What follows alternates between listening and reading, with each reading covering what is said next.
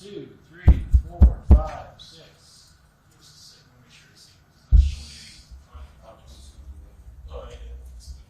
Test, test, test. 1, 2, 2, test. Yeah? Okay. Do you need your network to see this audio?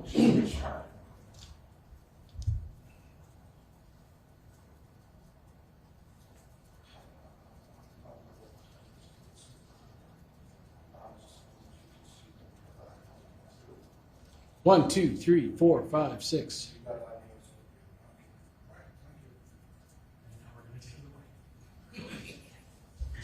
Yep.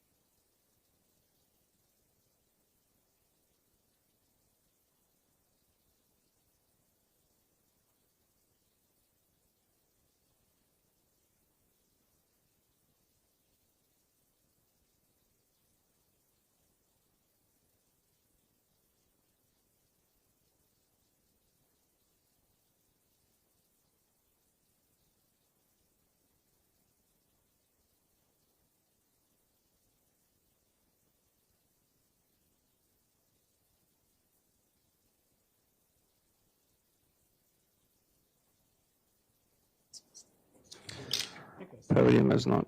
Check 1 2. Check 1 2. Check. Audio for the podium is back. Check 1 2. Just have your client come up to the Check 1 table. 2. Check 1 2. Working on the whatever. I gotta tell you. Just come on up here. Yeah, and your client. Let me know when you're ready to call, Josh. I do not.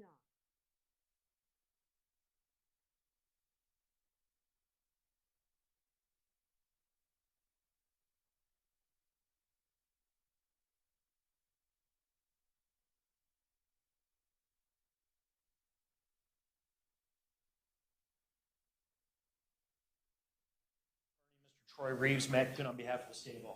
Thank you. All right, thank you. I had some motions filed both by the state and by the defense regarding this case. It's set for trial this morning.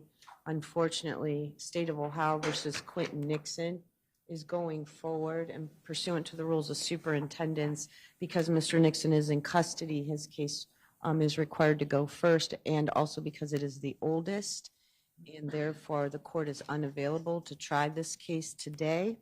So we will go ahead and find another trial date that's suitable for everyone's calendars. And then I guess maybe what we should do is set a status or at some other time to rule on Mr. Reeves's motion to dismiss in case there's any testimony that you all want to provide versus doing it as a motion in limine prior to trial, if that makes sense. Yes. Okay. Definitely. All right. So what's your calendar look like, Mr. Reeves? Give me a month and we'll look at judge and, you know, that's the rest.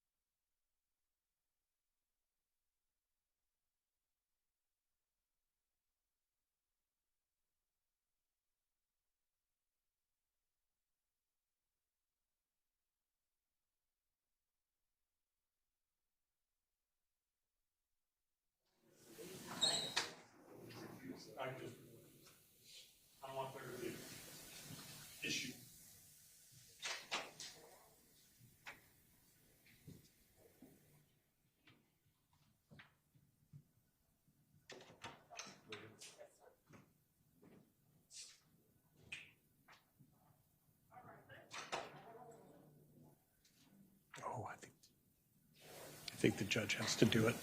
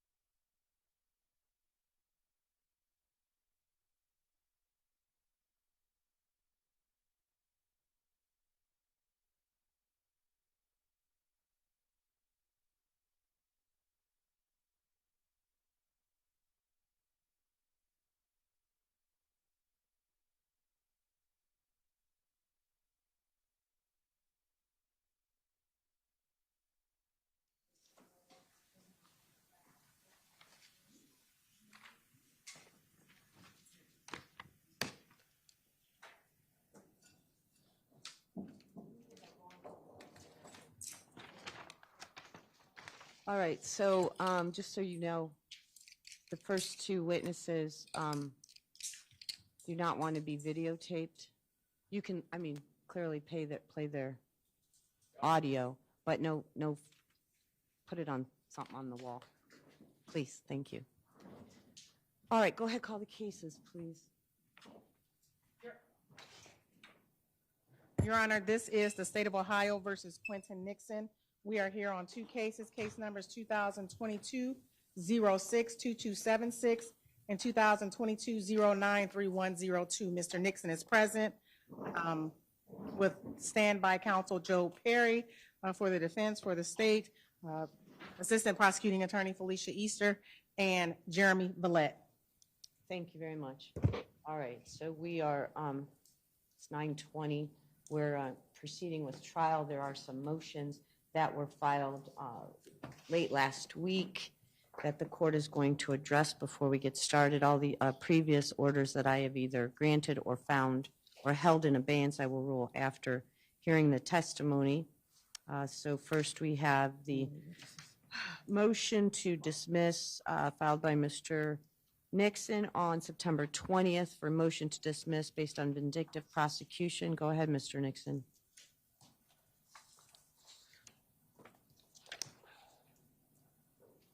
One moment, Your Honor. Sure.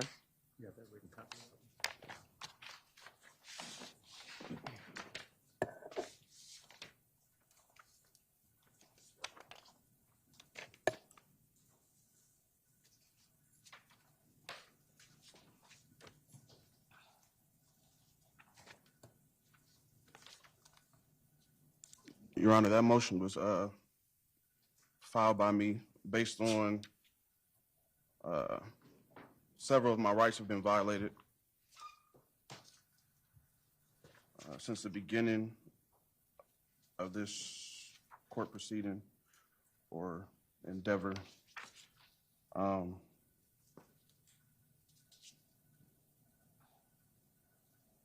did not have a preliminary hearing. I wasn't afforded a lawyer at the proper time, at the most critical stage in the case. And a lot of my rights were being waived without my knowledge.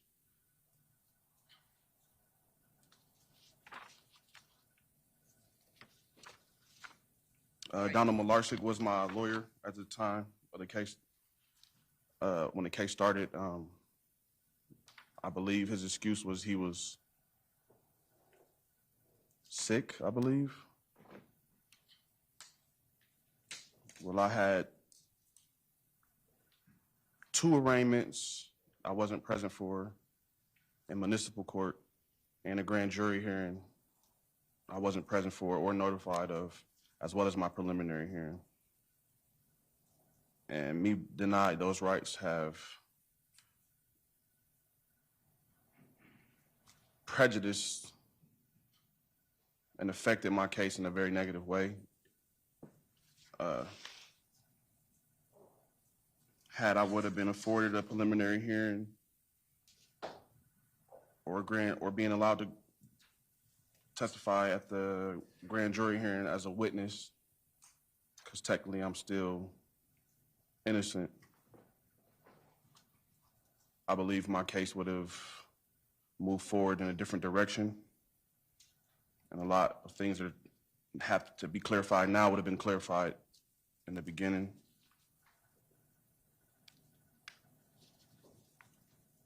I'm entitled to a right of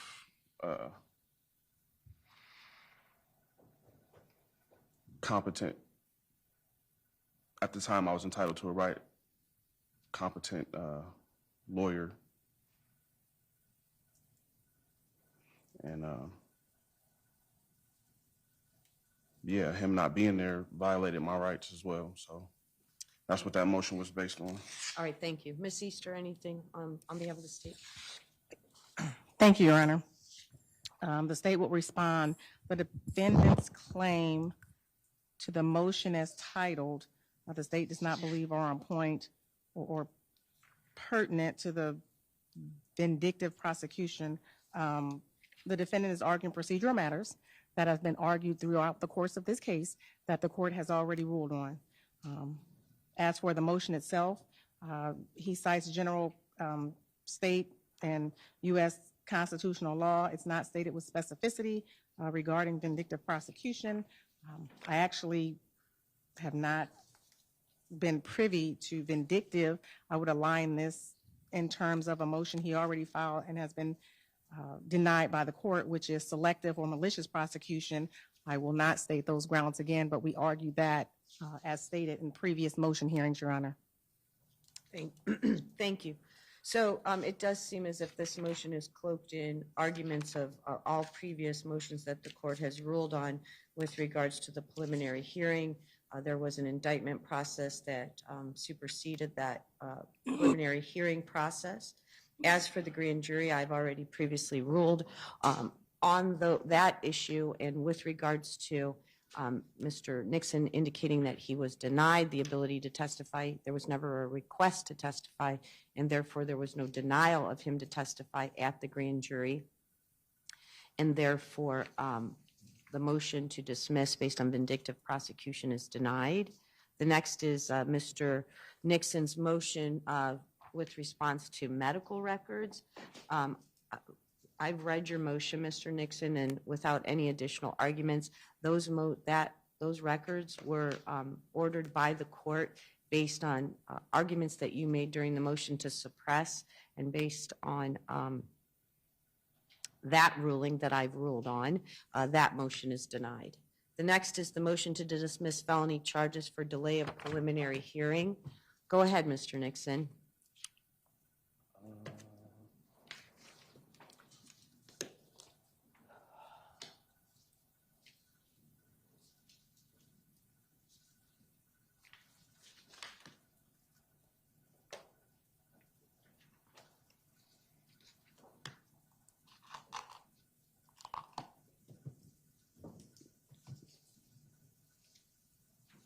Okay, Your Honor, so my indictment says direct indictment.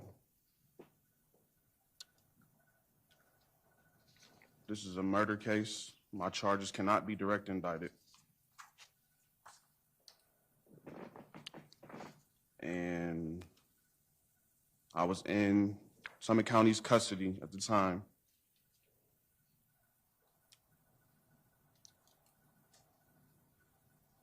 And it was said that my lawyer waived my right to a preliminary hearing.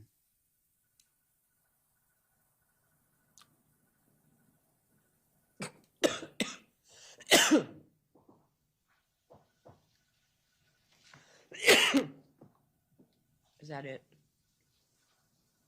No, Your Honor.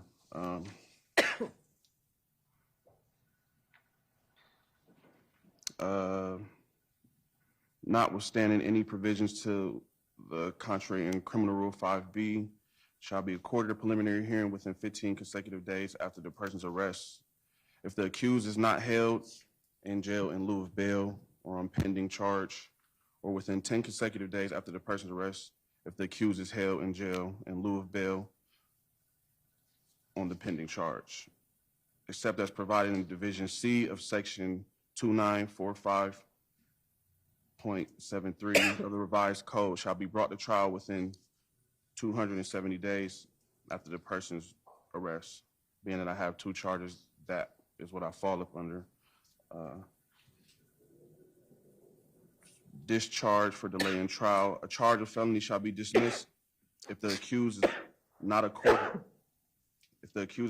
a preliminary hearing within the time required by Sections 2945.71, 2945.72 of the revised code.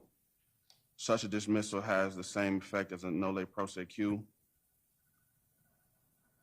Upon motion made at or prior to the commencement of trial, a person charged with a misdemeanor shall be discharged if the person is not brought to trial within the time required by the Sections 2945.71 and 2945.72 of the revised code. Such discharge is a bar to any further criminal proceedings against the person based on the same conduct, regardless of whether a longer time limit may be provided by the Section 2945.71 and 2945.72 of the revised code. A person charged with a misdemeanor shall be discharged if the person is held in jail in lieu of bond awaiting trial and the pending charge for a total period equal to the maximum term of imprisonment which may be imposed for the most serious misdemeanor charge.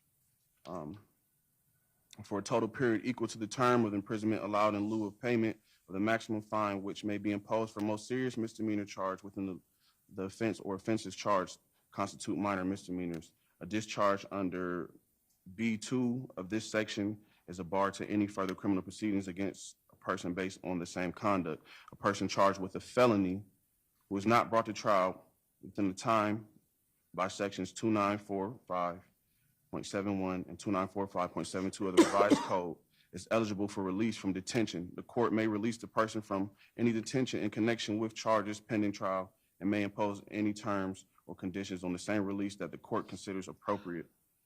C2, upon the motion made at or before commencement of trial, but not sooner than 14 days before the day of the person would be eligible for release pursuant to Division C1 of this section, the charges shall be dismissed with prejudice unless the person is brought to trial on those charges within 14 days after the motion is filed and served on the prosecuting attorney.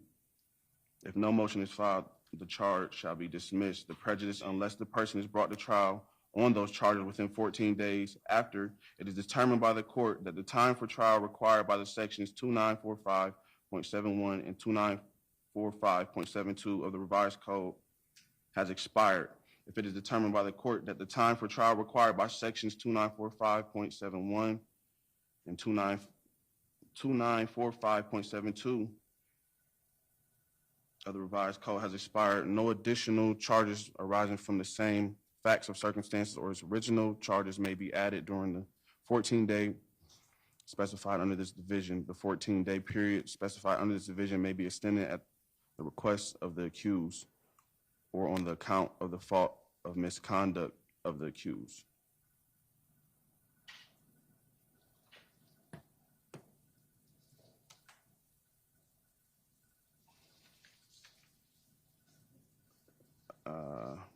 preliminary hearings in cases. In the felony cases, the defendant is entitled to a preliminary hearing unless waived in writing. Your Honor, they do not have my handwritten signature in writing. Not one lawyer has my signature in writing that I waive my preliminary hearing. If the defendant waives his preliminary hearing, the judge or magistrate shall forthwith order the defendant bond over to the court of common pleas, except upon good cause shown. Any misdemeanor other than a minor misdemeanor arising from the same act or transaction involving a felony shall be bonded over or transferred with a felony case. If the defendant does not waive the preliminary hearing, the judge or magistrate shall schedule a preliminary hearing.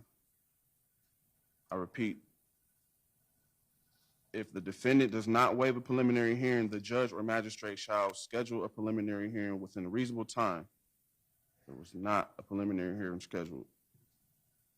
But in any event, no later than 10 consecutive days following or service of the summons, if the defendant is in custody, and not later than 15 consecutive days, arrest or service of summons. If the defendant is not in custody, the preliminary hearing shall not be held. However, if the defendant is indicted. I was indicted, but I was in custody. I still should have been afforded my preliminary hearing. All right, anything on behalf of the state of Ohio?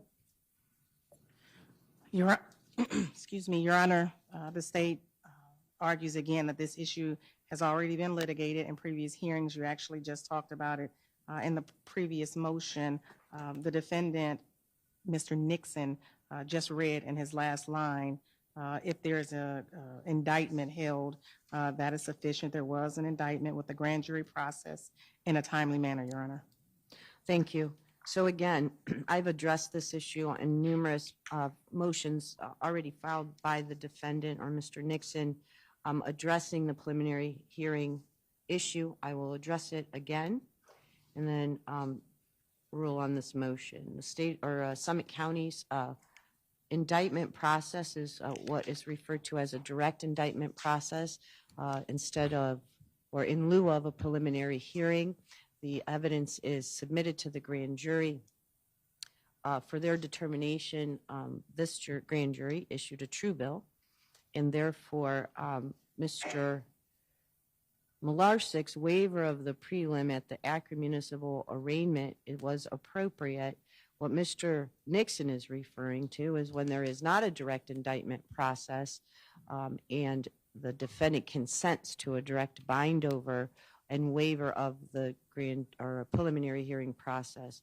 And therefore, these issues, A, are moot because the grand jury did hear evidence and did return an indictment, a true bill, outlining the charges. And so therefore, this motion is denied. The last and final motion is the motion for a continuance of the trial that I believe was filed, I don't see a timestamp, but late last week. Go ahead, Mr. Nixon. Yes, Your Honor.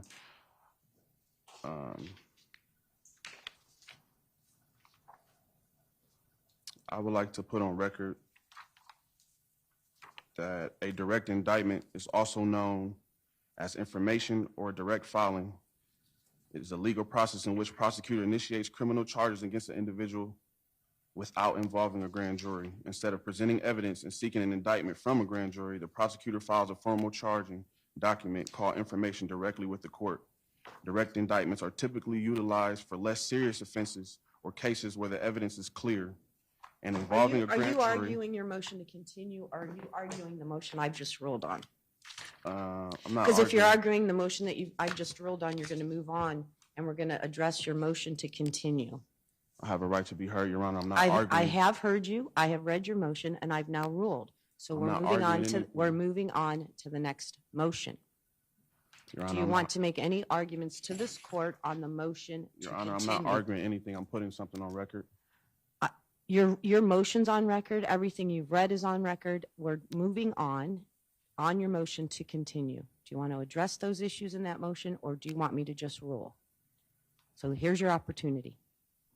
Yes, ma'am. That motion to continue was put in due to the fact that I still do not have all discoverable evidence. it was brought to my attention that the victim vehicle was on scene, and I don't have the tow inventory sheet or what was found in that vehicle.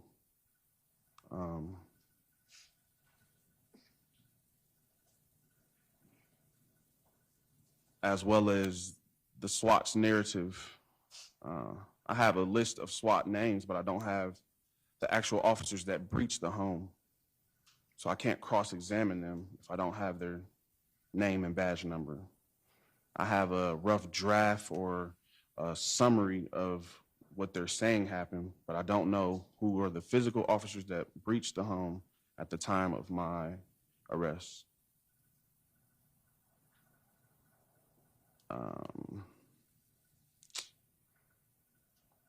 So I put that motion in to ask for a continuance of the trial date because we're moving forward and I don't have all the evidence. Anything else? Nope. All right. So in your motion, it also talks about the SWAT video, which I think has been established on the record, that the SWAT team does not wear body-worn camera. With regards to what he has just argued, Ms. Easter? Thank you, Your Honor. Your Honor, the state has turned over all the evidence that we have. We have inquired to SWAT, to APD, and the detective is sitting with me as to all the evidence. I've turned over everything that we have. The specific statement about Toni Westover's vehicle that was on scene, Mr. Nixon was in court yesterday. He did ask me that same question. I did let him know that there is no tow report because her car was not towed. Since it was the victim's, her family was notified, and they came and recovered the vehicle. All right. So I am satisfied, and the court has taken painstaking efforts to give Mr. Nixon the opportunity to be brought over to court to review all the discovery. I have, every time he has asked for something that he says he doesn't have or didn't receive, I have required the state of Ohio to either indicate to the court whether it exists or doesn't exist. I am satisfied that the state is in compliance with Rule 16, and therefore the motion to continue is denied. We are ready to proceed. On behalf of the state? Thank you, Your Honor. No, that was a question. Are you? Oh, yes, Your Honor, thank you. Mr. Nixon, are you ready? Oh, there are a couple Yeah, preliminary. hold on. First I need to get his answer on the record. Mr. Nixon, are you ready to proceed? Your Honor, I would ask the court for oral motion to separate the witnesses.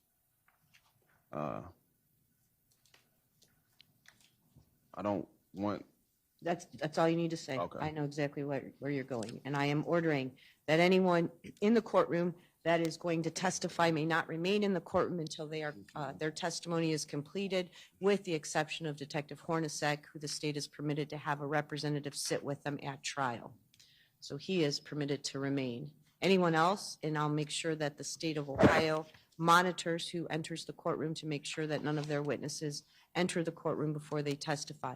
The rule also applies to you, so I don't know if you have anybody that you plan on calling to testify or anyone so you have to monitor too if you have witnesses subpoenaed, that they're not in the courtroom before they testify. Once they're done testifying, they can remain.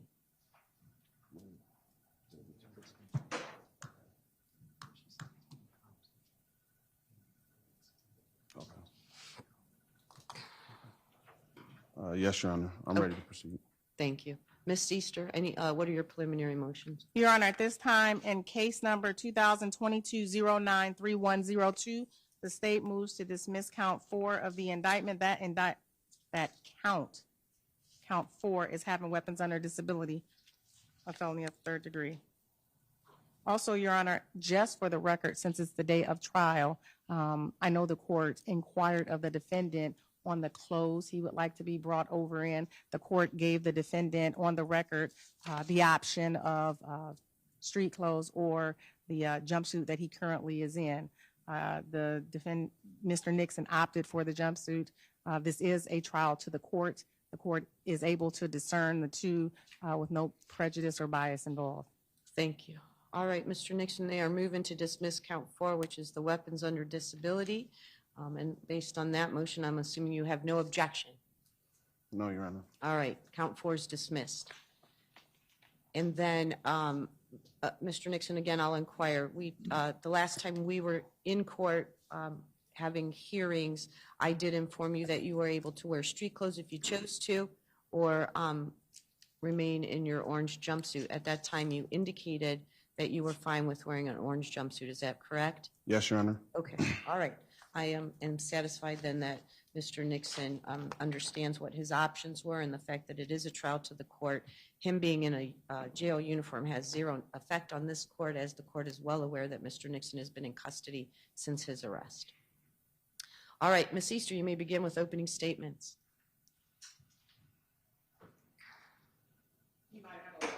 You may.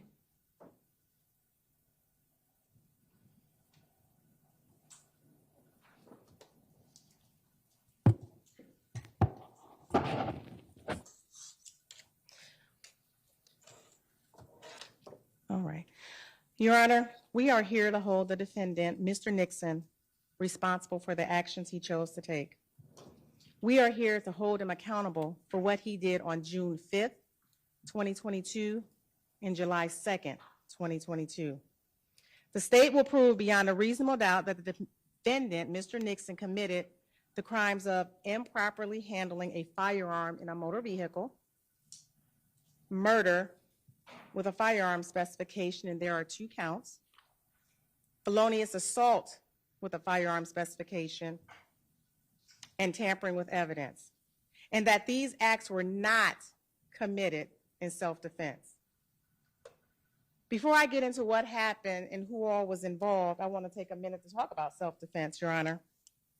Self-defense, as the court knows, is the defendant saying, I did it. It was me. I did it. I just had a legal justification for doing it. Your Honor, self-defense is when the defendant was not at fault in creating a situation giving rise to the affray, and the defendant had reasonable grounds to believe that he was in imminent, immediate danger of death or great bodily harm, and the defendant had an honest belief, even if mistaken, that he was in imminent, immediate danger of death or great bodily harm, and the defendant was in a place he had a legal right to be. And I know the court realized I emphasized the word and. All of those, as the court is aware, must be present for the affirmative defense of self-defense. The state will prove beyond a reasonable doubt, as stated, this was not self-defense. So the state will prove beyond a reasonable doubt that the defendant was at fault in creating the situation giving rise to the affray. Or, that may be a 2-letter word, but it is very important, or the defendant did not have reasonable grounds to believe that he was in imminent, immediate danger of death or great bodily harm. Or the defendant did not have an honest belief, even if mistaken, that he was in imminent danger of death or great bodily harm. And lastly, or the defendant was not in a place he had a legal right to be. And again, I stress that word or, because the state has to prove beyond a reasonable doubt just one of those criteria, just one, and the affirmative defense fails. And if that affirmative defense fails, you're left with, I did it. It was me, with no legal justification. Now, what happened and who all was involved? On June 22nd, 2022, Your Honor, at 809 Kenmore Boulevard, multiple 911 calls were received regarding shots fired. The callers gave a description of the suspect vehicle. When the officers arrived on scene, they saw the defendant driving a vehicle that matched. Once the defendant stopped and the officers approached the car, they saw an AK-47 on the driver's seat. More ammo was found in and about the car. The defendant was arrested and he was Mirandized, Your Honor. Under Miranda, he said, people are messing with him. He thought people were pulling up on him. However, he also admitted to firing multiple rounds in the air and that he bought the rifle from a guy off the streets and carries it for protection. Your Honor, you will hear these 911 calls and see the firearm that the officers found on the driver's seat. Now, what happened on July 25th, 2022, and who all was involved? Well, it was at 2260 Maryland Avenue. Who all was involved was Angel McClain and Ronald Crew. They were both living at 2260 Maryland Avenue. It was actually Angel McClain's apartment that Ron Crew had been staying with her, living with her for quite a while.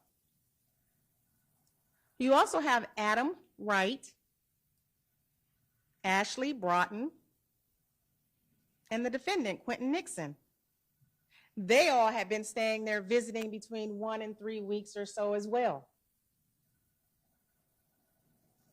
Finally, you have Brian Fielders and Toni Westover. They had come over that day, July 25th, 2022, to visit. Now, you have about 7 people in this tiny apartment, and I believe I call it in the house. It's an apartment, Your Honor. In this apartment, small apartment. Everyone was doing drugs. Their drug of choice was meth. They were doing it multiple times a day for multiple days prior. Everyone was getting high, feeling the effects of getting high. They were enjoying themselves. They were all getting along and having a good time. There was no arguing, no fussing, no fighting, Your Honor. The defendant was high, and due to lack of sleep and the effects of the drugs, and thinking Toni was the police, he grabbed Toni's gun. Now, how did he know about this gun? They were in the living room, Your Honor. Toni needed something out of her purse. That gun, she emptied the contents on the table, and there was the gun. After he grabbed that gun out her purse, a tussle ensued. Toni tried to get her gun back. He pinned Toni up against the door, the wall by the door, by her hair and neck, and he shot her, Your Honor. Again, prior to this happening, everyone was getting along. Everyone was no arguing, no fighting, no fussing. Now, he shoots Toni on the base of the neck and the arm. Brian Fielders and Adam, who was out there in the living room kitchen area, tried to help because the defendant was waving the gun, pointing at everybody. They tried to help. Brian Fielders tried to wrestle him and even bit his lip and bit the defendant on the cheek, on the face. And he'll testify to that. Adam, who had his own weapon, pulled his own weapon and tried to stop the defendant. Evidence and testimony will show the other individuals I named in this small apartment were in the back bedrooms, Your Honor, at this time. They will testify that when they heard the ruckus and the noise, they came out and looked. They will testify they saw the defendant have Toni pinned up against the door area, the wall, by her head, with a gun close to her, pointing it at her. And as soon as they fled back into the rooms, they heard the shots. They heard the shots go off that killed Toni.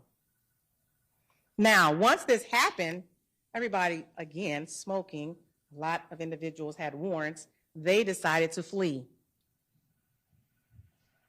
They jumped off the balcony that is connected to Ron Crew's room.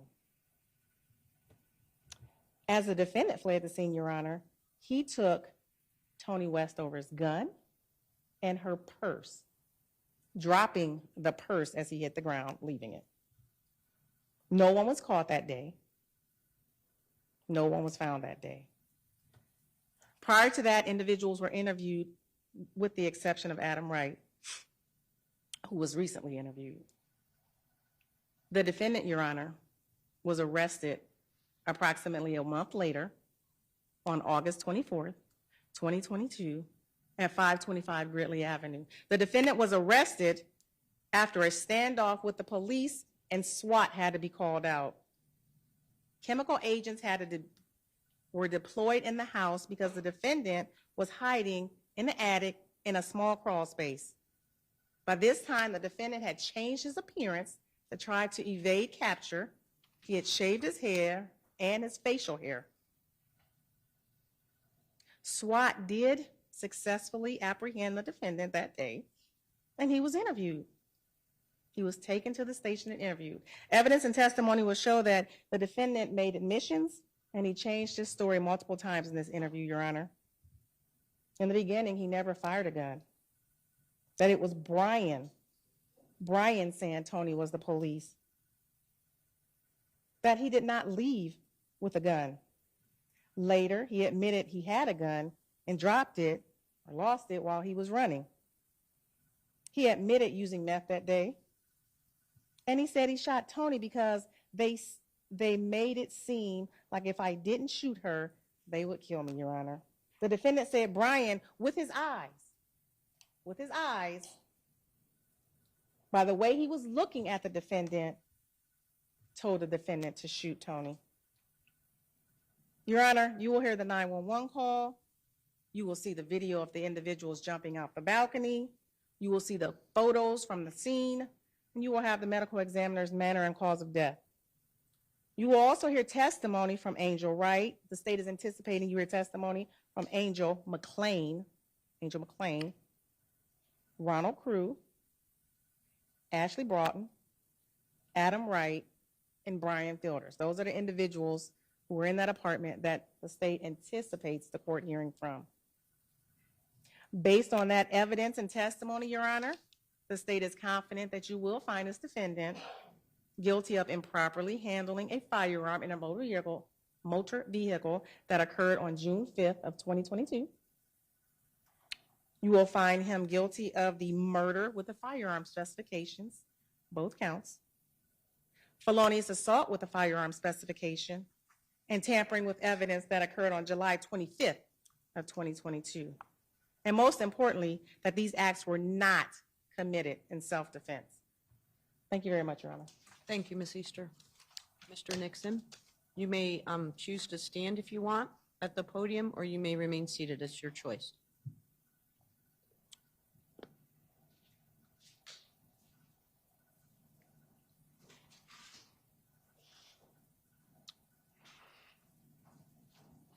Grand Rising, ladies and gentlemen of the court.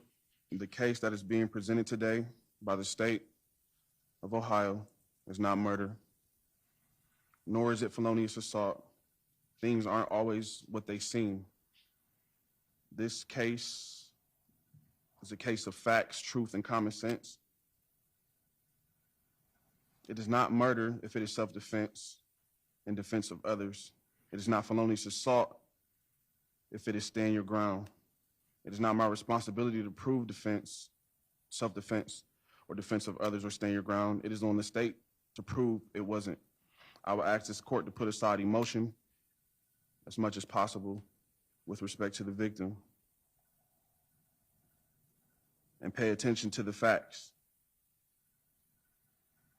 and hear the truth. The truth is the truth. You can't hurt the truth. You can't help the truth. Only thing you can do is hide the truth.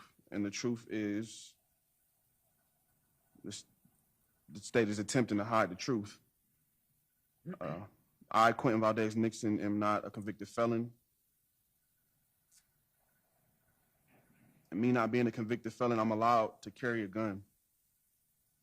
But I did not have a gun that night of this incident. I was in complete fear for my life. And through testimony from several witnesses, as well as exculpatory evidence, I will be able to prove without a reasonable doubt that my actions were justified in the provisions of law. There are questions that need to be answered.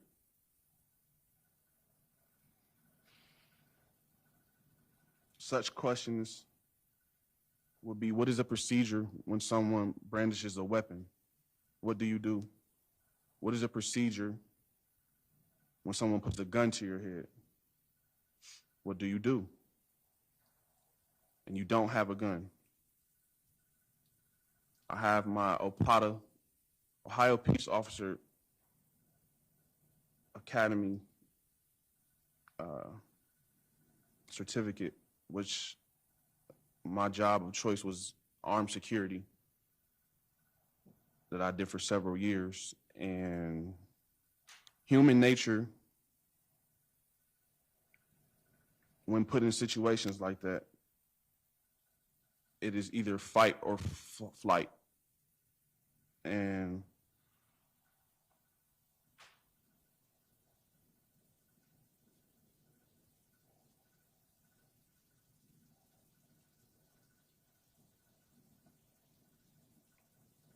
I'm being persecuted because I chose to fight for my life.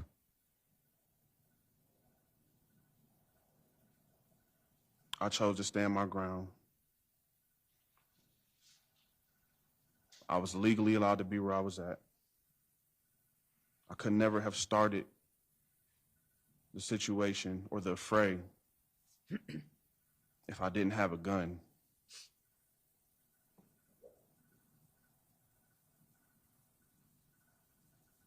The state claims that I was high. There's no proof of me being high. The only proof of anyone being high is the person that is deceased, because it was found in the toxicology report. So through testimony from the state's witnesses, as well as my testimony myself of the actual events that happened that night, I would be able to better prove my argument of self-defense and stand your ground.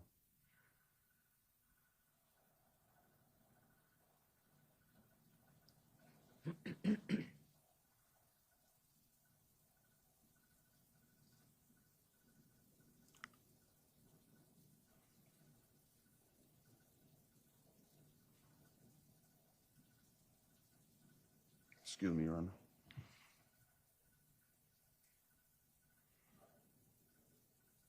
There was a room, a house, or an apartment full of people. I can't speak on what everyone was doing. I know I was legally allowed to be there by the woman who came and picked me up from my home. These same people would tell you that I'd never had a gun. These same people would tell you that I could have never just went crazy. You don't just see people with guns and go crazy, and you don't have one. That makes no sense.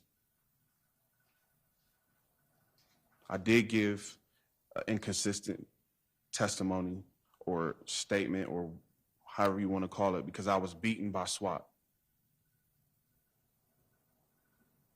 I was barricaded in a wall, and they did throw gas ammunitions, which burn your skin. I did lose consciousness when the police stumped me out. I was under duress when I gave those statements. But the truth is the truth. And through the witness's testimony that the state calls, you will be able to hear the truth.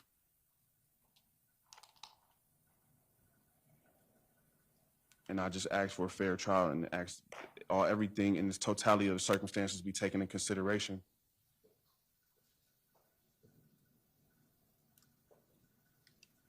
I'm not a violent person. I'm not a monster. This wasn't planned. This wasn't calculated. This was self-defense.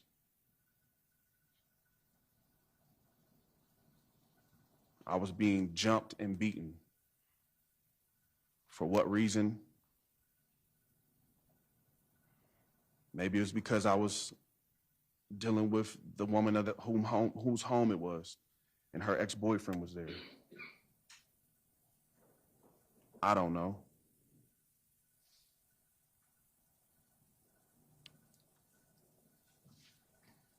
You can never start the situation if you don't have a weapon.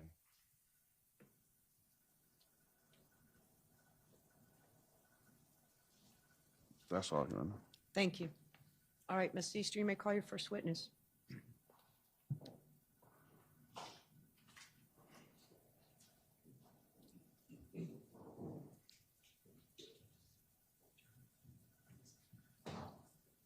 Your Honor, the state calls Angel McLean.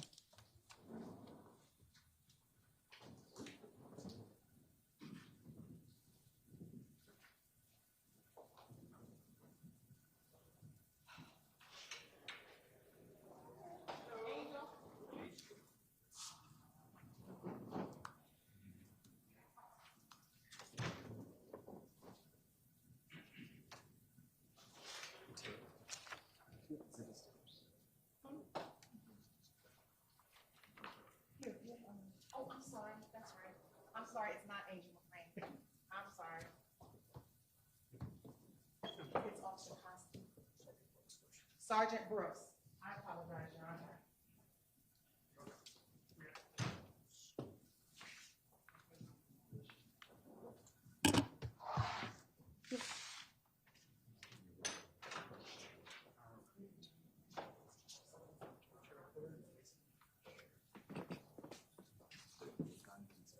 Come on up, Sergeant.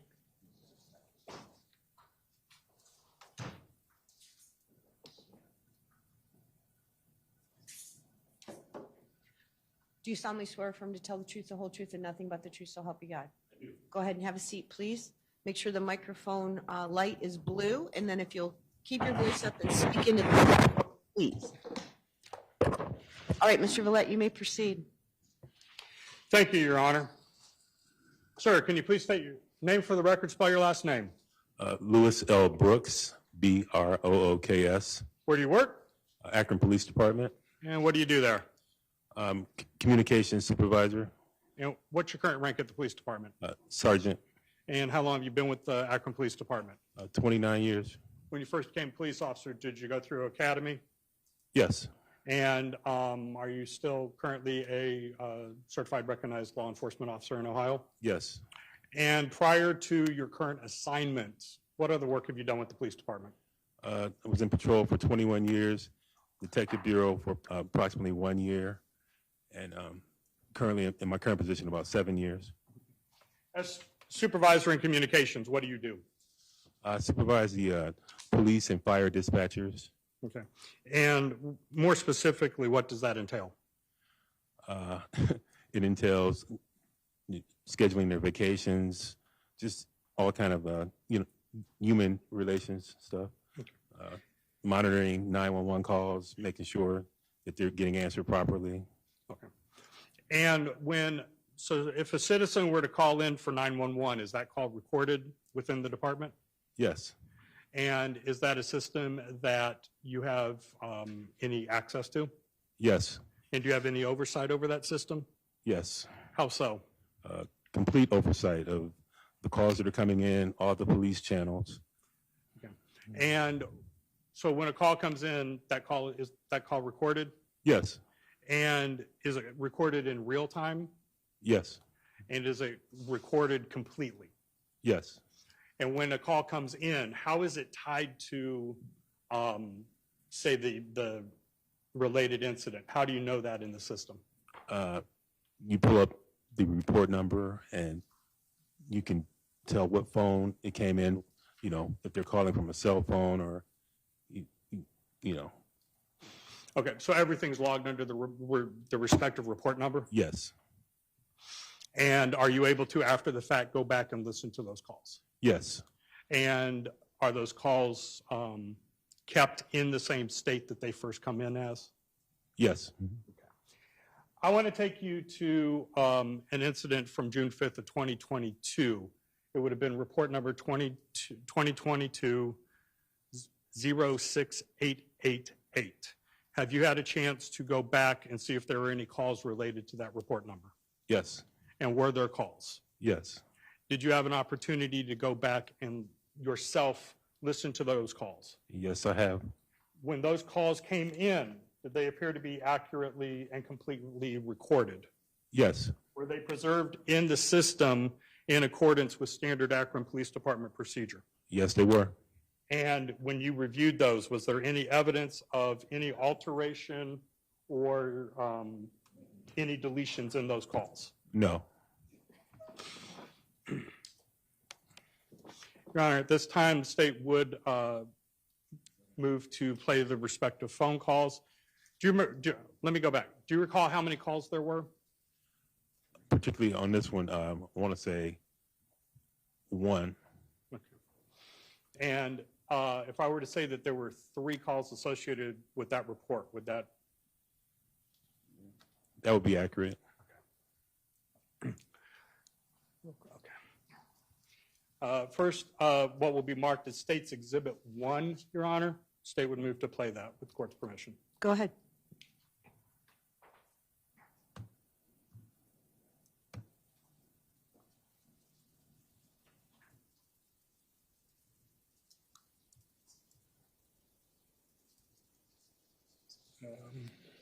I apologize. I'm not sure why there's not volume. Why there's what? Not volume. Oh, that's a great question. It appears to be the TV. I apologize, Your Honor. Oh, this is why.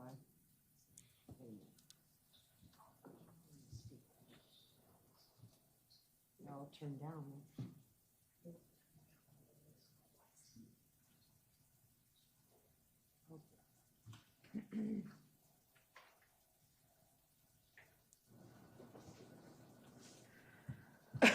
Ken Masich, come out here, please.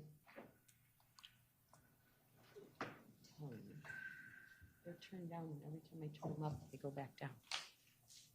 Oh, Your Honor, it appears the screen here might allow me to do so. Try it.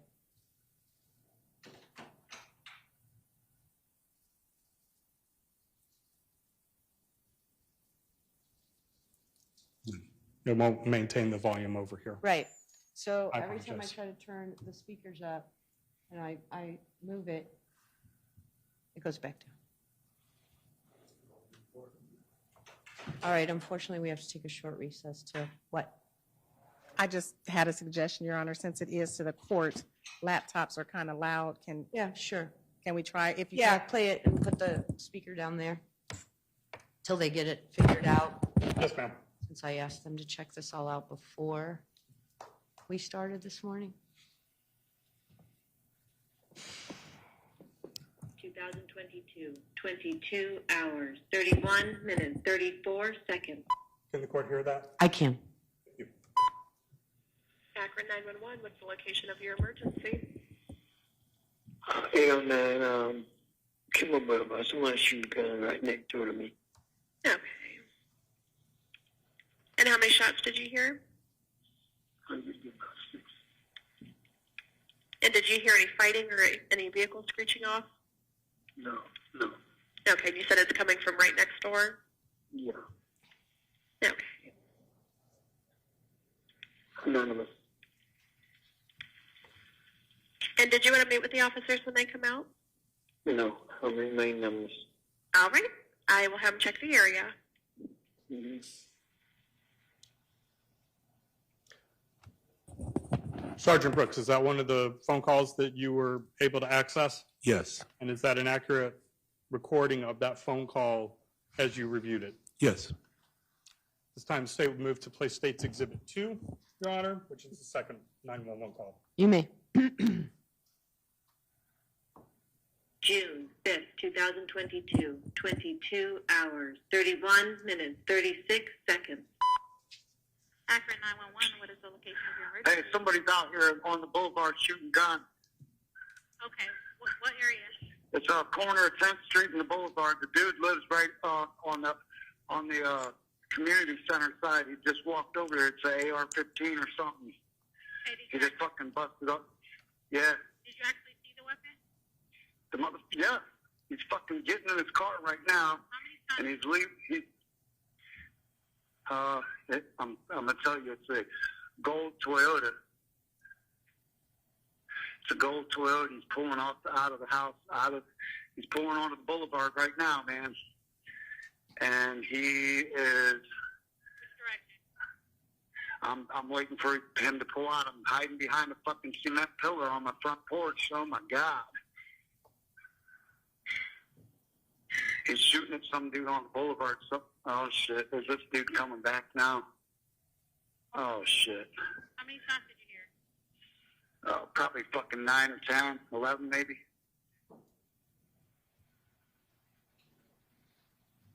He's just sitting in the car. He's got no fucking care. He's got no fucks to give. He don't care.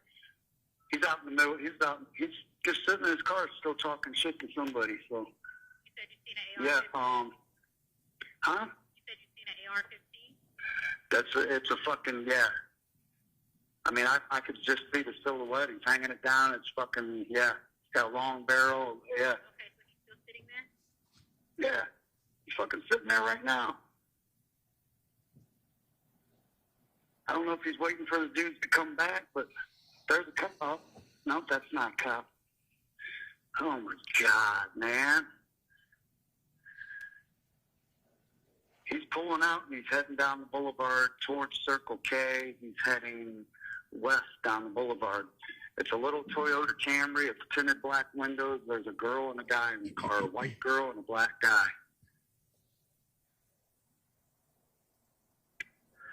They actually live right. Huh? What's the description of the vehicle? I mean, It's a gold Toyota Camry, probably like a 2000, 2001, and it's got tinted black windows, and he's just driving down the boulevard. Wow. It's amazing how fast the police got here whenever the police were getting shot at. It's like, wow. I can't believe that the cops are not even fucking worried about what the hell happens in Kenmore. It is just ridiculous. Well, I'm going to get off of here because, I don't know. It appears that nobody really gives a fuck, all right? I'm in my house. I'm fucking hearing bullets out. Your Honor, just for the record, because this does keep going, I'm just going to stop it at 3 minutes and 10 seconds with the court's allowance. Any objection, Mr. Nixon? Do you want it played in its entirety? Yes, Your Honor.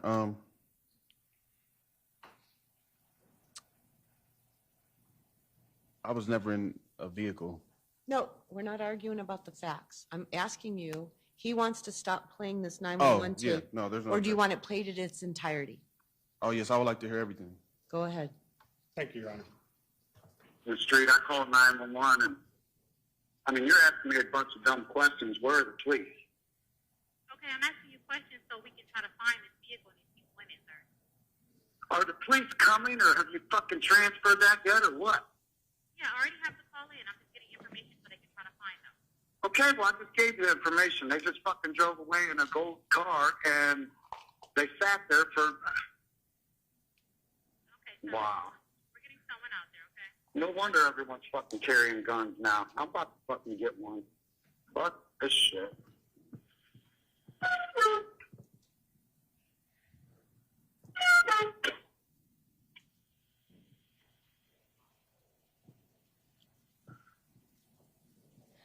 There's people walking out on the boulevard. Anybody could have been just fucking hit by any bullet.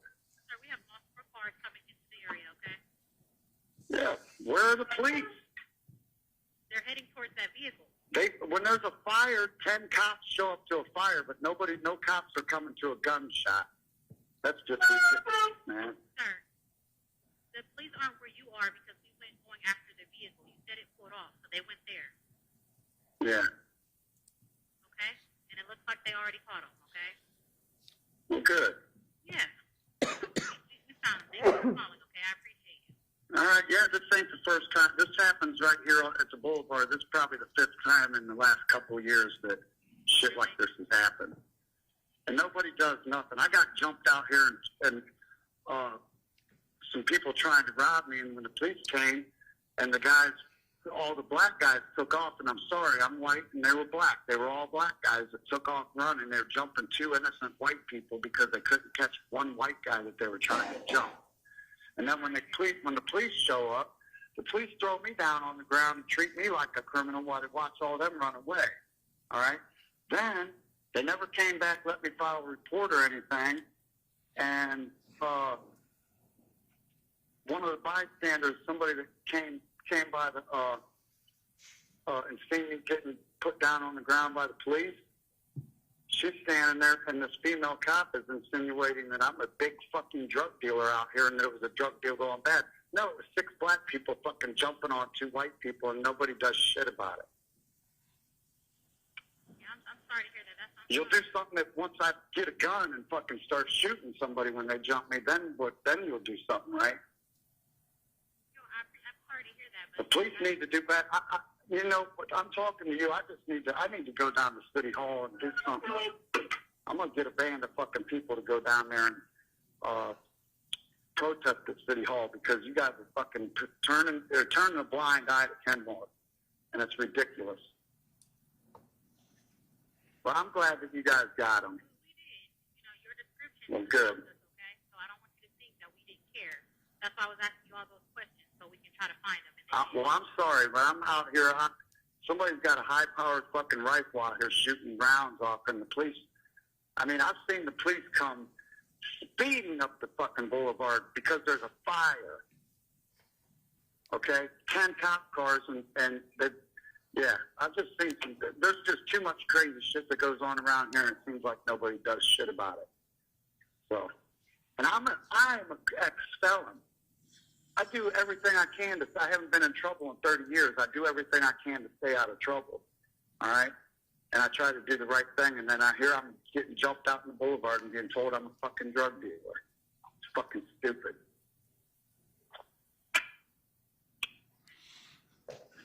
I appreciate you. I thank you for calling, okay? Well, I appreciate you, and I'm sorry. I'm just fed up with this. I'm just, yeah. And I know it's like this all over the city. It's getting bad everywhere. It is getting very bad. All right. Thank you. You're welcome. Bye-bye. Bye. Lieutenant Brooks, was that also one of the calls associated with this report? Yes. And what I just played, is that an accurate recording of the 911 call that you reviewed? Yes. This time, Your Honor, State would move to play State's Exhibit 3. You may. June 5th, 2022, 22 hours, 31 minutes, 40 seconds. Akron 911, operator 207. Hey, I have a guy walking down the road. Hey, get out of the window, please. Where? I got a guy walking down the road, 10th Street Southwest, with it looks like a short barrel shotgun pistol grip. Okay. I just heard about 4 rounds go off. You have. I'm sorry, what?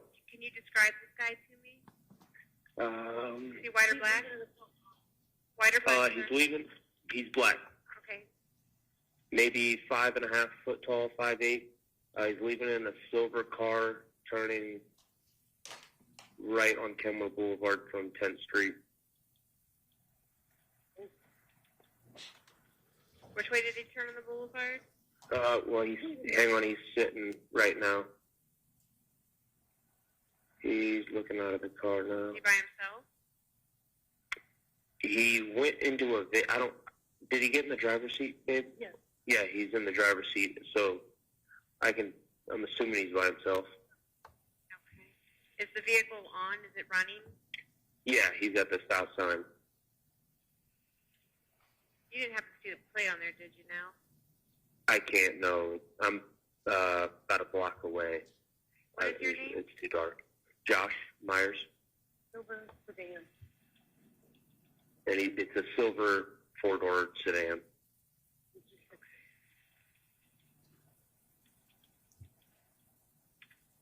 And you don't know who the guy is?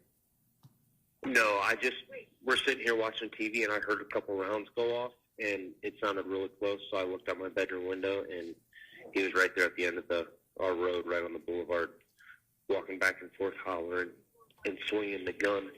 He's turning left on the boulevard now, towards us,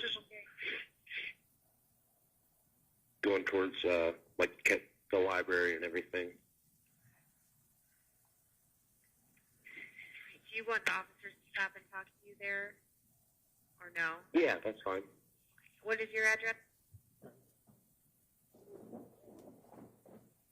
Just because they list their address, Your Honor, if it's okay.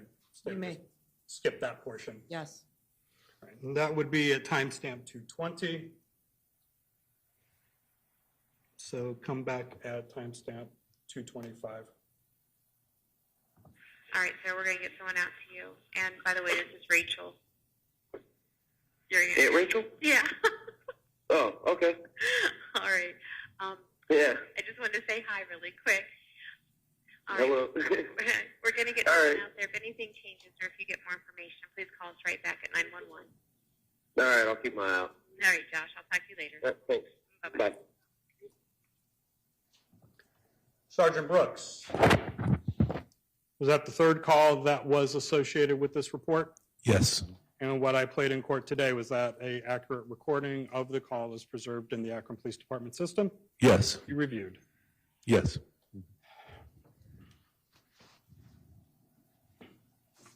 Nothing further at this time, Your Honor. Thank you. Mr. Nixon, any cross-examination of Sergeant Brooks?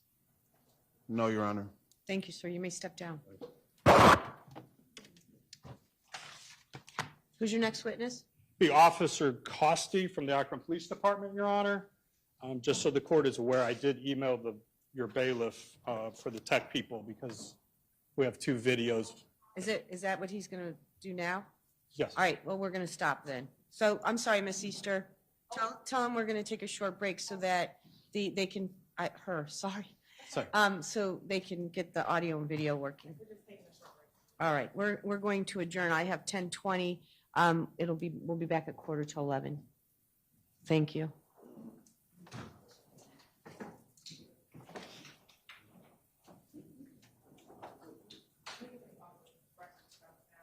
No.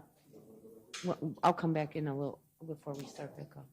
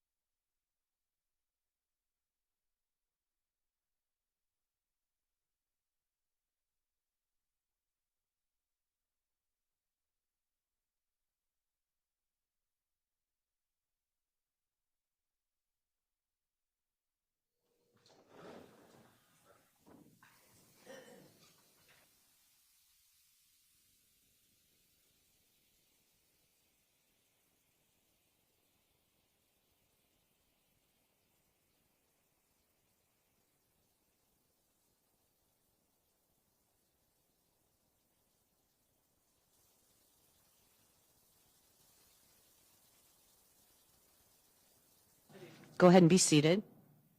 And then you'll just keep your voice up and speak into the microphone, please. Go ahead, Mr. Villette. Oh.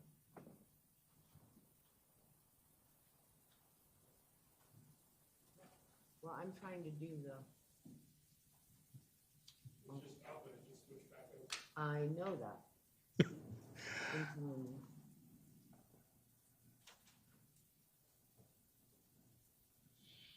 There we go. All right, go ahead. You may proceed. Thank you, Your Honor. Can you please state your name for the record, spell your last name? Where do you work? Hold on a second. Is that microphone blue on there, or is it red? Can you hear me? No. Yes, so much better. Thank you. Let's start again. Can you please state your name for the record, spell your last name? It's Officer Jordan Costy. Last name is Costy. And where do you work? The Akron Police Department. And how long have you been with the police department? About 3 years. And what is your current assignment? Midnight shift patrol. When you are working, do you wear a uniform as you are now? Yes, sir. Do you patrol in a marked cruiser with operating lights, sirens, and insignia? Yes, sir. And when you first joined the police department, did you go through a police academy? Yes. And did you have any prior law enforcement or military experience? No. Are you currently a state certified recognized law enforcement officer in Ohio? Yes. As a patrol officer, what do your duties include? Take routine calls, reports, enforce laws, enforce traffic, criminal code. All the normal stuff of a police Yes. officer? Yeah. Okay. And do you work a regular shift? Yes.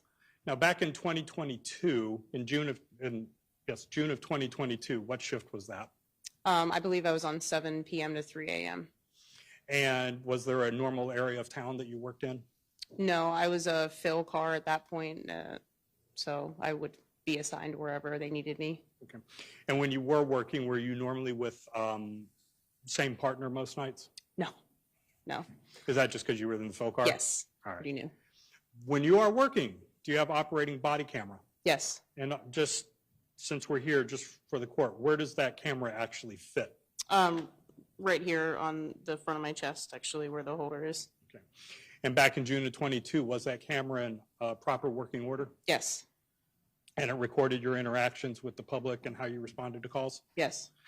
So I want to take you to June 5th of 2022, approximately 10 o'clock at night. Did you have were you dispatched to a shots fired call? Yes. And do you remember where it was the shots were fired? I believe it was on 10th Street in Kenmore. Okay. And is that location in Akron, Summit County, Ohio? Yes. Okay. Were you given a description of the person or vehicle involved? Yes, we were. And did you find that vehicle or person? Yes, we did. And do you recall where that was? Yeah, so we actually located the suspect and the vehicle at Circle K on Kenmore Boulevard.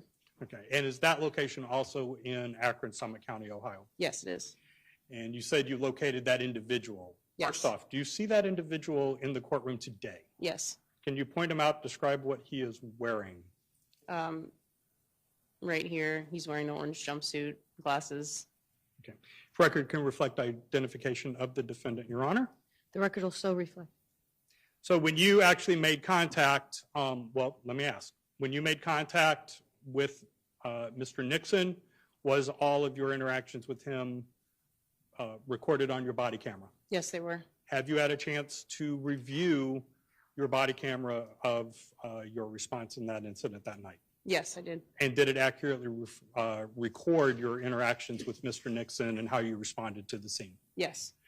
Your Honor, at this time, the state would move to play what will be first marked as State's Exhibit 4, portion of Officer Costy's body cam responding to the Circle K in Kenmore. You may.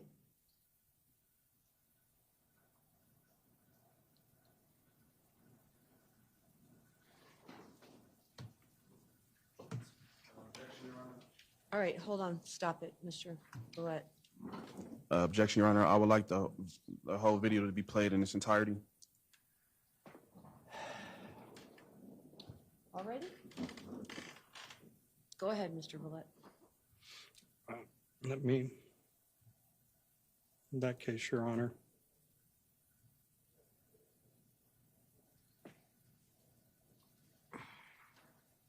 I apologize. That is a separate access for the entire video, but I can do that and then download it at the appropriate time. It's fine.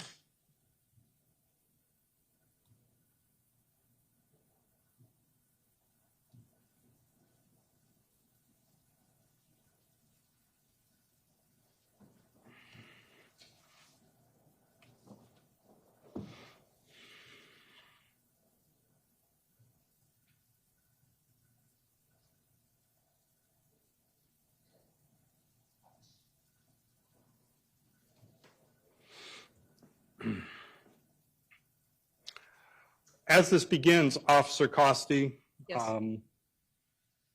Since this is approximately 1 hour, Mhm. when your body cam is activated, does it initially have audio? No.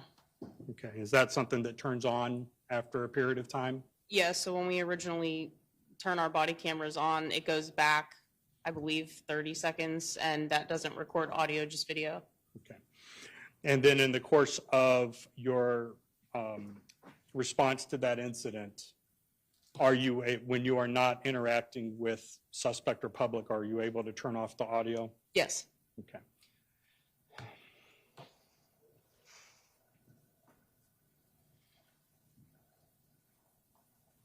And while we're in this silent portion, does this appear to be your body cam? Yes. And so you would be sitting in the passenger side of the cruiser? Yes, I was on that night. Thank you.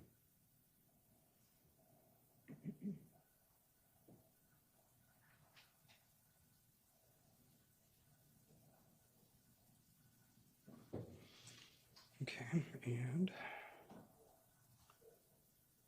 once again,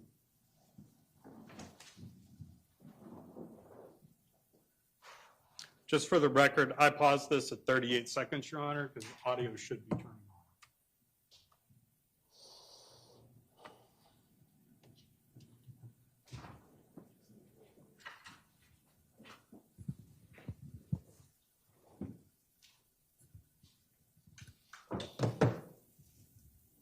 Hey, go ahead, I'm 13 now.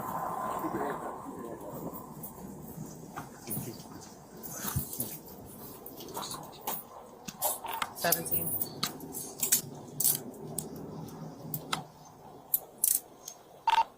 We'll have one male in custody at this time. There's a firearm in this vehicle. Great.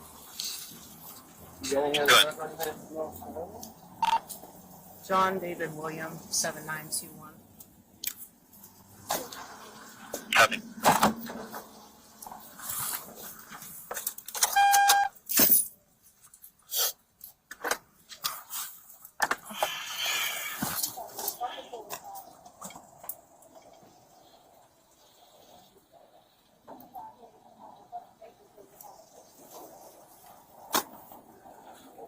Who's with this dude? 1-5. Who's with him? 1-5. We're gonna be out. Yeah, you were driving. I know. I wasn't driving. Would you lean against this car right here for me?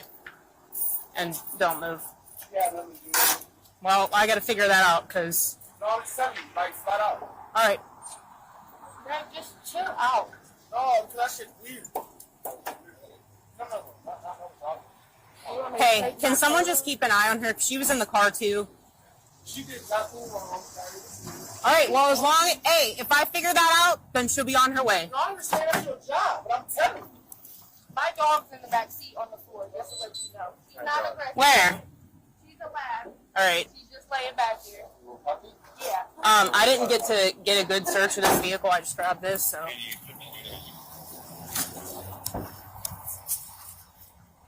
2237, 88, you can cancel. Got it.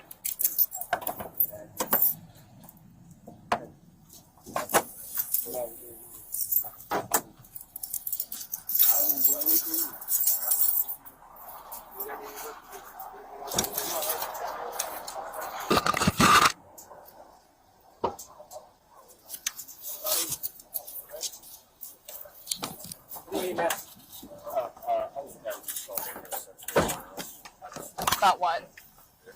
Okay. Can you just... Can you step over for a second? Sorry. I just want to unload this. I don't want it, you know. Anybody else around, slow down. We need a unit to check that 31 on 10. Copy, units responding to Kenmore, slow down. Any unit to check 2226 10th Street.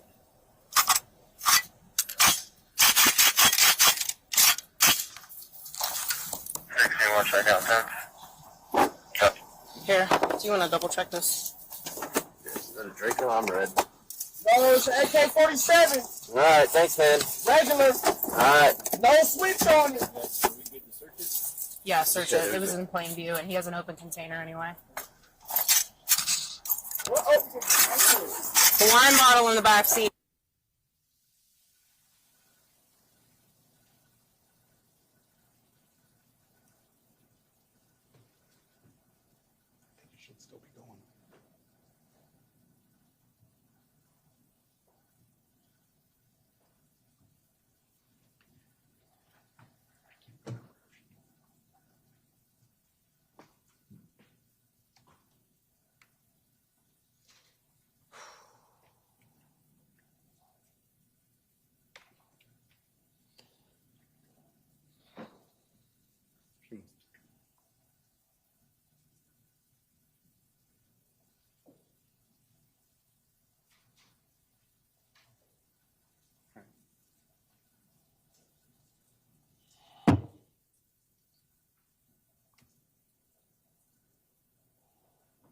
So, Officer Costi, approximately timestamp 4 minutes, 15 seconds. Do you recall if you still had the audio going at this point since you were processing the firearm? I don't believe so. It looked like I hit it to go blue, So that might so to turn the audio off.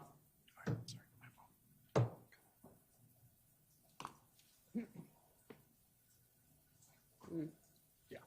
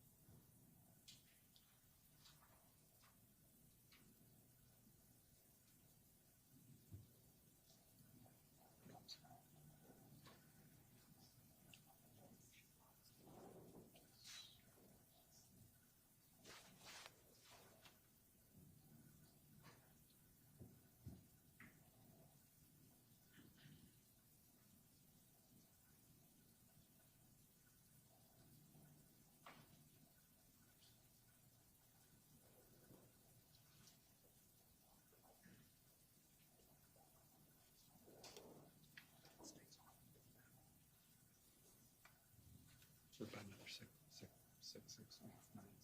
It stays off. It stays off at this point. I do know that.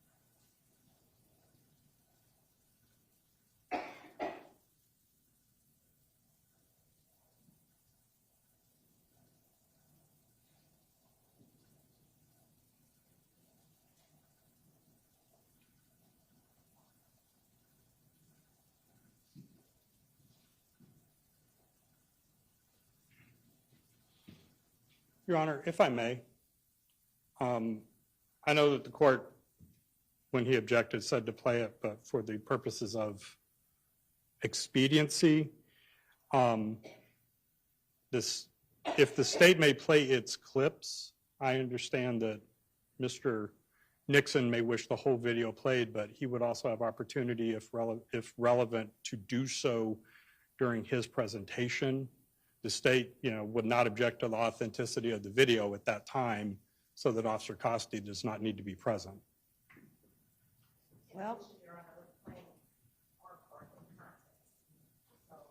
Because the whole video is an hour, and the vast majority is silent. play them as you choose to, and then Mr. Nixon can choose to play the whole thing if he wants to. Thank you, Your Honor.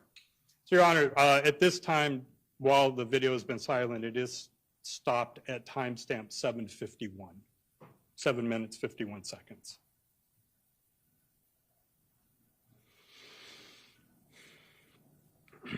So, Officer Costi, first, during the clip that we played earlier, did that accurately reflect when you first approached the vehicle, saw the defendant, as well as saw and secured the gun involved? Yes. Did you, and Mr. Nixon was taken into custody after you saw the gun? Yes. And did you have opportunity to go back and speak to him? Yes. And was that also recorded on your body cam? Yes, it was. And was that recording, have you had a chance to review it? Is that recording an accurate recording of your interactions with him? Yes, it was. Your Honor, at this time, the state would move to play State's Exhibit 5. You may.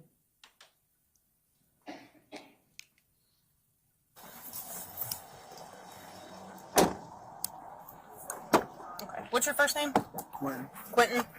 All right, I'm gonna read you something real quick because you're. Miranda. Yeah, I'm gonna read you your name like Yes, cutscene ma'am. before I talk Yes, to you. ma'am. Okay. I know. That's why I was telling you to hang No on. problem, no problem. I know what you're saying. You do your job. I done seen you before. I know. Yeah, can you Yeah, guys me? know, Temple Kenmore, 2 Shelby, I think you're Not like, covered. not like Never that. mind. Copy, Chandler, Not Kenmore. like that. I Yeah, recognized you you for a second. were the house on up there on Arch Road. Okay. Let me read you this real quick, okay? Yes, ma'am. So after each statement, I need you to say yes or no. I'm gonna ask you if you understand, okay? You have the right to remain silent. Do you understand? Yes, ma'am. Anything you say can and will be used against you in the court of law. Do you understand? Yes, ma'am. You have the right to talk to a lawyer and have him or her present with you while you're being questioned. Do you understand? Yes, ma'am. If you cannot afford to hire a lawyer, one will be appointed to represent you before any questioning if you wish. Do you understand? Yes, ma'am. You can decide at any time to exercise these rights and not answer any questions or make any statements. Do you understand? Yes, ma'am. Okay.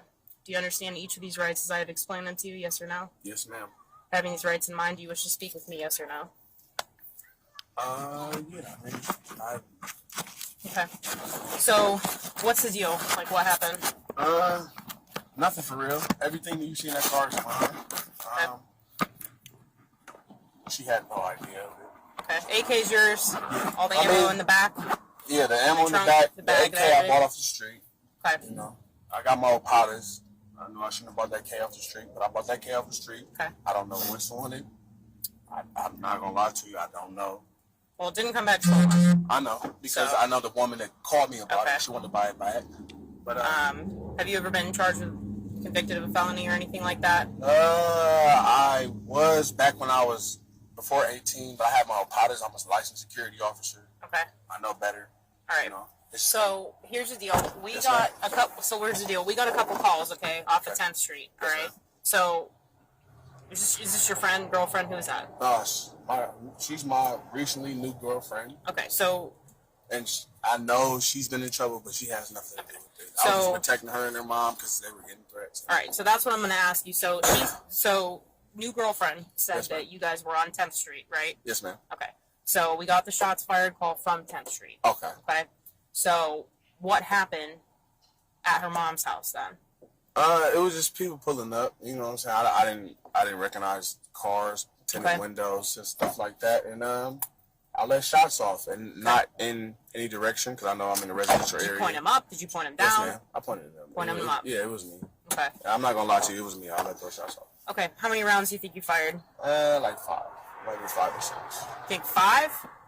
It was only 23 in there. Okay. Yeah, 273.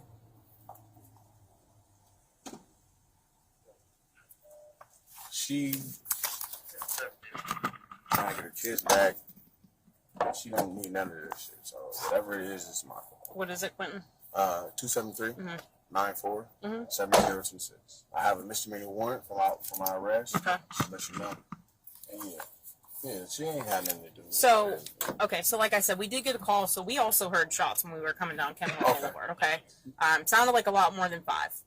I'll be honest with you. Okay, no, it was like 5 or 6. Okay. It really wasn't, and they were all, I just wanted to scare the people off that I thought was, So what happened? Someone just passed and you thought they were No, trying to her, it's or what? just a lot. I can't really explain it, it's just. She said you're going through some shit right now. So I'm just trying to figure out, did someone pass you, say something? Do you have people trying to come after you or something that you thought it was them or what? I mean, because you can't fire off warning rounds, okay? I mean, you know that. It's still discharging in a city limit. Yeah, still discharging in the city limits around residential area. Correct. So what happened after you got done firing All I know off is the she rounds? wanted to walk to the store. I didn't want to walk to the store. I told her I don't want to walk to the store. So did she see you fire shots? No. Where was she at? No. She was nowhere. She was in the car. Okay. She said she was in her mom's house. She was in the car. When that happened. Oh, well, then she might have been in her mom's house. I don't know. All I know is I let a couple shots off in the air just to scare people off. So, and we got in the car. I'm like, set up in the air. Off. It was in the air. I never pointed at anyone. Where at on 10th? Do you know where her mom Right lives? at the corner. So right at the corner on 10th? Yes, ma'am. Yeah, she was nowhere to be found. She has nothing to do with it. I'm just saying. Okay. I'm just trying to see if her story and your story line up. Okay, No, that's they all. do. I just don't want to go to prison.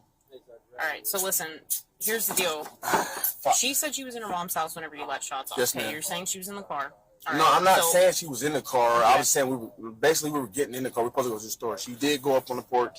And So talk what to did her you do mom. with the gun after you're done shooting? I had it. That's why. Yeah, but what did you do with it? Like, did you set it down? Did No, you I put it in on the my car? person. Put it on my person, and then I. That big ass gun you put in your pocket? Yeah, would you like me to show you how? No. I was raised in Florida. I'm just asking you. No, I'm So telling you you. put it in your pocket and then Yeah, what? it Got wasn't back in in my the car? pocket. It was in my pants. Oh, you put It was it in your concealed. pants. It was definitely concealed. She didn't know. It was my fault. Okay, so you put it back in your pants and then what? Got back in the car? Did you go back in her mom's? What No, happened? I put it in my pocket. Okay.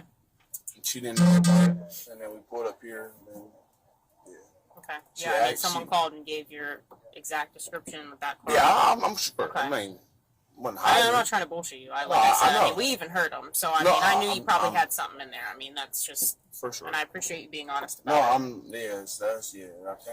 I can't do anything but tell the truth. It's Okay, so you don't think you've ever been convicted of a felony or anything like that? No, I know that I went to Florida, got convicted for robbing people and all that other shit, but I turned my life around Okay. and all that other shit. And then what's been going on lately? You've Adjudication just been withheld. having problems or what? No, adjudication withheld. Yeah. I had my license. I used to work up here on South Street, up there, Miller and South Street, up there to Save a Lot, licensed security guard. And it's just like, I don't know, it's just, just a lot of bullshit. Just people, and they thinking I'm selling drugs, and we just flipped that house and turned the whole house. We made it look real good. Okay. And they think I'm out here selling drugs. Okay. So why, I mean, what do you carry the gun for then?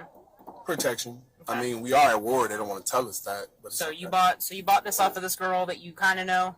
No, not her. No, the gun. No, I bought it off of a guy that got locked up for a revolver. I gave him my revolver, and he gave me that. Okay. And I bought ammo and the cartridge for it. I admit to that. I bought it off the street. It was my fault. I shouldn't have discharged it in the air.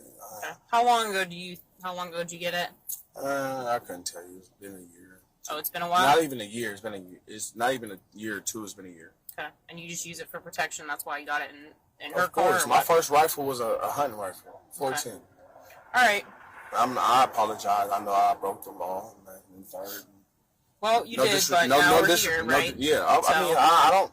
Yeah. I don't expect anything less. Sure. I mean, I'm not gonna be, I'm not gonna treat you like Well, no, or I anything know. like I know that. it's your But job, I mean, you but- need to know, like when we No, went up I there just and I want had. y'all know she had nothing to do with it. She didn't know anything about it. The ammo in the cars. I got a That Mossberg. suitcase thing or whatever? Yeah, I got a Mossberg in Canton.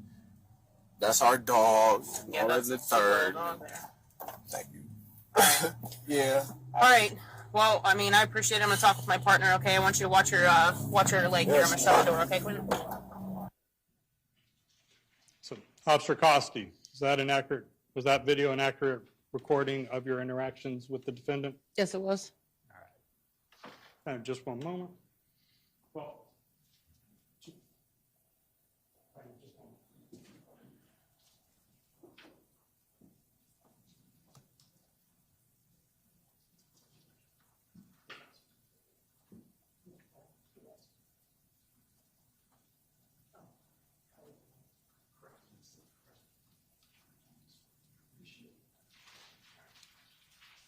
I may approach you on. You may. Officer Costi, I'm going to bring something to you. Going to keep it right up in the evidence back. I'm going to hand this to you.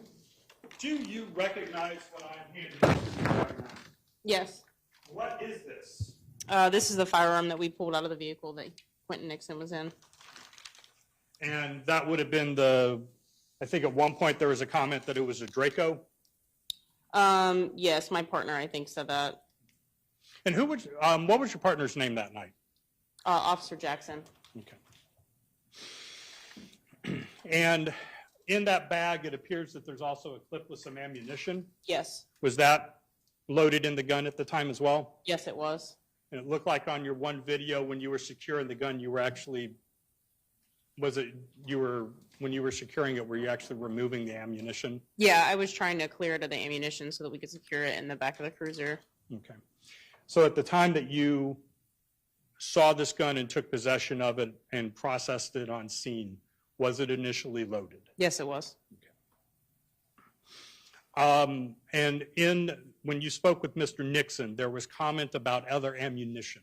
Yes, there was. Do you recall there being other ammunition in the vehicle? Yes. And do you recall where that was? I believe other officers located it in the trunk of the vehicle that he was in. Okay. And was that the same ammunition as what's in that bag, or was it different kinds of ammunition? No, there was actually multiple kinds of ammunition that were found in the vehicle.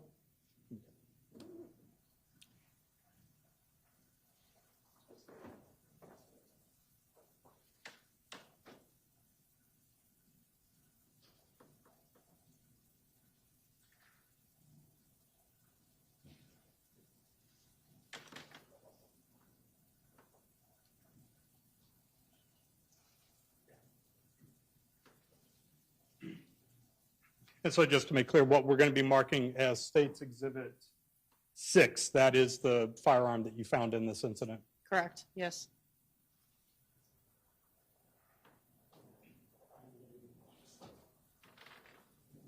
Take that from you. Thank you.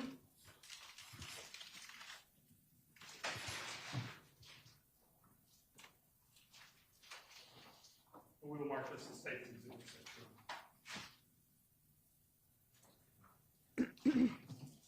Nothing further at this time. Mr. Nixon, any cross-examination of Officer Costi? Yes, Your Honor.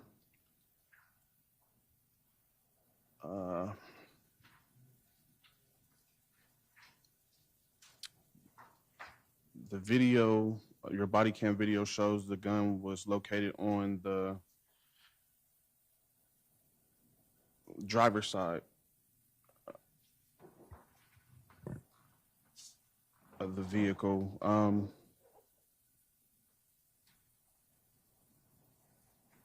When you initially pulled up on the scene, well, here, I'm just going to read the narrative. No, you're going to ask questions. Okay, well, did you see me in the vehicle? Yes, we saw you getting out of the vehicle. On what side of the vehicle? Driver's side.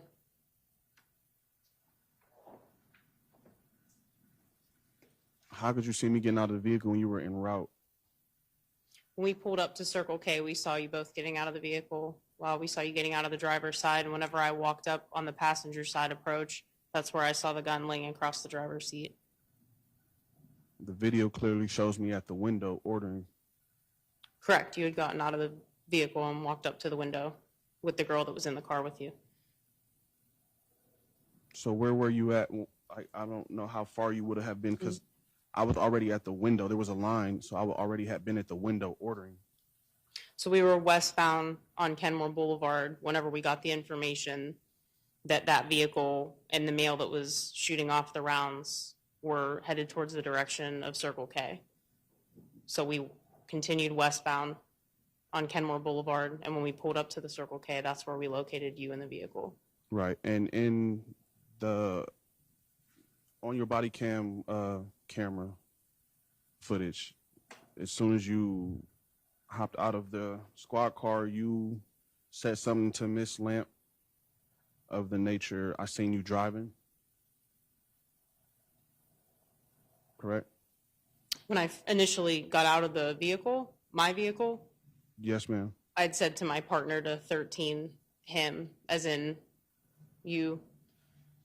Correct. And then after that, it shows in the video that you said to Samantha Lamp, the owner of the vehicle, that you seen her driving, and you and her had words briefly. I believe I asked who else was in the vehicle. She said she was in the vehicle, and then from behind, you could hear you saying that you were driving and she had nothing to do with it. And I said to you, "I know you were driving." I don't think I said that directed to her. Well, in the video, it shows that you were directed to her. We could, Right. So you've asked her the question. She's testified. So if you have another question, you can ask it. It's up to me to make that determination about what the evidence shows and whether her testimony is consistent with that. Yes, Your Honor.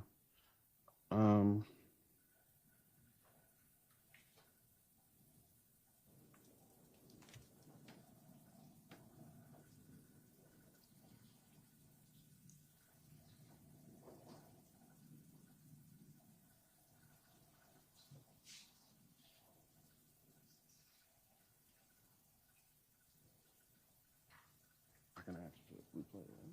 Your Honor, I will ask to replay the video. All right, go ahead.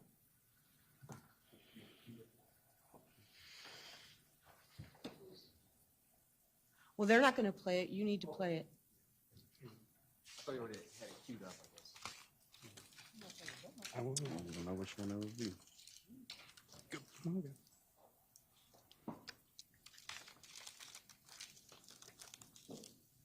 This one. Got so many of them.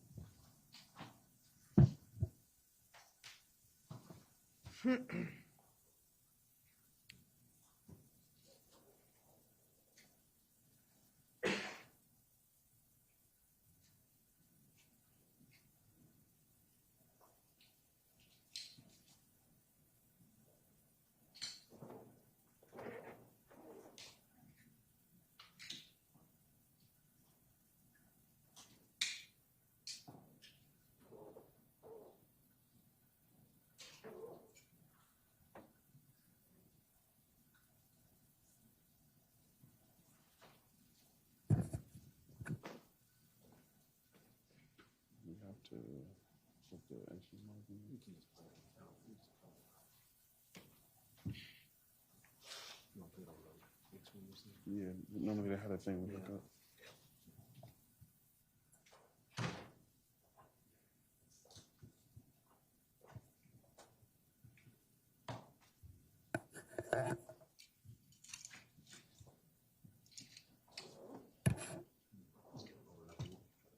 Do you have a click share and plugged in, Mr. Perry?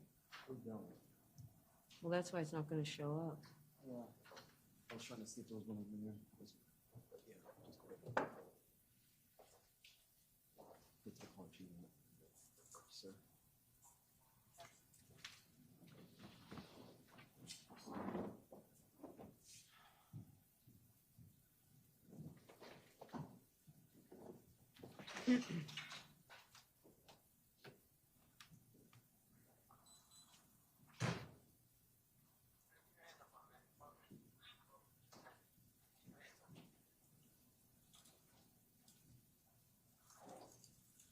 This one would be the one. No, that's not the one.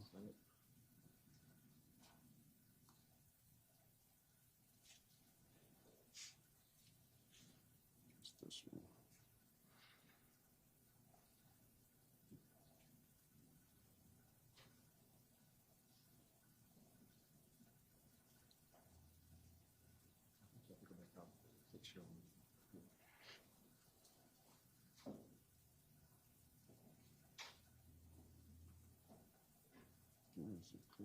Oh.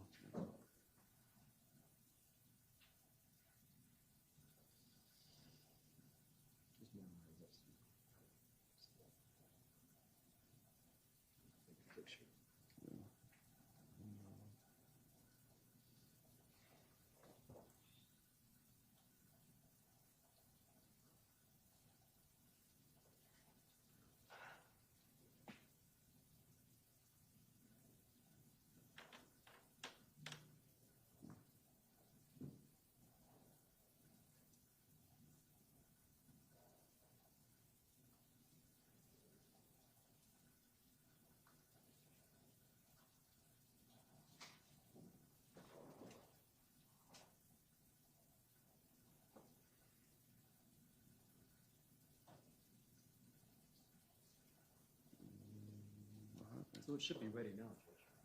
Okay. You got the. We gotta plug that click share in. It is plugged in. All right, oh, here, we need to switch it over. Let's see if that works.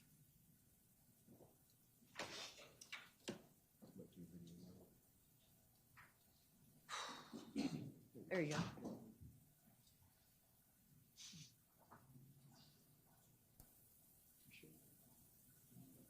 Make sure your volume is up.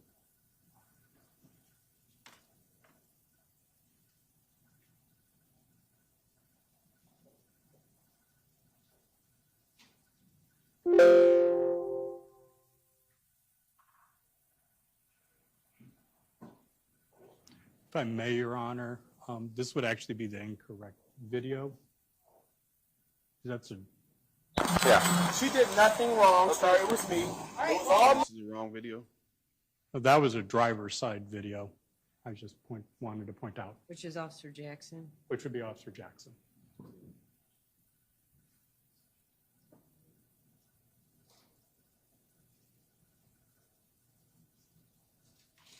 That looks like the right one.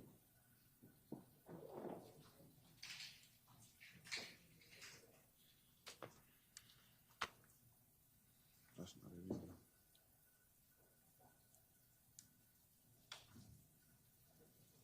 This one is not that one either.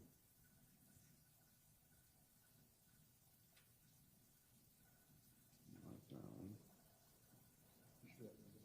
No, I said BB on it.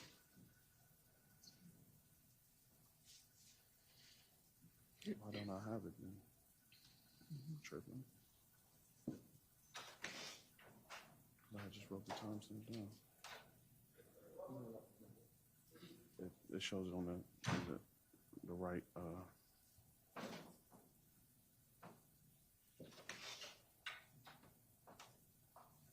This looks like the driver's side again. Unless I'm passing it. What was wrong with that one? That looked like the one that she was, It's labeled different from the one that they showed, Your Honor. So I'm looking for the same label, and it doesn't look like I have that label. Let it play on the one that has some sense. oh, that's the driver's Go side. farther down. Okay. That's driver's side. Try three. That's another driver's side. That seems like- Further down. Oh. It's this one. Yeah, I guess. Yep. All right, is this gonna be Defense Exhibit A? Mark that one again. Yes, Your Honor. All right.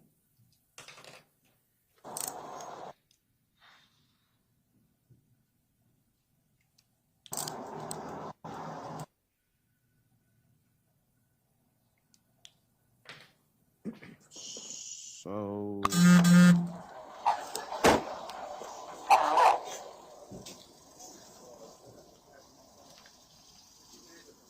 Hey, go ahead on 13 now.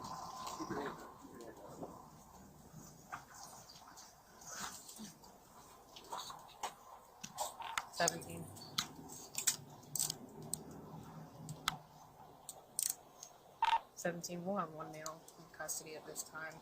There's a firearm in this vehicle. Right. Good. John David William, 7921. Copy.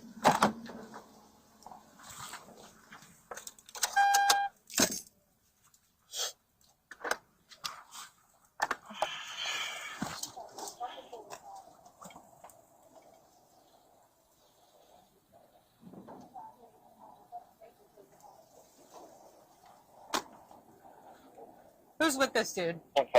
Who's with him? 1-5. We're gonna be out. Yeah, you were driving. I know. Right there at 140 timestamp, Officer Costley, I don't know, Costy, stated that she was driving the vehicle. Ask her a question. Is that not you stating that? I believe I was speaking to you. I was already at the, Ask a question and stop testifying. okay. How could you be talking to me if I'm already at the other squad car, your partner, well, your squad car, and your body cam shows that you were speaking with the young lady, Samantha Lamp, and she answered you? Is that not correct? No. Can I play it one more time, Your Honor? Yeah.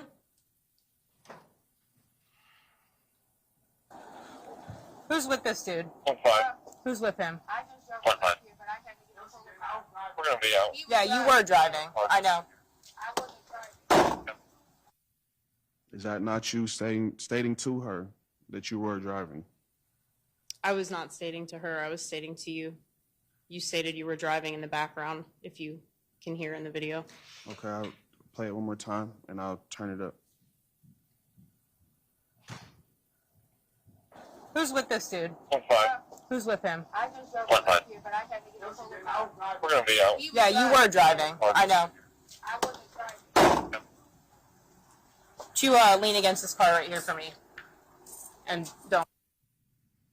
I don't hear,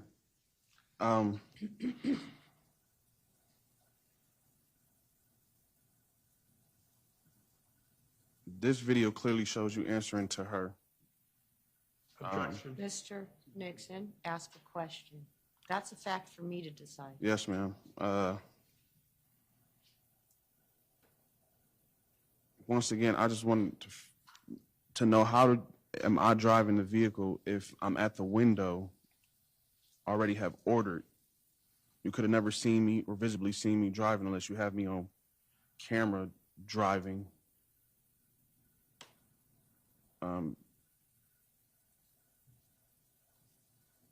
What's the question? How did you see me driving if I'm at the window? We did not see you driving the vehicle. We saw you exit the driver's side of the vehicle in the parking lot of Circle K. So is it safe to say that I may have put something in the vehicle? Yes. So improper handling of a motor vehicle is technically driving. So if you didn't see me driving, how can you say that I was driving? Like, that makes no sense.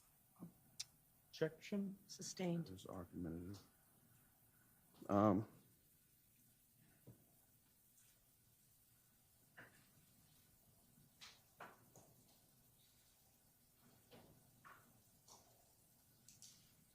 No further questions, Your Honor. Redirect, Mr. Villette. Thank you, Your Honor. Did you say no? I'm sorry, I didn't hear you. I was coughing. Oh, no, just a couple of clarifying questions. Go ahead. Officer Costi, being that there were questions about your body cam, does your body cam only record what's directly in front of you? Correct, yes. So if something is just off to the side, might it not get caught on your body cam? Yes.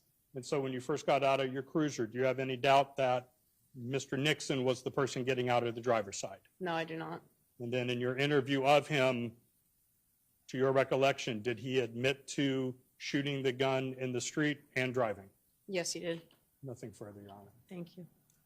You may step down. Yes, ma'am. Call your next witness.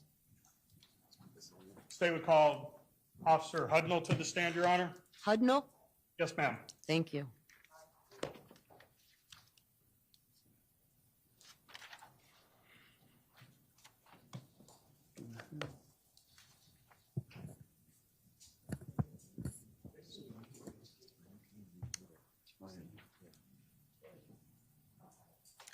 Would you raise your right hand, please? Do you solemnly swear affirm to tell the truth, the whole truth, and nothing but the truth, so help you God? Go ahead and have a seat. Keep your voice up. Please speak into the microphone. Sure. You may proceed. Okay, please state, if you can turn on the microphone, little button with the red dot in front of it. Get it to work. Now blue. Thank you. Can you please state your name for the record, spell your last name? Officer Hudnall, Hudnall. Where do you work? Akron Police Department. What do you do there? Patrol officer. And how long have you been with the Akron Police Department? Over 10 years now. And when you first became an officer, did you go through a police academy? Yes. And are you currently a state certified recognized law enforcement officer in Ohio? Yes. Other than patrol, have you had any other duties within the police department? Yes. When I was on light duty, they had me do all the operability tests. And what do you mean by that? Basically, I'd take guns, go into a little closet and shoot them. And what's the purpose of that? Make sure the gun actually works. And for how long did you do that? I want to say around 6 months. Okay.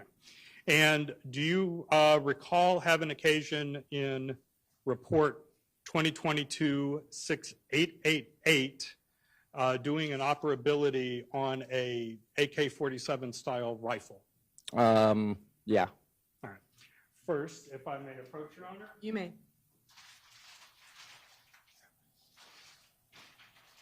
I'm going to show you what's previously been marked as State's Exhibit 6. Ask you if you recognize this item.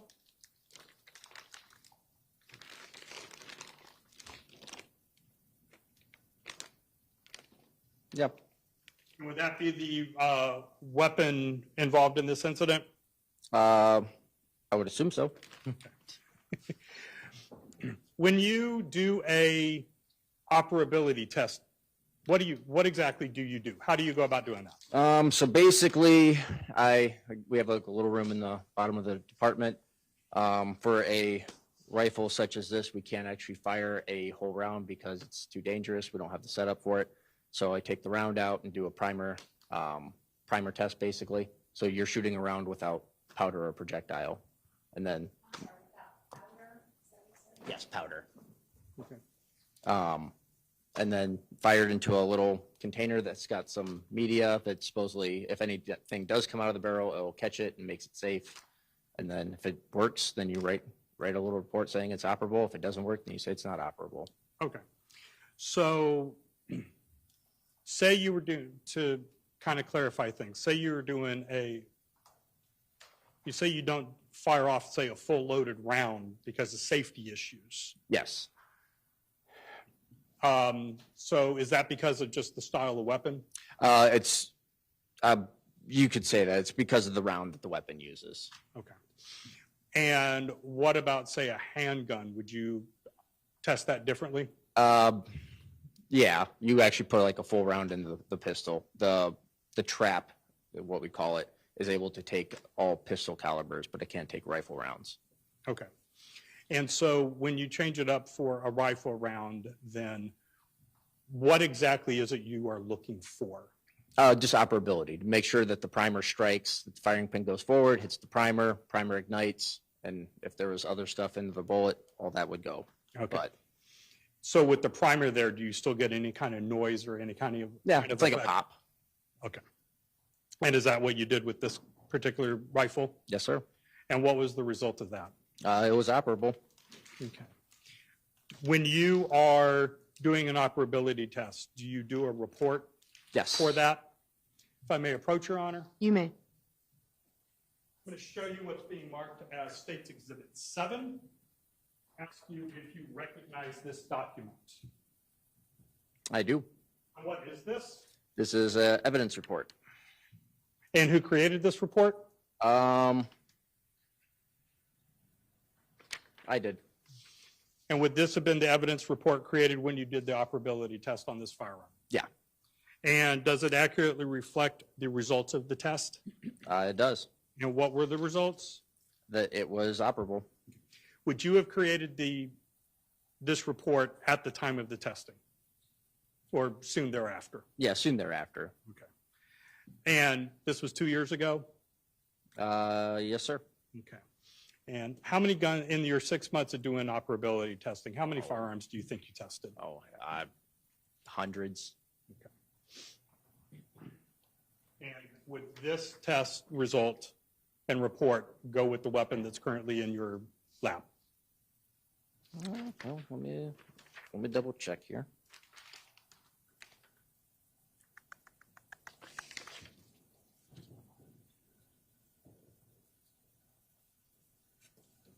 Yep. How do you know that? Looking at the serial numbers and everything, and comparing the evidence and stuff, the numbers on the tag. Thank you. And just for the record, what is the serial number? The serial number of the weapon, B11765. And is that the same as the report? Yep. And is it the same report number 2268888? Yes. Thank you.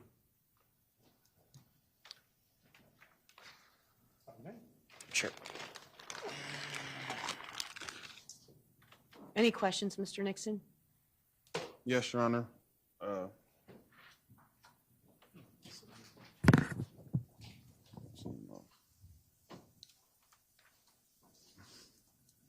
So your job is to test if firearm is operable, correct?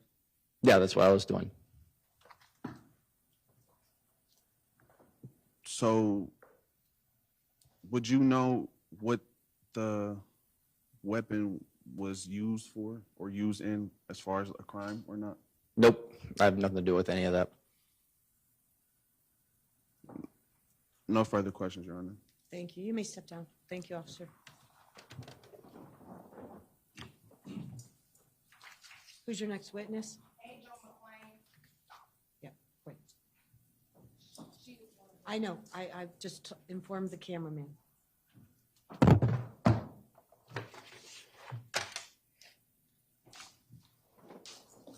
Might be beneficial to bring her in the other door.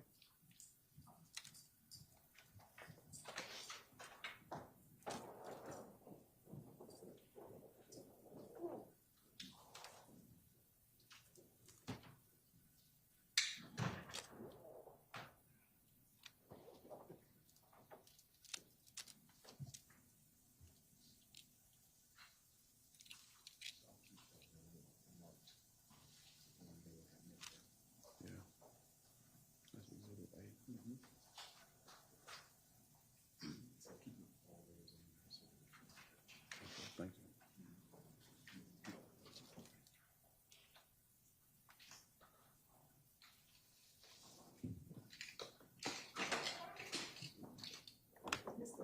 Yeah.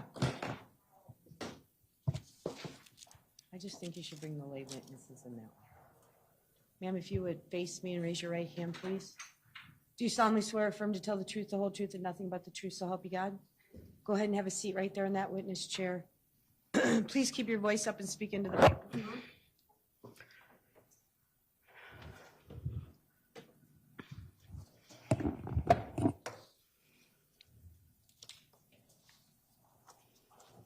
All right, good morning. Good morning. Will you please state your name, spelling your last name for the record? Angel McLean, MCCLAIN. And Angel McLean, do you know why you're here today?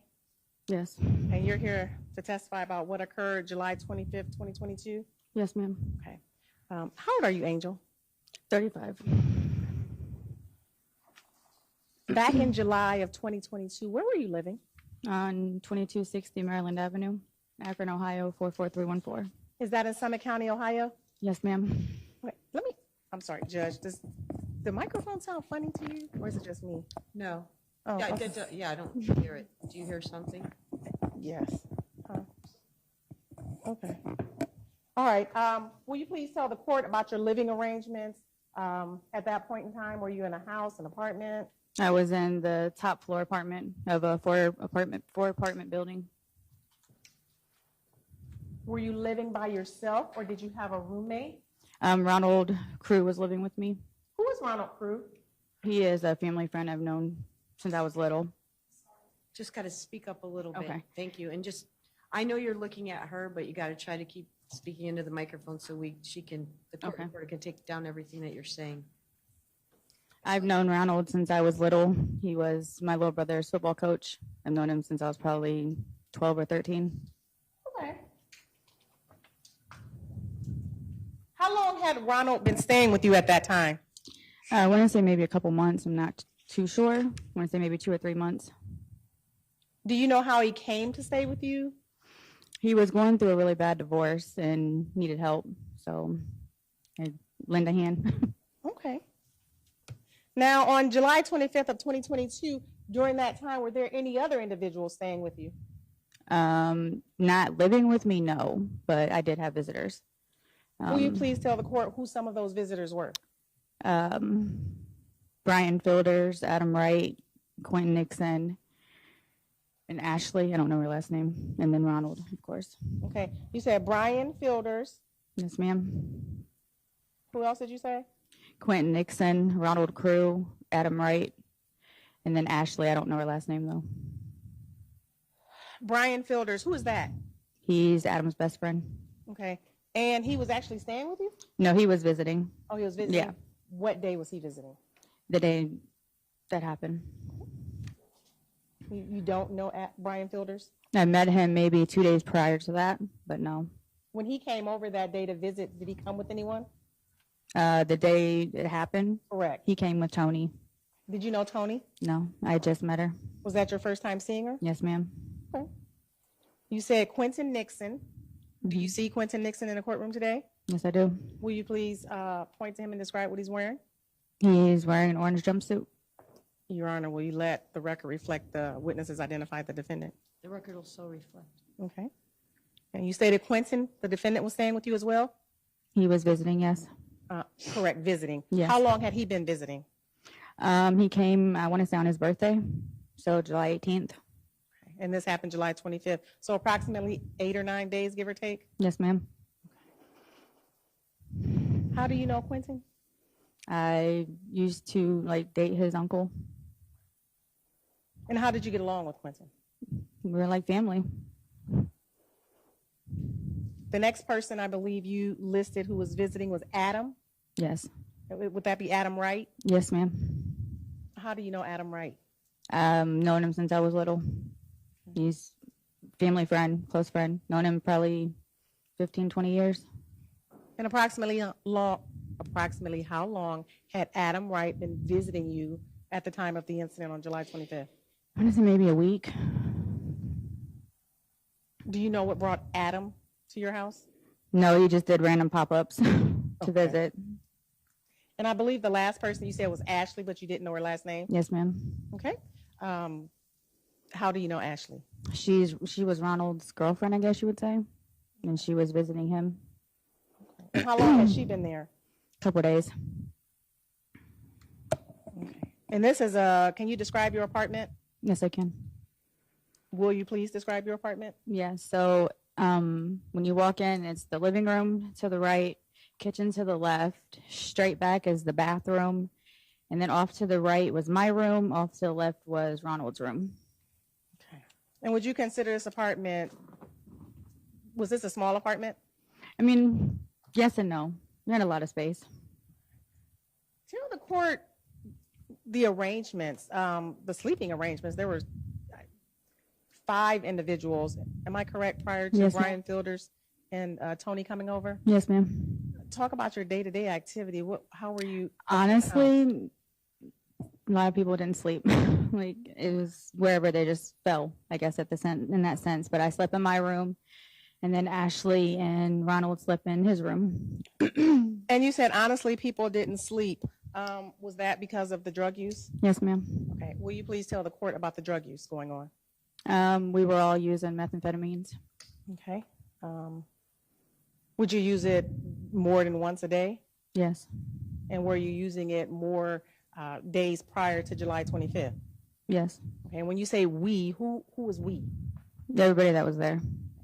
Did you see the defendant using methamphetamine? Yes, ma'am. And did you see the other individuals using Yes, methamphetamine? ma'am. Was there any arguing? Not until about 10 minutes. Like I said, when I went in my room, and then everybody seemed fine when I went in my room, and then chaos broke out. Okay, and we're going to talk about that. So prior to the actual shooting, did anybody argue? Did anybody fight? Things of that nature? No. Were you around when Adam and the defendant were around each other? Yes. Okay, any arguing, fighting? No. Were you around when Bryant and the defendant were around each other? Brian was only there the one time when, I don't think Quinton was there the first time he came, so I'm not sure. Okay. When Toni came over, did she argue or fight with anyone? Not that I know of. I didn't hear anything. Okay. Did you see her arguing or fighting with the defendant? When I came out of my room. Okay, but not prior to you going in your room? No, ma'am. All right. All right. Let's talk about that. I want to turn your attention to July 25th. You stated that up to that point, people were smoking. Was anyone drinking? Not that I know of. And was methamphetamine, to the best of your knowledge, was that the only drug everyone was using? Yes. Okay. How did the drugs get there? They just, I mean, we all had them. We all were, getting high, so. Did you share? Did you all share your drugs? Yes. Did you smoke together, separately? Sometimes together, sometimes separately. All right. So tell me about your day. July 25th, were you employed at that time? No, ma'am. So you wake up on July 25th, tell the court about your day. It was a normal day, like any other day. I actually was cleaning that morning. And then I cleaned. That's what I did because I was, but it seemed normal. Everybody was getting along. Everybody was fine, laughing, joking. And then I don't know what happened. Do you know if, did anyone in that house have a job during that time? Chip was doing Ronald, he was doing like odd jobs. Okay. Now you accidentally called him Chip. Is that what you normally call him? Yes, that's what everybody's called him. Since we were Chip. little. Mm-hmm. Is Ronald Crew? Yes, ma'am. Does anyone else have a nickname just in case we hear it? Adam is Slim. Okay. Adam Wright, everyone calls Slim. Yes. Okay. And you said Ron had a job? Yeah, he was doing odd end jobs when he could. When you woke up, do you know if he had to work that day? Not that I recall. At some point in time, Brian Fielders and Toni Westover came to your house. Is that correct? Yes, ma'am. Do you remember what time? No, I couldn't say. Do you know if it was in the morning, afternoon, or evening? It was night. So up to that point, normal day, any arguing amongst people in your house up to that point? Not that I noticed, no. Any fighting? No. Did you smoke meth that day? I did. Did you see other people in the house smoking meth that day? Did you see the defendant smoking meth that day? I did. Okay. Will you please tell the court about Brian Fielders and Toni Westover coming over? Yes, so me and Ronald was leaving to go to Sheets, and when we went outside, Brian Fielders and Toni was parked next to Ronald's truck in a red SUV. Well, when I was leaving, I called Adam, and let him know Brian was outside. He's like, why is he here? I'm like, I don't know. So Brian got out of the car, went upstairs. Toni was still in her vehicle when I left. When I came home, everybody was in my house. Okay. And you said you and Ron went to Sheets. Yes. Approximately how long do you think you were gone? Maybe like a half hour. And what prompted you to call what prompted you to call Adam? I think that's what you said, Slim. Yeah, because he was Brian's friend, so I just wanted to let him know that Brian was there. I didn't, think anything of it. Did you know he was coming over that day? No, ma'am. But it was okay? I just let Adam know that he was there, but, I didn't know he was actually staying. Okay.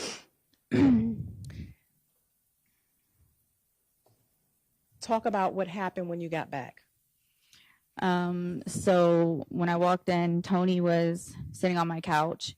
The three men were in the living room, or the kitchen, I'm sorry, talking. And me and Ronald came in with like a wall mural. And we were sitting down on the floor, rolled it out. Me, him, and Toni was actually trying to piece it together.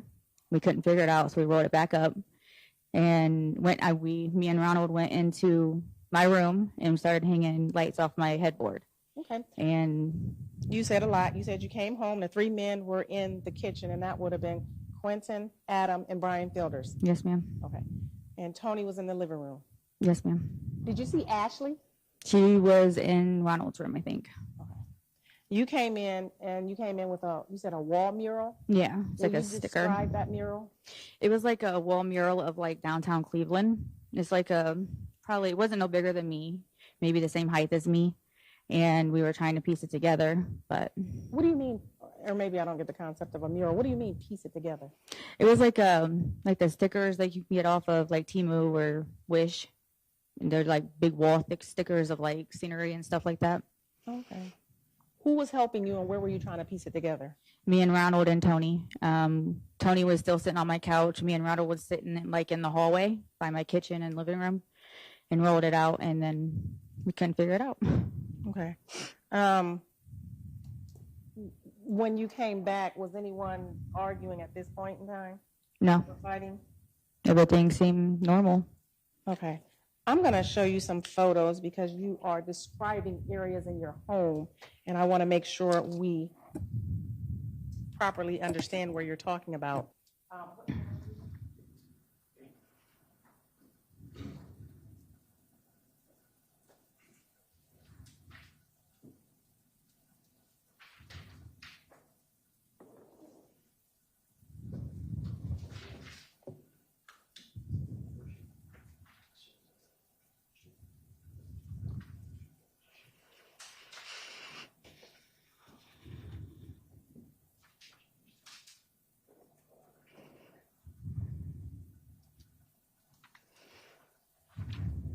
And while I'm doing that, Prosecutor Villette, can you make sure that it's the document camera? I just changed it over. Oh, thank you, Your Honor. You're welcome.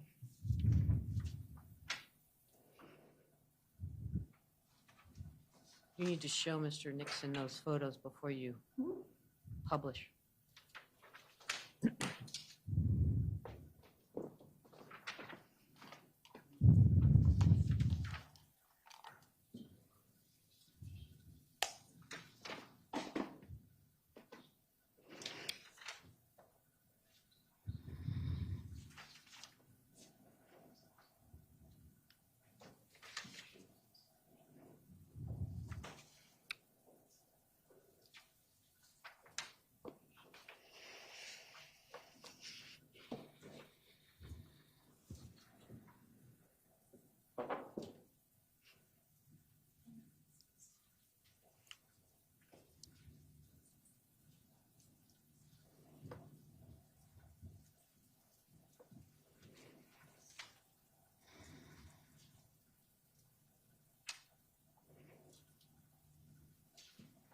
Mr. Villette, go turn the document camera on. Well, I don't think it's pulled out and on. Oh, never mind. I think he's helping.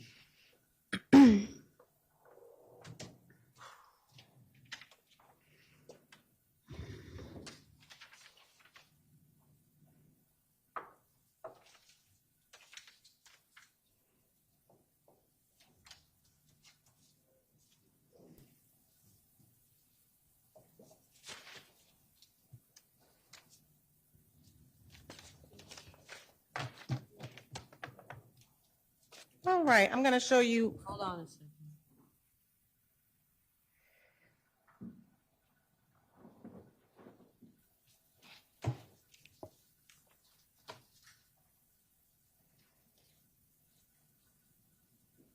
Okay, you may proceed. I'm going to show you exhibits 8 through 29 at the appropriate time. And I'm going to show them to you. Thank you.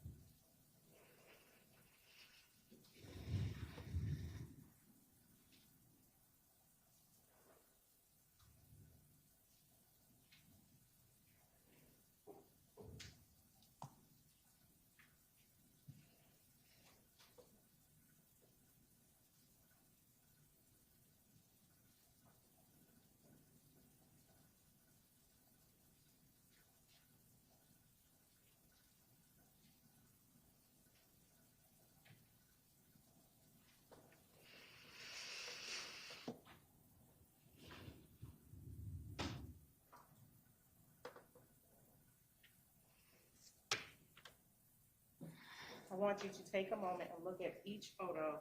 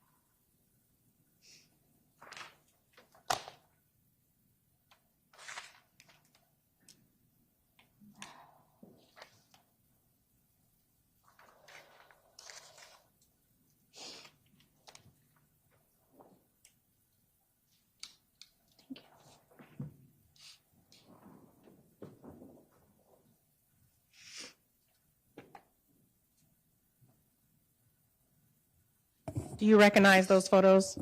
Yes, ma'am. Do those photos fairly and accurately depict your house, or I'm sorry, your apartment on July 25th of 2022? Yes, ma'am. I'm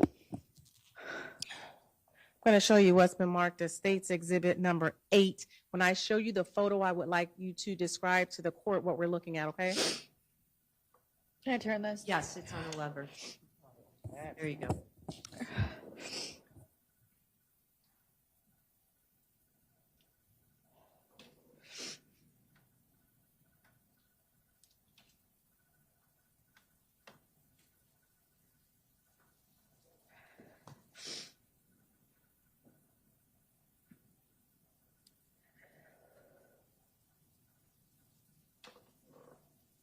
This is State's Exhibit number 8. What are we looking at? That is the front of my apartment building. One other thing, Your Honor. I don't know if I can click it or you have to click it where people can mark on this. It's enabled. Thank you. Will you please touch a writing utensil and circle where your apartment is? You gotta pick a color at the bottom and then. Okay, and that's 2260 Maryland Avenue? Yes, ma'am. Okay, and that is your front door that's open? Yes, ma'am. And can you hit clear, please? And that is the top, would that be the top right apartment? Yes, ma'am. Okay, for the record, Your Honor, the witness circled the top right apartment. Thank you. Showing you what's been marked as State's Exhibit number 9.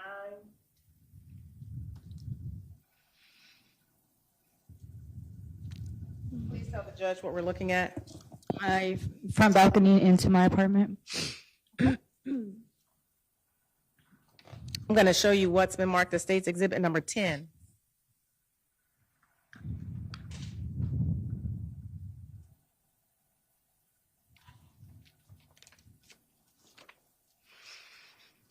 And what is that? That is the entrance into my apartment. Okay. And the living room, part of it. And there is a hallway. What does that hallway lead to? The bathroom and the 2 bedrooms. And when you say the 2 bedrooms, will you circle which one is your bedroom? And which one is, where is Ron? Where was the bedroom Ron was staying in? It's around this corner. Okay. So for the record, Your Honor, the witness circled the bedroom on the right as her bedroom and the bedroom on the left as Ron's bedroom. Is that correct? Yes, ma'am. Okay. Can you hit clear, please? I'm showing you what's been marked as State's Exhibit number 10. And for right now, we're talking about the physical makeup of your house, not the placards or anything at this point. Will you please describe what we're looking at in terms of the physical makeup of your apartment? My living room. And there's an opening to another room. What is that? That is my kitchen. And that's the view from the front door, correct? Yes, ma'am. The hallway. Showing you what's been marked as State's Exhibit number 12. What are we looking at? My living room. Okay. And State's Exhibit number 13. What is that? My living room as well. Okay. Will you describe your living room as it was prior to the incident occurring? Yes, ma'am. The table was actually on this little red carpet. The rug over here was by my front door. Can you point? I don't know what over here This is. rug was by my front door. And all of my table had pictures and stuff on it. I don't see them in here though. And I think candles. Okay. I'm showing you what's been marked as State's Exhibit number 14. Oh, can you hit clear, please? I'm sorry. What are we looking at? Standing in my kitchen, looking into the living room. Okay. And State's Exhibit number 15. That is looking into my kitchen. Okay. From the living room. Yes, ma'am. Okay. And State's Exhibit number 16. That's my kitchen.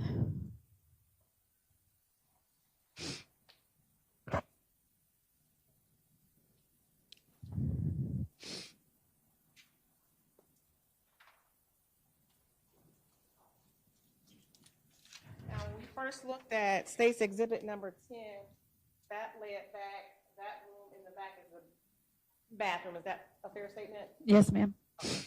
Now I'm going to show you State's Exhibit number 17. What are we looking at? That's the bathroom. And that's straight back. If you come into your house, you can go straight back to that bathroom. Is that correct? Yes, ma'am. In a prior picture, you circled bedrooms off of that bathroom, adjacent to that bathroom. Is that correct? What was that? I'm sorry. In a prior photo that I showed you, you circled bedrooms that were adjacent to that bathroom. Is that correct? Yes, ma'am. I'm going to show you what's been marked as State's Exhibit number 18. Do you recognize that picture? That is Ronald's room. Okay. And State's Exhibit number 19. Ronald's room. And State's Exhibit number 20. Ronald's room. And what are we looking at? What is that back area that looks like a sliding glass door? That is the back patio to that bedroom. Okay.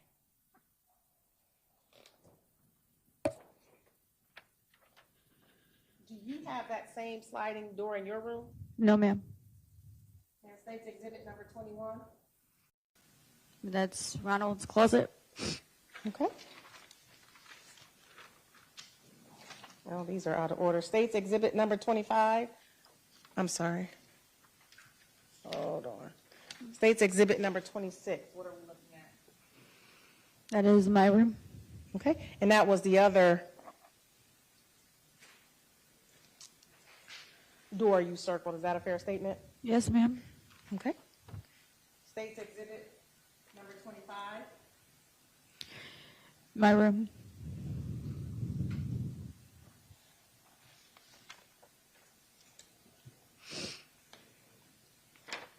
State's Exhibit number 29. My room.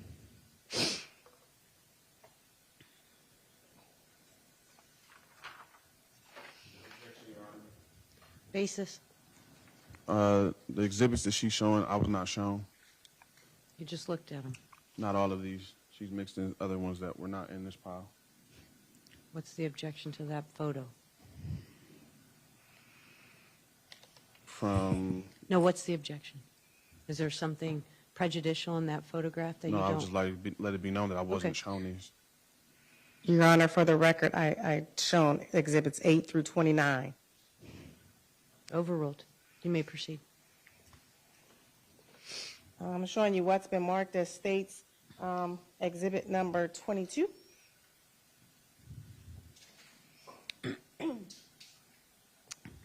What is that exhibit? My driveway. Well, can you see the front of your apartment in this photo?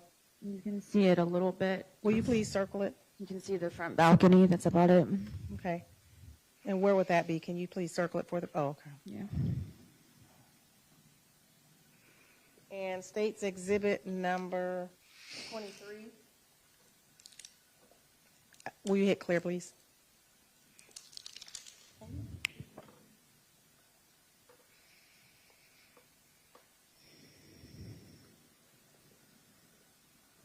Okay. What is state's exhibit number 23? That is my driveway, and it's a picture of Ronald's truck and Tony's car. Okay. And do you see the crime scene tape there? There's yellow tape near the dumpster. Yes, ma'am. Is that going towards the back of your apartment? Yes. And you said Ronald's truck. Will you please circle Ronald's truck? Okay. And then you said Tony's car. Will you please circle Tony's car?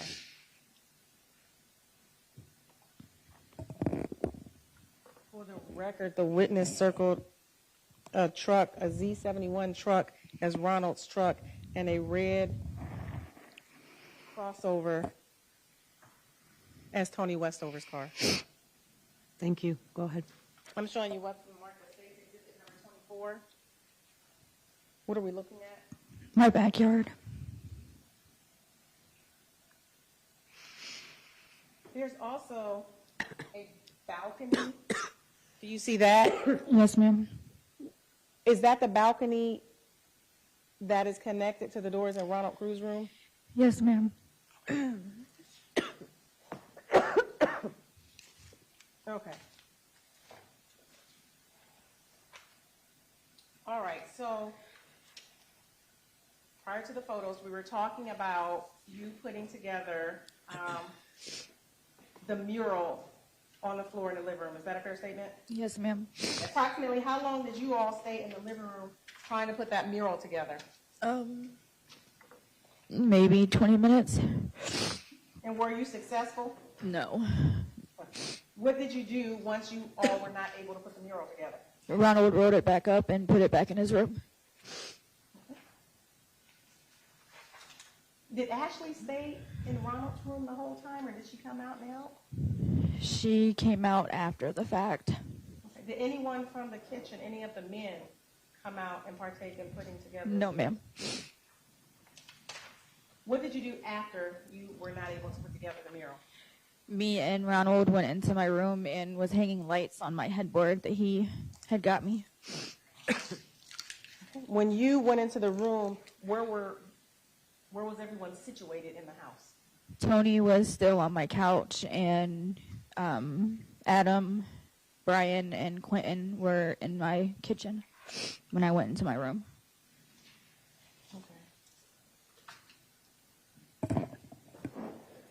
Tell the court what happened while you were in your room. So I was in there maybe 10 minutes, and I heard a commotion, loud banging, yelling, and I opened my door, and I came out and seen Quinn had Tony put up at the door by the head of her hair, and a gun pointing at her head.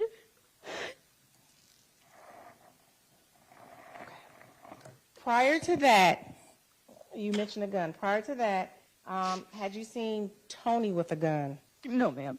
Had you seen the defendant with a gun? No, ma'am. Had you seen anyone at your house with a gun prior to that? Not that I recall. When you saw Brian and Tony get out the car, did you see either one of them with a gun at that time? No, ma'am. What made you come out your room? The loud banging and yelling. And when you came out, you said you saw him describe how he had Toni. He had her, they were by my front door, and he had her with one hand and the gun pointed with the other. What was Toni doing or saying? It looked like she was trying to fight back. It was just a quick glance of what I saw when I got shoved back in my room. Who shoved you back in your room? Adam.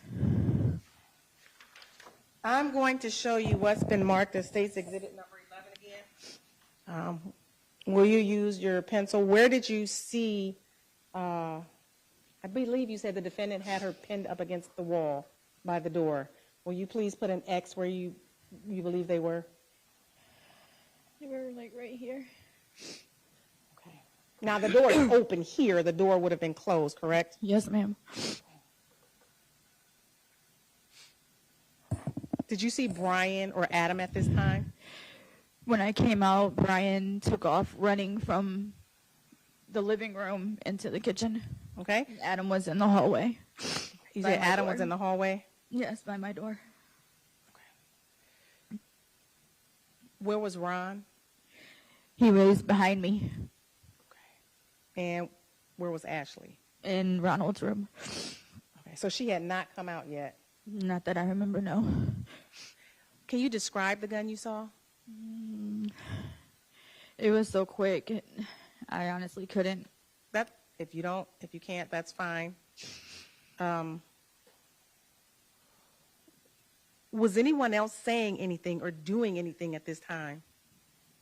Not that I recall. The only thing I seen was those two at the front door and Brian taking off from the living room into the kitchen, and they were tussling, and I got pushed back into the room. And when you say they, there's a lot of people we're talking about. Who are they were tussling? Quinton and Toni. Okay. Prior to you going in your room, did Toni say anything to the defendant? Not that I know of, no. I didn't hear nothing. Was the defendant and Toni arguing? I didn't hear her at all. Prior to you going into your room, was there any fighting between him and Toni? No, ma'am. Okay. Now, when you first came out of the room, you said you were in the hallway? Yes. Can you clear that, please? I'm showing you State's Exhibit number 10 again. Will you please put an X where you believe you were standing? Right here. I just came out of my room, so there's a little wall right here. I was standing by that. Okay. And where do you believe Ron Crew? Can you put a circle where you believe Ron Crew was standing? He was like right behind me. Okay. And you said Adam was in the hallway as well? Yes, he was like in the middle of the hallway. Okay.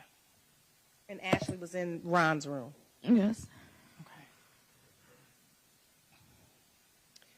Now, when you came out of the hallway, I'm going to show you what's in marked. Can you push clear, please? Did the living room look like this at that time? Yes. Okay. So by the time you came out, heard the commotion, the table had been pushed over and the items knocked on the floor? Yes, ma'am. Okay.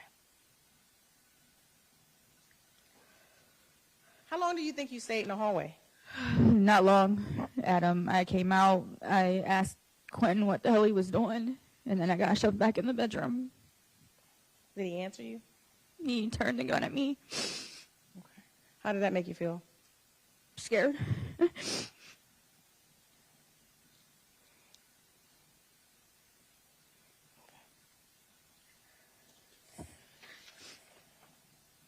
You go back in the living room. What happened? I'm sorry. You go back in the bedroom. Your bedroom, is that correct?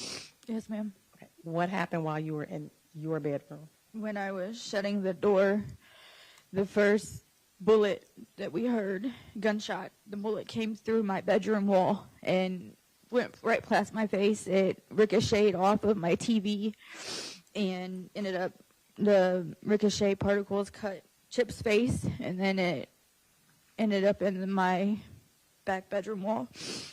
And Where were you in the room when this happened? I was right by the door.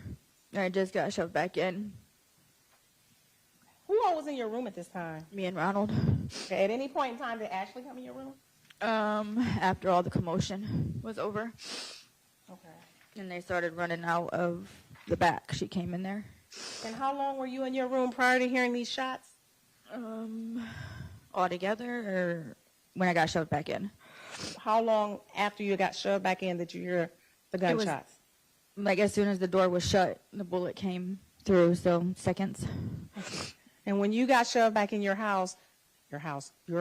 room in your apartment, at that time, how many people did you see with a firearm? It was so quick. I only seen Quinton at that time. And you said a bullet came through your wall. I'm going to show you what's the marked States Exhibit number 26. Do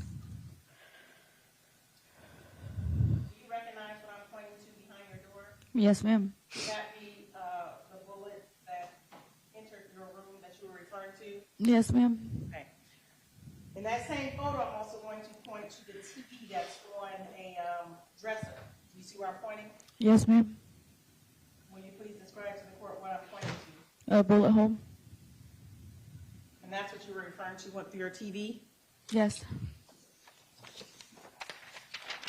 And I'm going to show you what's the marked States Exhibit number 29. Do you see what I'm pointing to in States Exhibit or circling around in States Exhibit number 29? Yes, ma'am. Please show the court what that is. A bullet hole.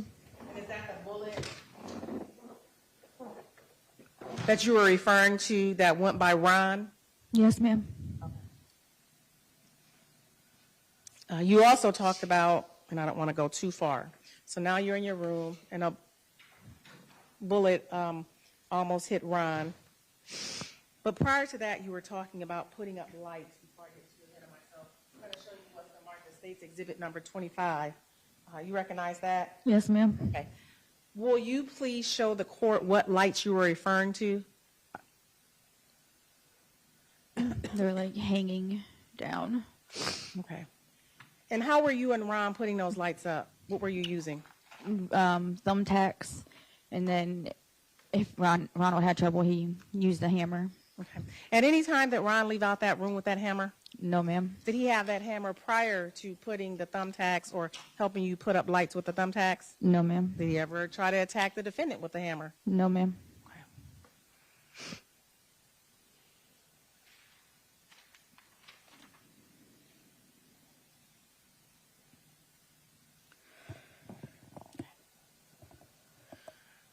Tell the court, can you push clear, please? Thank you. Tell the court what happened next while you were in your room.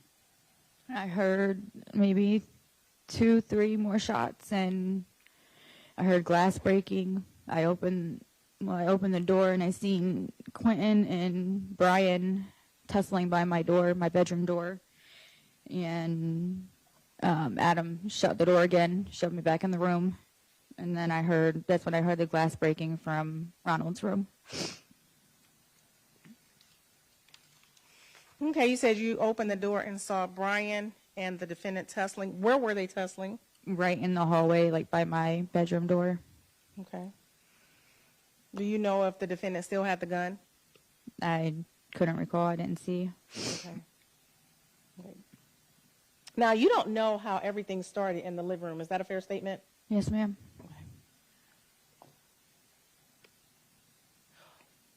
The second time you opened the door, did you see Adam? Yes, he shoved me back in the room and shut the door again.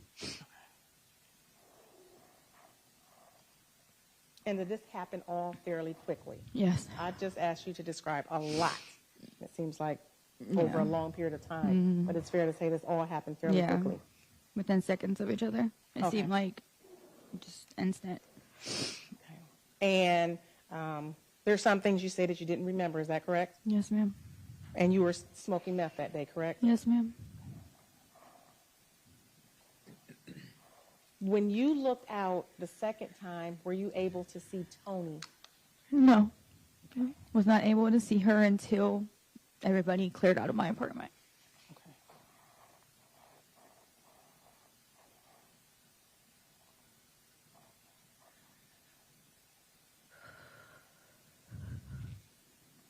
Okay. Now let's talk about everybody clearing out of your apartment. Will you tell the judge what happened? How did they leave your apartment? If you know. They all jumped off my back balcony. in the pictures. Adam went first, then Brian, and then I thought Quinton was already gone because I didn't see him, and then he flew past me. Oh, man. You said you thought he was already gone, but he flew past you? Yeah. What, if anything, did he say or do? I don't remember him saying anything. Did you see him carrying anything? He had a bag. Okay. A bag, a grocery bag? Like a purse. Did he come with that purse? No, ma'am. Do you know whose purse that was? I believe it was Toni's. Is that the purse you saw her coming to your house with? Well, I didn't see her. I know she had it with her when I came in. It was sitting on my table. Okay.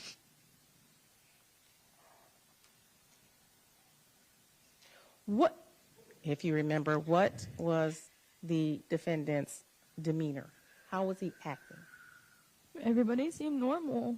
I mean, nothing out of the ordinary to, for people getting high, I guess. What about his sleeping? Were you all sleeping on a regular basis? I mean, yes and no. Okay, and what does that mean? It's kind of hard to sleep. When you're high? Yeah.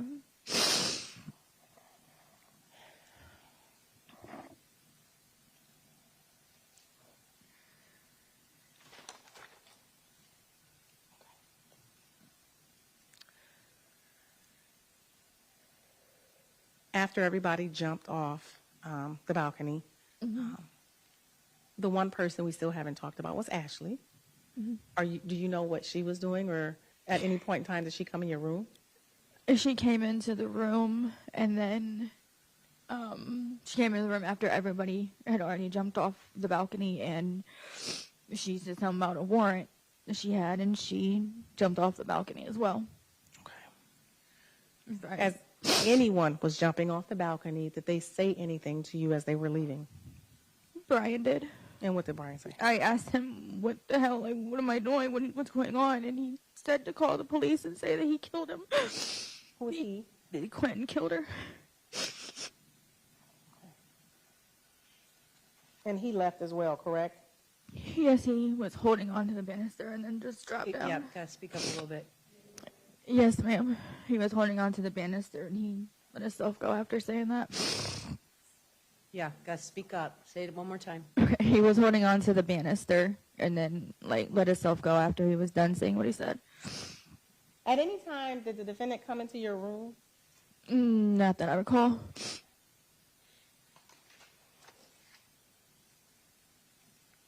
After everybody left, who was still at the apartment? It was me and Ronald. Tell the court what you saw when you came out of your room after everyone left. I saw Toni laying on my couch by my front door. The way Toni was laying on the couch, could you open the door without moving her? Her foot was in front of the door, so we had to the cops told us to move it so we can let them in. And you said the cops. After everyone left, did someone call 911? Yes, ma'am. Ronald. Was that immediately after everyone left? Yes, ma'am.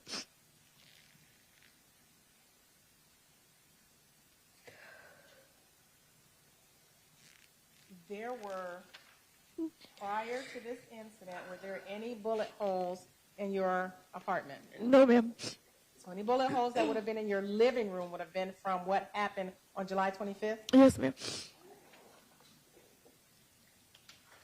And prior to this incident, your living room did not look like... Yeah, I don't know what happened. I don't know if it went to sleep. That's fine. We don't have to He's stop. right there. State Exhibit 13. It is you were kicking the plug there. Shut the front door. You unplugged it? I'm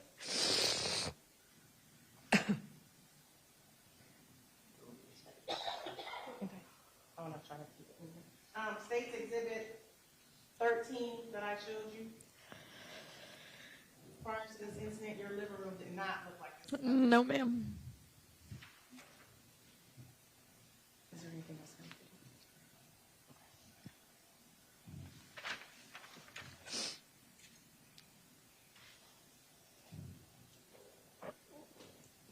Did the police come out? Yes, ma'am. And you said they told you to move her legs so they can get into the apartment? Yes. Did you all have to unlock the door as well? Yes, ma'am.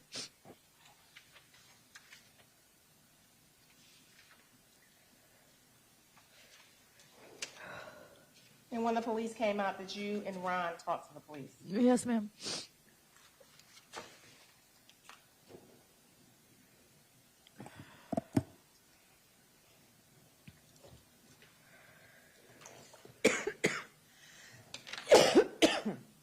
I want to ask you, thank you. Let me find a picture. I want to ask you about the sword. I'm going to show you the picture. The sword that's up on Ron's room. That's State's Exhibit number 19. At any time, did anyone take that sword off the wall? No. At any time, did you see anyone use that sword on the defendant? No, ma'am. Prior to the defendant having Toni pinned up against the wall, was anybody fighting him with that sword? No, ma'am. Was Toni fighting him with that sword? No, ma'am. Neither was Adam or Brian. No. Now, State's Exhibit number 18.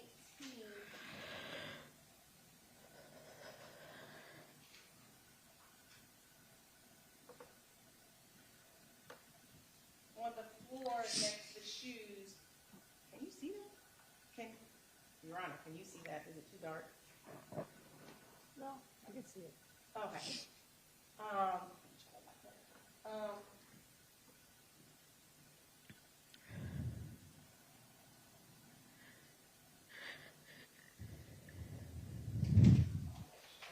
State's Exhibit number 18.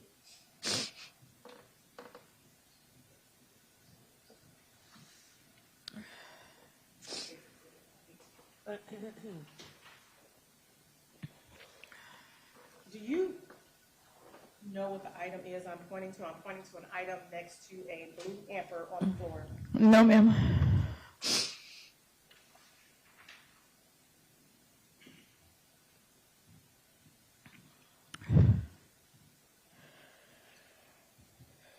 Let me just ask you, have you ever seen Ron with a machete? No, ma'am. Do you know if he owns a machete? Not that I recall. And if he does own a machete, did he have it out that night? No. Did anyone attack the defendant with the machete No. that night? No, ma'am. See Toni attack the defendant? No, ma'am. Not with any weapons. No.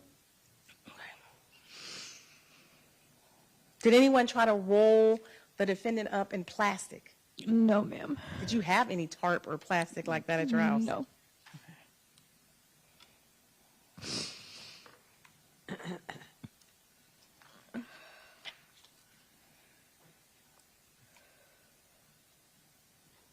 Now, at the time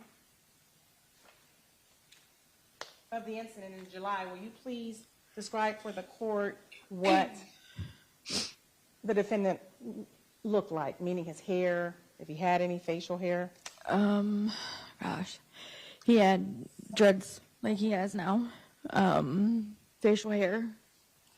He looks the same as he does right now. Now, I don't know if you can see, I'm going to show you what's been marked as State's Exhibits. I believe I'm on 30 and 31. 30, correct, 30.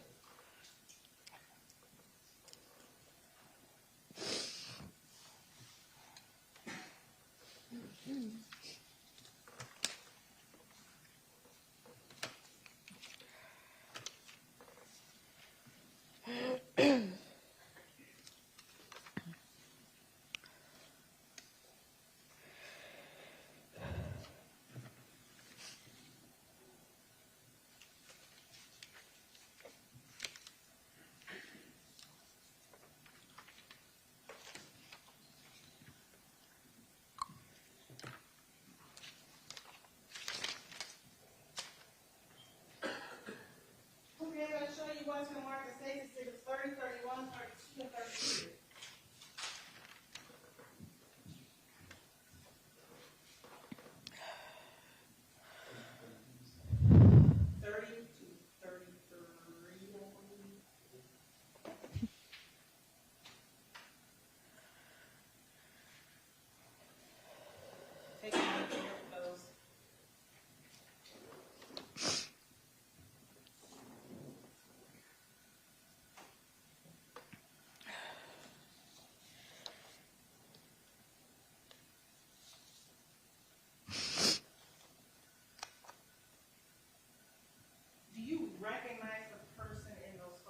Yes, ma'am.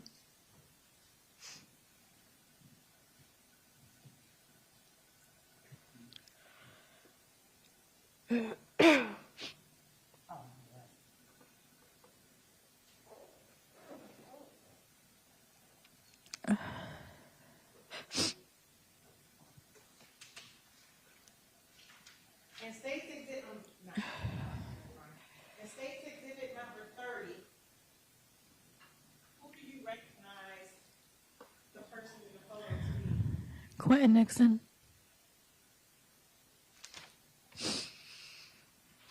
And when you described, is that how you described his hair? Are those the dreads and the facial hair? Yes, he had it pulled back in like a ponytail. State's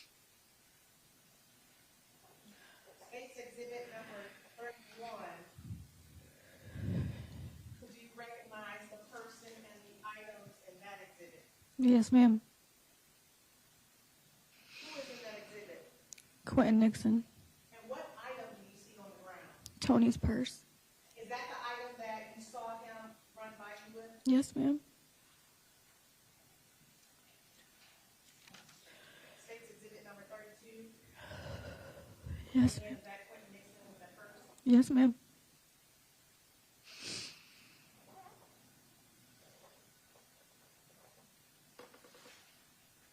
Now, State's Exhibit number 33. Do you recognize the individual in that picture?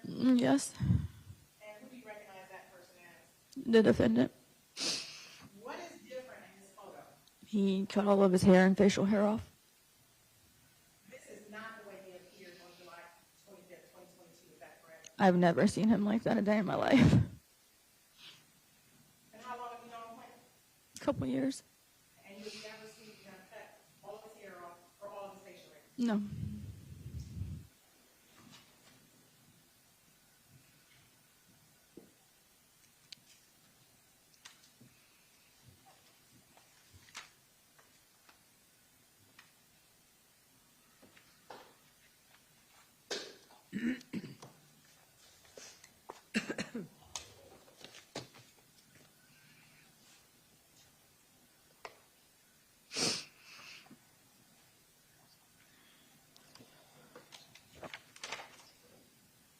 I'm sorry, give me 1 second, Your Honor.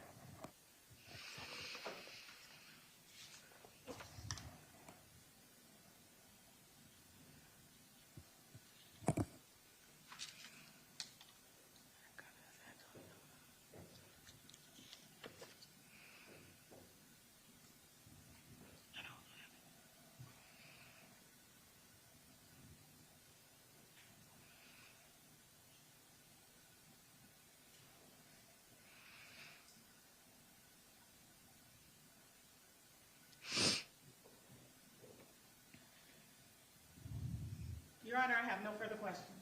Can you put 28 back up there, though? I missed one. So Sure. I don't know what that is. You said 28? Yes.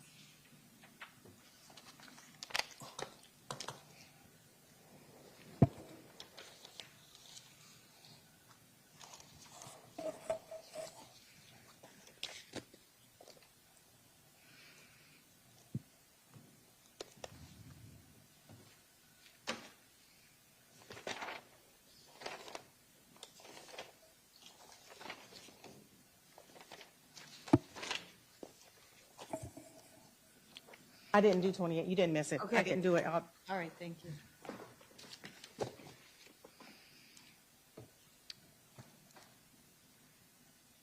Well, I don't want to confuse That's all right, we everybody. can just No, skip it. I'm showing you what's been marked as State's Exhibit 28. Do you recognize what I'm showing you? Looks like my TV. Okay. And what is being measured there? Gunshot. A bullet hole.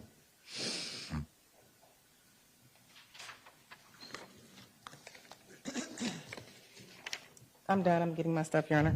All righty. Cross-examination, Mr. Nixon. Yes, Your Honor.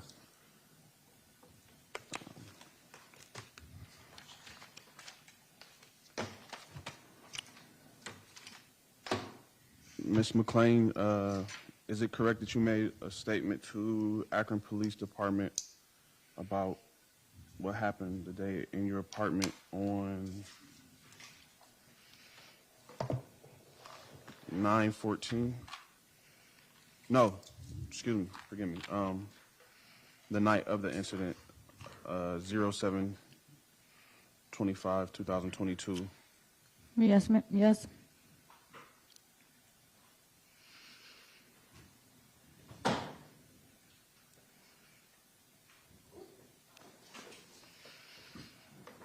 And did you know that that statement was being recorded on video? Yes. Your Honor, I would like to play. Ask her the question first. Do you remember what you stated in your statement? Not word for word, no.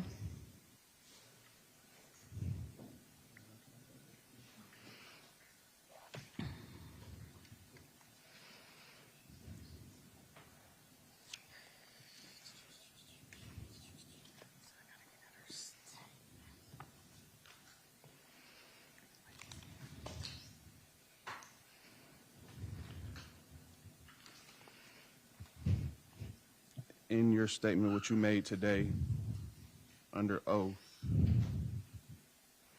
you claim that you and Adam Wright were good friends. Yes. Had you and Adam ever been in any type of relationship? When we were younger, yes. And how long were you in a relationship? Not long.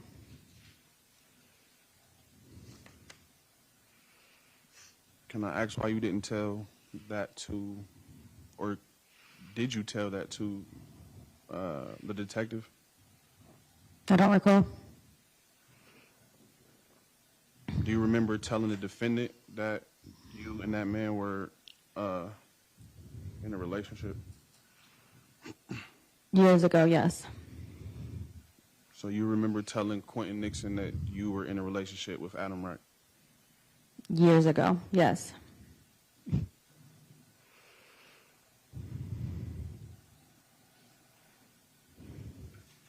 How did the defendant get to your apartment?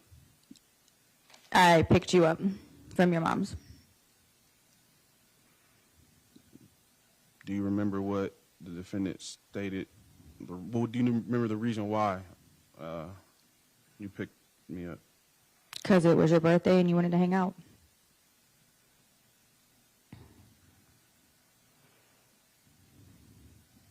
Do you remember stating that your car was stolen?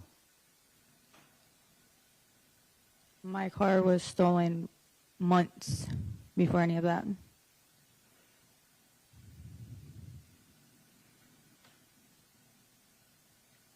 So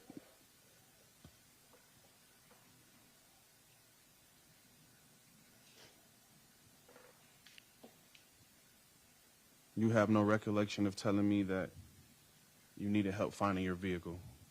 No.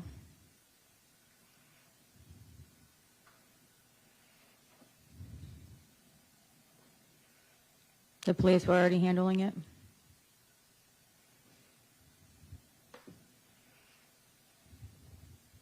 You stated today that you seen no one else with a gun prior to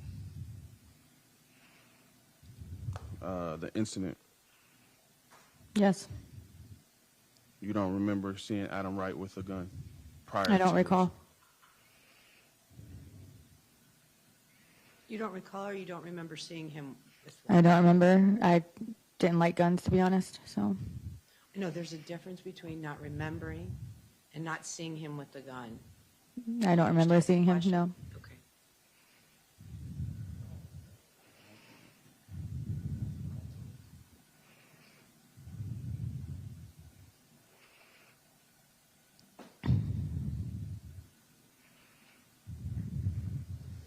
Do you remember making a statement on the night of the incident to the police that you saw Adam Wright with a gun? No, I don't remember. You do know you're under oath, correct? Yes, I do. It was so long ago, I don't remember all the details of what I saw and what I didn't see.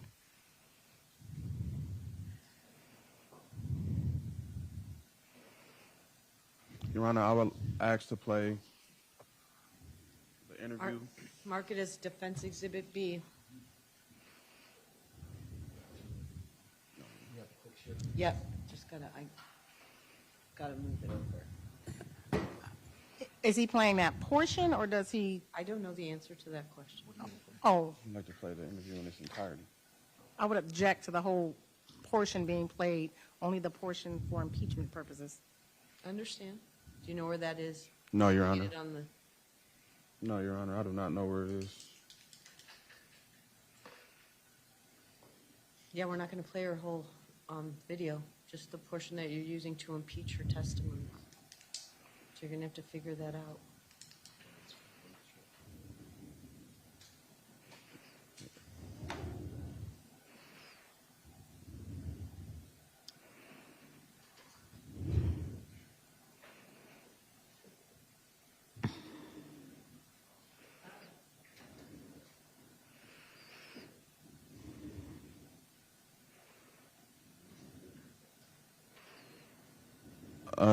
Before I play it, you said today that everyone was smoking meth, correct? Yes, sir. Do you remember on the day of your interview telling the officers anything different? I don't recall. I don't remember.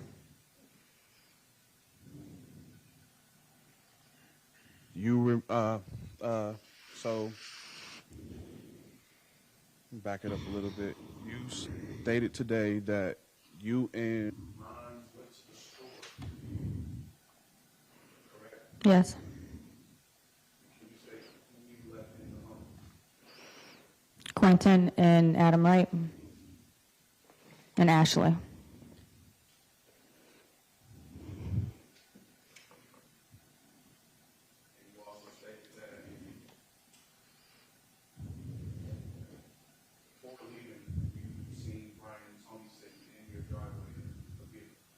Yes.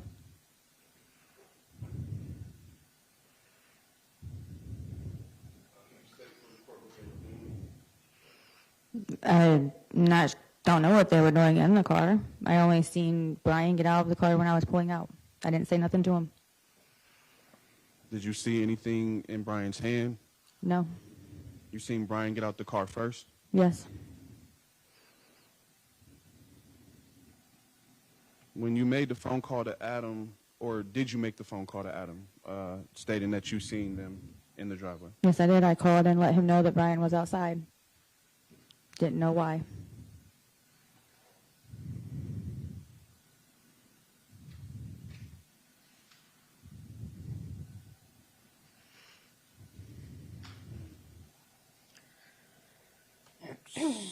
So is it safe to say that they weren't your guests? Yes. Do I you, had just met Brian maybe 2 days prior. do you know who let Brian and Toni into your apartment? No, I do not.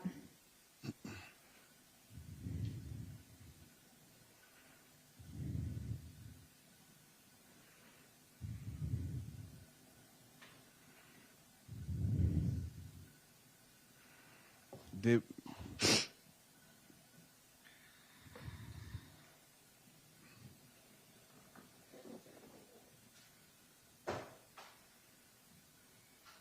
you claim there was no bullet holes in your home prior to this incident?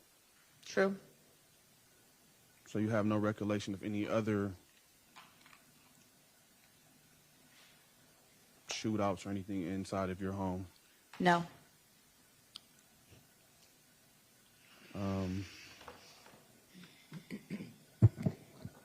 What was me and your relationship? Friends?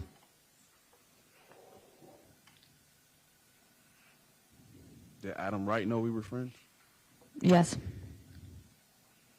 Did me and you have consensual sex? One time, yes. Was Adam Wright there? He was in the living room, I assume. So you're stating for the record your ex-boyfriend was in the living room while me and you were having consensual sex? We were all in the living room before that. Can you answer my question, please? Yes.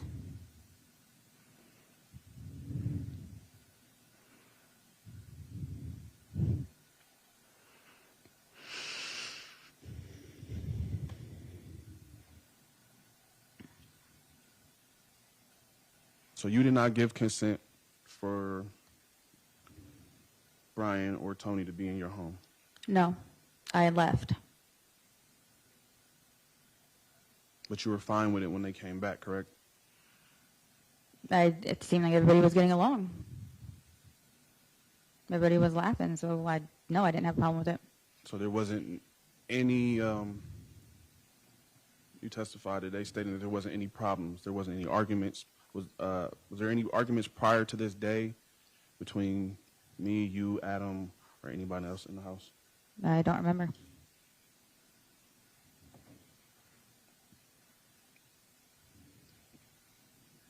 Do you remember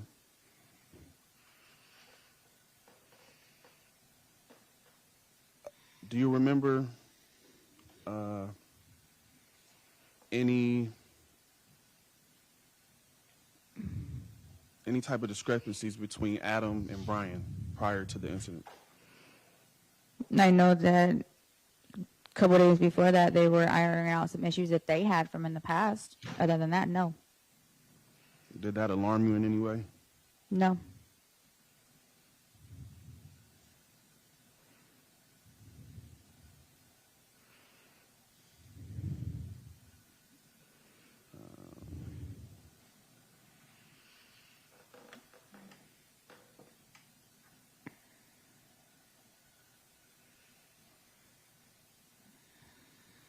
So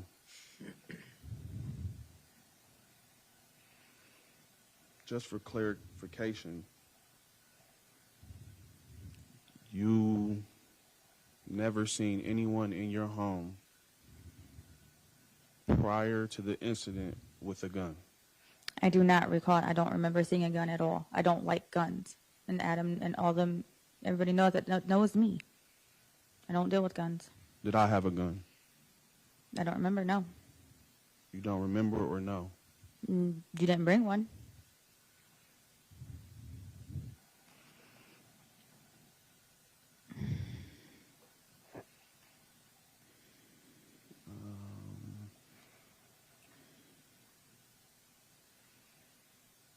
Do you remember taking Adam to Brian's house to iron out the issues that you spoke of? I do. Do you remember your demeanor at the time? No. Do you remember crying? No, but everything is so long ago, I don't remember every detail. Do you remember claiming or saying to the defendant that they're going to kill Adam if we take him to Brian's house? No.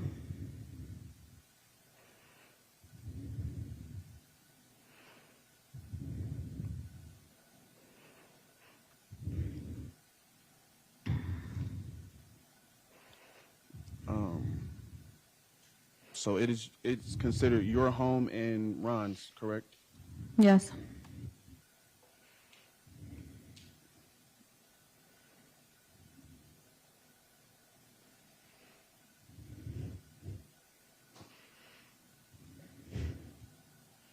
Would you say that you were entertaining all the guests that day? Right up until I left, yes. Correct. So did you find it odd that you didn't let Brian and Toni in, but they were there? I never thought that anything like this would happen in my own home, so I didn't think anything of it. Do you remember the conversation? Well, do you remember being in the living room, knelt down at the table, prior to the incident? Putting the wall mural together, yes. Do you remember Brian acting any type of weird or crazy way? No. You, him, and Adam was in the kitchen Do you talking. Do you remember Brian saying anything about a whisper app or a spy app? Overruled. Do you know? Doesn't mean you have to tell me what he said, but I don't are recall. you aware of that conversation? I don't recall, no. We were having our own conversation in the living room. Prior to you getting up and leaving into your own room to hang up lights, do you remember how I was being or acting? As I said earlier, everybody seemed normal. Everybody seemed to be getting along fine.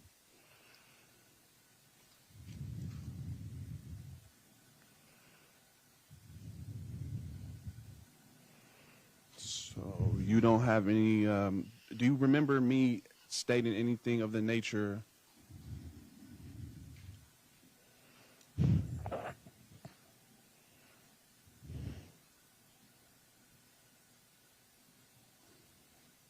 Do you remember me telling you to tell Brian? Objection. Let him finish the question first. Do you remember me telling you to tell Brian anything along the line of help? No. Not help. Along the lines of to chill out or cool out, anything like that. Can you say that again? Do you remember me asking you to speak to Brian about his behavior? No. You answer objection. Overruled. Overruled. You may answer. Do you remember that? No.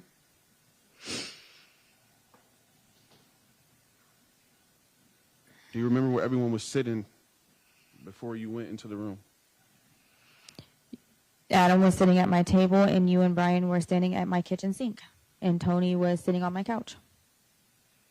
Where was Toni sitting at on your couch? On my couch, going the closest to my bedroom.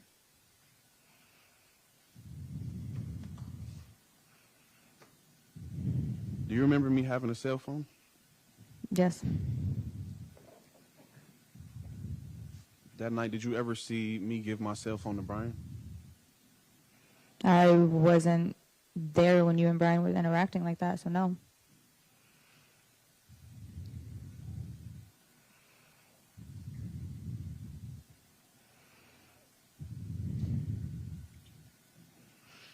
Do you remember or have any recollection of me having a boat magnet in my hand? And No. do you know what a boat magnet is? No. You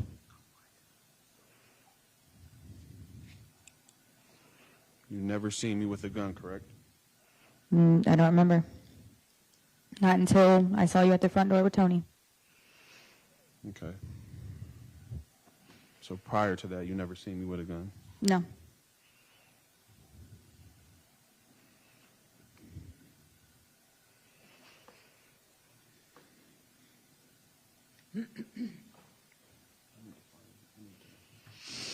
Play her in here.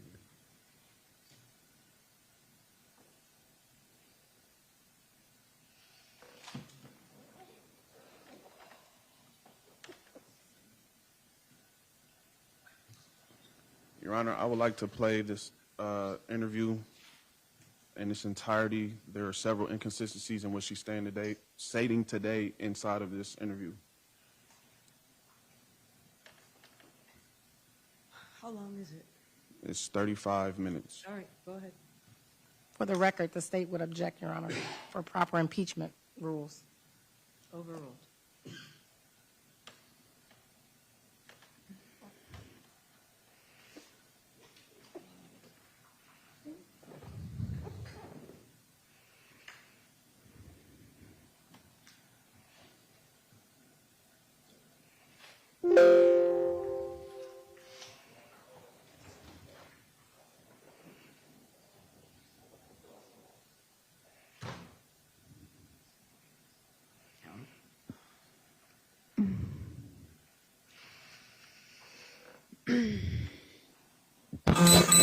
Just have her hop in the back here.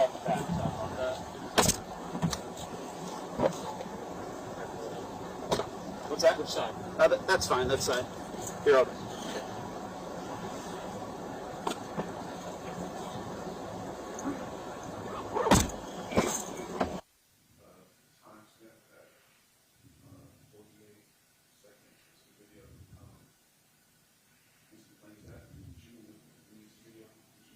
Yes.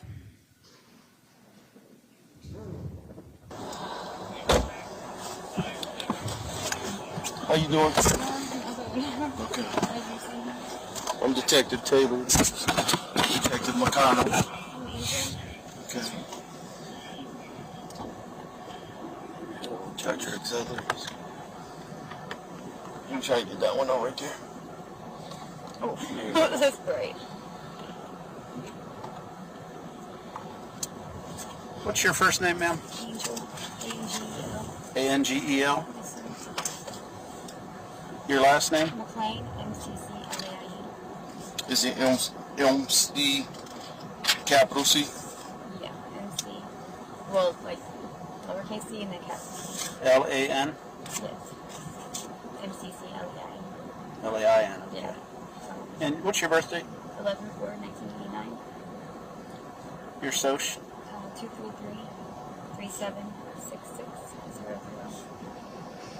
And what's your address? 2260 Maryland, Inmate R1 Avenue. Akron, Ohio, 443. What's your phone number? 330-775-9791. Are you working anywhere?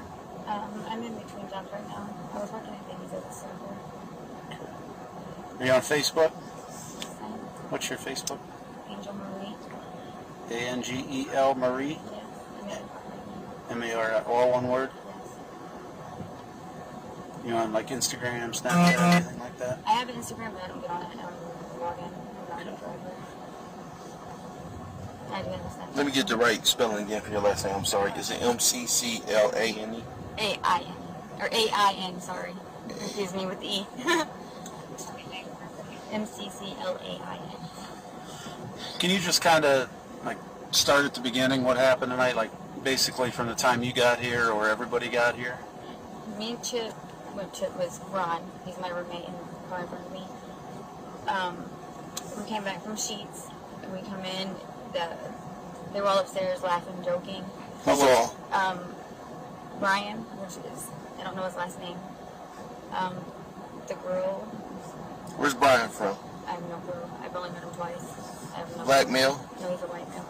Home from Sheets. White male. Brian. How old is he?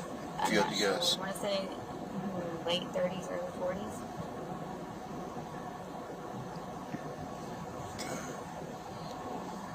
Okay. Who else? Quinton Nixon, well, his girlfriend, who was shot. I don't know her name. Whose girlfriend is it? Brian, I think. I'm pretty sure that's how they introduced her. His queen. Was Brian's girlfriend? Yes. I think I stepped on her shirt by accident, sir. You said it was Quentin? Oh yeah, it's Yeah, Quinton Nixon. You said Nixon with an I-N? Quinton is Q-U-I-N-T-O-N, I think. And then Nixon, like... N-I-X-O-N? Yeah. Okay. He's a black male? Yes. How old? 31. He just turned 31. Okay. Just turned 31? When did you turn 31? I'm sorry? The 18th. July 18th? So then, who else was there? White male? You said Adam Wright? Yeah, W-R-I-G-H-T. Is he from here? And he's from here, but I don't know where he's staying now.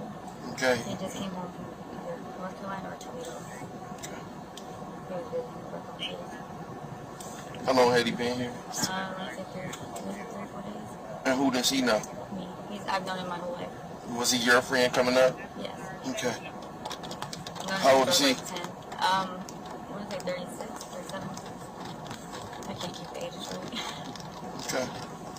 Is that all who's in the house? And then me and my roommate, and then my roommate's girlfriend, friend, I don't know her name. Her name's Ashley, but I don't know her last name. And this is Ron's? Yes. Ron's girlfriend, Ashley? Girlfriend or acquaintance, I don't know what they really are. It's a little weird. And Ron is your roommate? Yes. Her name is Ashley? Yeah, I'm not sure what her last Where's she at? She, I guess, took off out the door after they all took off running. She, I guess, took off. And I was trying to get myself composure. Is she a white female? Yes. You ever met her before? Yeah. How old is she? I'm not sure. Probably around my age. How old are you? 32. She might be a little older. Not sure. You know her last name? No, not really. No. So, you get back, you walk into the scene of them all hanging out, laughing, and whatever. Laughing, joking. Who was sitting where?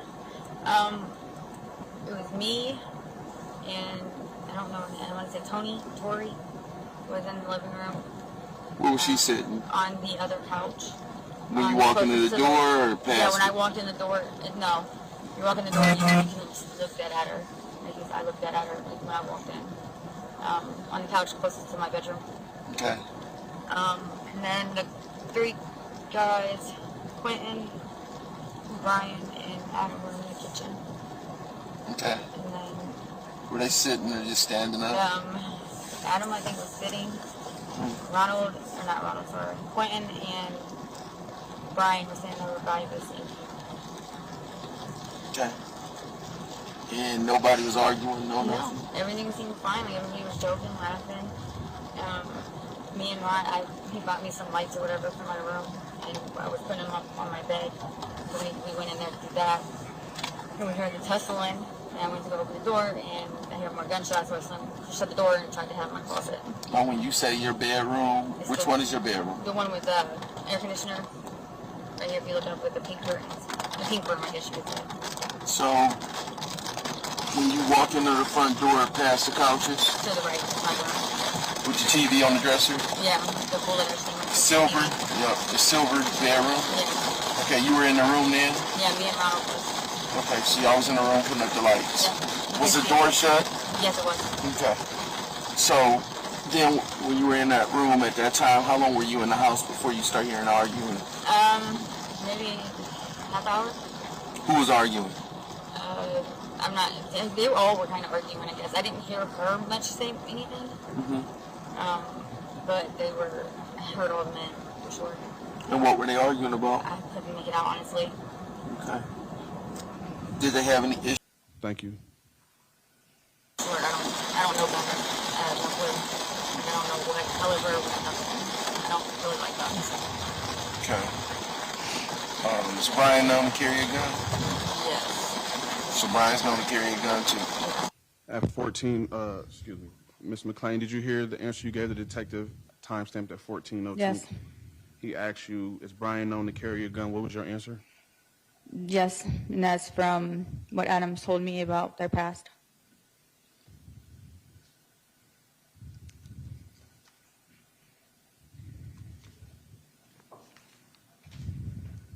Okay, moving forward. And Quentin's no. Well, I don't think Quentin had them, but I think. But Brian is the one who told you that it was. Yeah, Brian is the one who's girl, boyfriend, or husband, or something. I don't know.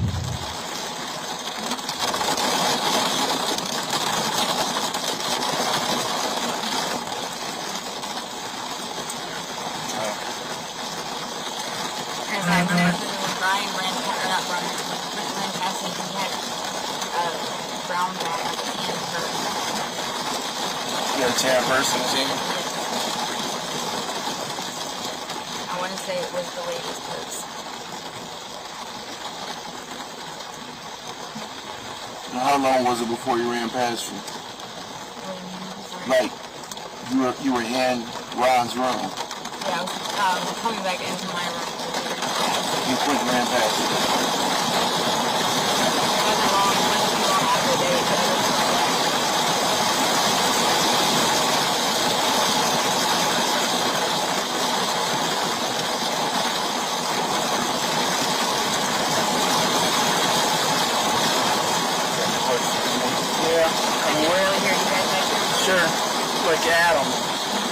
how is he involved with? So I know you said Brian and Brian's girlfriend, right? How is Adam involved with these two? Does Adam live here? Does he? Who was he visiting? So you grew up with Adam. I haven't seen him in a couple of years. Does Adam typically carry a gun? I've never known him to until now, which I. What do you mean until now? I've never known him to carry a gun. I never told me he ever did. You said until now, like recently? Like, when did you see Adam with a gun? When he first got here. Tonight? No, he's been there. Ms. McClain, did you hear the answer you gave to the detective when he asked you, when did you first see Adam with a gun? Yes, I did. Can you repeat what you said? I said he had one, but like I said, it was so long ago, I can't recall everything that I said in my police report. And a lot's happened since then, so. Earlier you said you didn't see anyone with a gun, correct? Yes, I just did that. Prior to the incident, correct? Yes. In this statement, is it safe to say that you just said, or did you not just say that you seen Adam, right, with a gun when he first got there? Yeah, what, a week, 2 weeks prior to that? Yes, but I never seen it after that. Prior to the incident? Yes, he was there 2, 3, maybe 2 weeks before you even came. Okay, so it's safe to say since he's been in your home that he had a gun? I seen it the one time, and I didn't see it after that. Okay.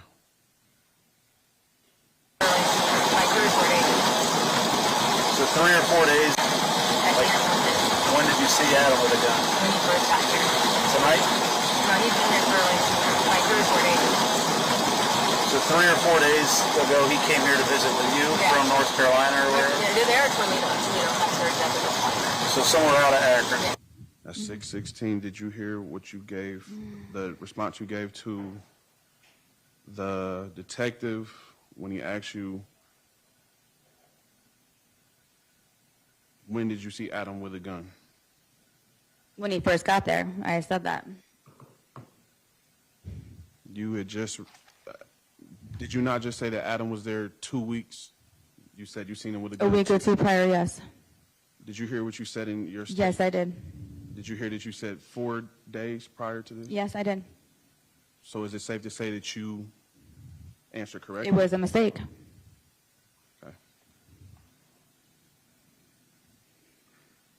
So it was a mistake that you said to the police that Yes. you seen him 4 days prior Yes. with a gun? Yes. A lot happened that night, so He's it here. wasn't to your liking. Just want the truth. Visiting you for 3 or 4 days. You've known him since you were 10. And then 3 or 4 days ago, he brought a gun. Do you know what kind of gun? No, I don't. Was it a handgun? Yeah. What color? What's it? Silver? Silver? How big? Good, silver. How big? I don't, honestly, I don't know about this big. I don't like guns, so I'm just going to get it in my house. Did you ask him about it? Like, why No, do I you have this didn't. gun? I didn't ask him. Did you see Adam with the gun today? Yes. What was he doing with the gun today? It was underneath my, like, it's in by my towel. So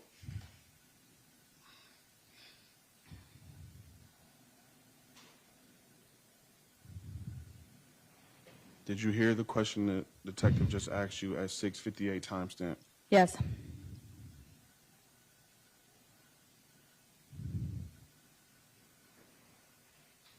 Can you repeat what he asked you? He asked me if I seen Adam with a gun that day.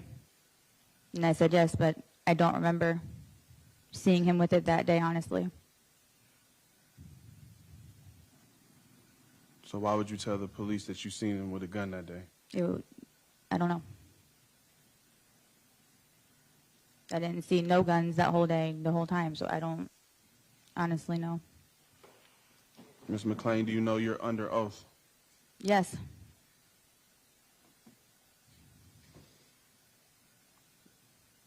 Your Honor, I'd like to play it back one more time.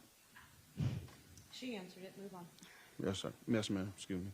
the bullets and everything out of there. Like the where the tipping truck is out of it. Was it like in a box, or was it in like a holster, or what? It was just out, like just in the open? Underneath my couch, under my couch. Is it still underneath the couch? I don't know. That's the last place I seen it. The couch that got the bricks under? They all got bricks under them. So the couch the one closest to your room. Yeah, that's the one that the corner over by the stand is where he was at. So like the closest to your room? Yeah. So where would, if you were sitting closest to your room, would the gun be by your room? The TV, there's a table stand in the corner of the room when you walk upstairs. There's one in both sides of my living room by the TV. Okay. So it's the stand on in the corner over the picture. Yeah. Ms. McClain, is it safe to say that you not only seen the gun that day, but you also seen what he was doing with the gun? No. I didn't see what he was doing with the gun. Did you not hear your answer that you just gave to the detective? I said that I seen the gun, but I didn't see him doing anything with it.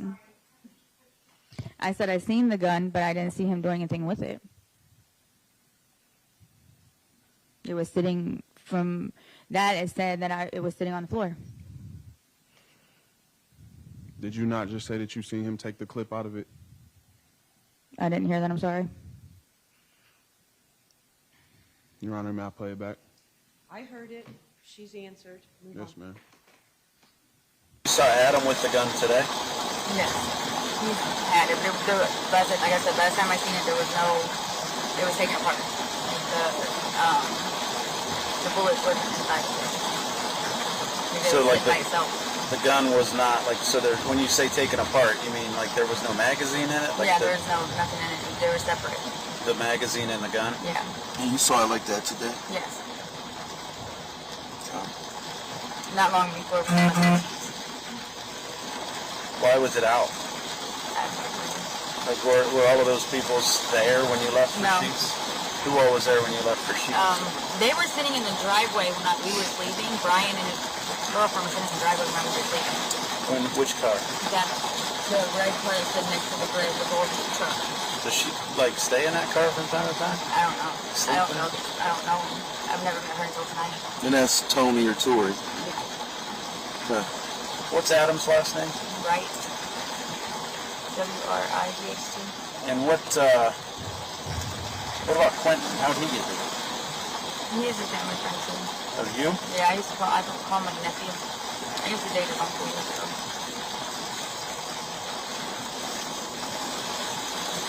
Was he here when you guys went to Sheets? Yes, he was. Adam and Quinton were there. And Ashley. Ashley, Quinton, and Adam were here. Brian and his girlfriend were outside when you and Ron left for Sheets. And when you guys came back, was that they were all inside then? But Ashley was still in Ron's room. You and Ron went into your room to hang lights. And everybody else was out like in those main two rooms.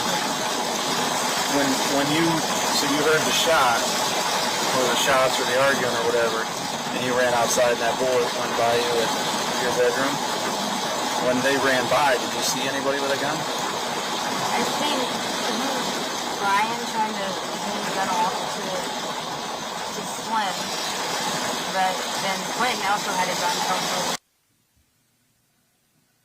When the detective asked you, did you see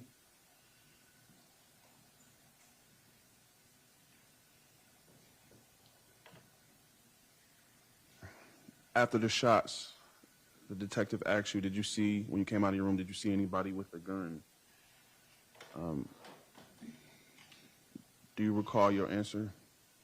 I saw you and Quinton and you and Brian wrestling, and I heard Brian say, "Take this." I don't know what it was. And then Brian or Adam shut the door on me.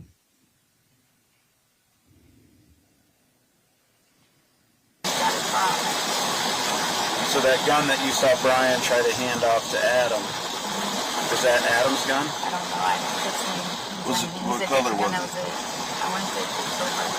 Was it a handgun too? Yeah, I think it was a little bit smaller.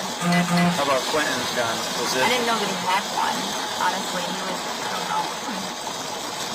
Yeah, I just didn't know that he had one here. I don't have to see him with one. Quinton. Never seen him with one at all. But after, when you ran out, then you saw Quinton with one? I seen him with the purse. I seen when I opened the door, I got a glance, and that's when I shut the door back. A glance of what? Of him over by the wall, Which wall? where there's a hole in my wall. You By saw the door. Quinton right there? Yes. And Quinton, did he have a gun? Yes. And that's when I came back in the door and shut What the door. color and was his shut gun? the gun. It was silver. So everybody has silver gun. Yes. That I remember. Was the gun that Quinton had the same as you saw Adam with? I'm not sure. Did Quinton threaten you not to open the door? Or? No, I just got scared and then shut the door back, and then that's when the bullet came flying through the door, or the wall. At 21:25, a timestamp on the video, they asked you if Quinton threatened you with the gun. Do you remember your answer? Yes. And what was it? No, you didn't directly threaten me. No, you did not. But you pointed in my direction when the first bullet went through my wall.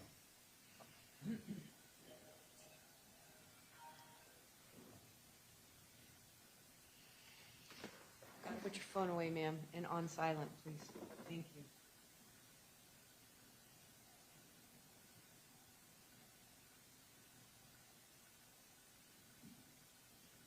So you're stating that I threatened you, I never stated that you threatened me. or I pointed the gun at you. You did. It was in my direction. May I ask why you didn't tell the detective this at the time of this interview? Again, everything happening so fast and a lot just happened. A girl was just murdered in my house. I'm a little messed up from it all. Still am.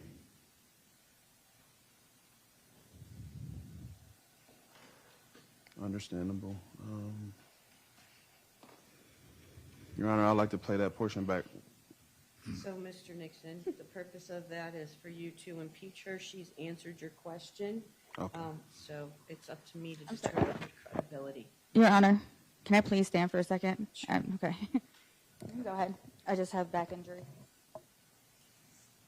After you heard the initial shooting? Yes. So you said Adam was the first one out of the house? So at what point did you see Brian try to give Adam a gun? When he was trying to get through the door. What door? The back door. The slider? He was yelling at him to take the gun. And at that point, Brian had the gun in his hand? Yes. And then did Adam take the gun from him? No, I didn't see. I shut the door back. I don't know. And then when you came back out, then you saw Quinton with a gun? Or did No, you, when I first opened the door. when that bullet went by you? When I heard the tussling, I opened the door, and then I seen Quinton with the gun, and then I heard Who was tussling? I want to say it was Quinton and the girl. And then I think I seen Brian go over, and I shut the door. And that was in the beginning before the shots? Yes. And is that when you heard someone yell, "Get off of her"? Mm-hmm. So were you thinking that was probably Brian telling Quinton, "Get off of her"? I'm thinking so. And then, So I was trying to hide in my closet. how much time between that and did you heard the shot go off? Not long after I shut the door, because it So, came like, through the door. Seconds? Yeah. And then you reopen the door. You see Adam run by. You see Brian try to hand the gun to Adam? Yeah, I heard them tussling, like I said, and I went to open the door. Slim was running by, and then Brian was down on the floor. I don't know, screaming. Is this before or after the gunshots? This was after, and they were both all trying to leave. They're out the closet or the door. So initially you just heard them tussling? Yeah. And then you assumed that it was Brian that was telling Quinton to get off of her, because you saw Quinton tussling with her. Yeah, they were kind of like, I guess. Like into it? Yeah. And he grabbed her by the head and that's why I shut the door. He grabbed her by the head? Yes. By her head or by her head? By her hair. I just seen him grab her, I don't know. Was anybody trying to intervene and get him off? Not when I seen Brian get up and go toward him, but that's all I seen. After I shut the door. Why'd you shut the door? I was scared. Of the fight? Yeah, I didn't know when I seen Quinton with the gun and I got scared. So you see Quinton with the gun and pulling her hair? Yeah. And you hear Brian yell, "Get off of her." Where was Adam at in all this? Honestly, I don't even know. I didn't see him. So you close the door, and then how long? You said seconds after you close the door, you hear the shot. Yeah, me and Ronald was by the door, and he shot it when we shut it, and it came through right, like, seemed like past his face because he jumped back. Like it hit him or ricocheted or something. So you heard it was just that one shot at that time or more? I heard like a couple more after that. I heard maybe one before that, and then that one. Honestly, I don't know. My mind's so scrambled. And they was tussling on the couch right by your room? By the door. Okay. So you hear, you see the tussling, you close the door, within seconds you hear the shots. Yes. How much time then between you hearing the shots and you reopening the door? Maybe a minute or two, maybe 3 minutes. So a minute to 3 minutes, you open the door, you see Adam is already in Ron's room. Yeah, he's going out the door. He's going out the door. You see Brian right behind him telling him take the gun. Yes, I want to say Quinton and Brian was tussling on the floor in front of my door. So now Quinton and when I Brian opened the door, that's when Brian got up and took off. When I opened the door back up. So Quinton and Brian are tussling on the floor? If I remember correctly, yes. Do you remember it? Do you remember them tussling on the floor? I remember Brian being on the floor and then him saying that I heard him take it down on the ground. So I thought you guys were here, that's why I opened the door. And he was telling Brian to get down on the ground, Quinton was? No, Brian was telling Quinton to get down. And Brian already had the gun on him. Yeah. Yeah. It was... Sorry, I'm just...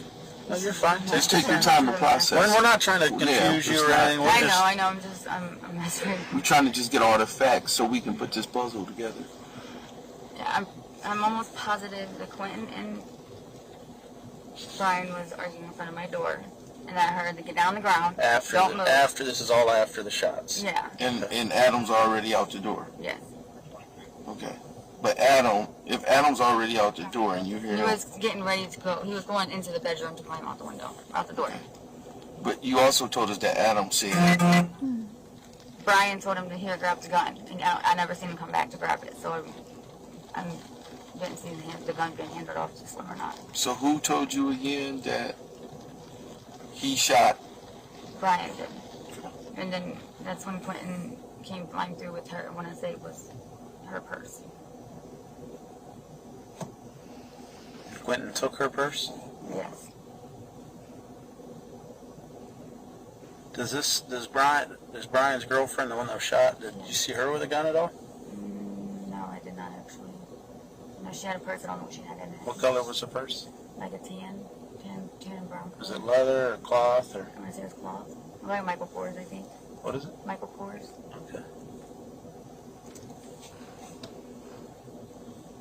So who do you think shot her? I mean, honestly, from the tussle, I would say it would have been Quinton. Because I said he had the gun when I first opened the door. You think Brian wrestled it away from her, or how did he? So. And he was trying to get it, and then that's when I heard the gunshots go off. I don't honestly know who did it. But when you saw Quinton run past you with the purse, he had a gun still? No, I didn't. Brian had the gun. The one that Quinton had? I'm not sure which gun it was. I just seen him trying to hand the gun off. You got these guys' phone numbers? No, I don't know Brian, and Slim is a text now number. And I just had Quinton on my Facebook.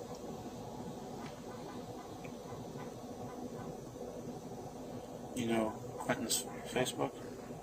It's Ink Goat True. Ink? Ink. Like I-N-K? Yeah. All one word, Goat. Goat, yeah. And then space, True, T-R-U. No, just, no E. Okay. That's Like Quentin. that. Ink, goat, Yeah. true. He's a tattoo artist. Where at? He does it. Does he have a shop or he just No, shows no. up to people's houses? Yeah.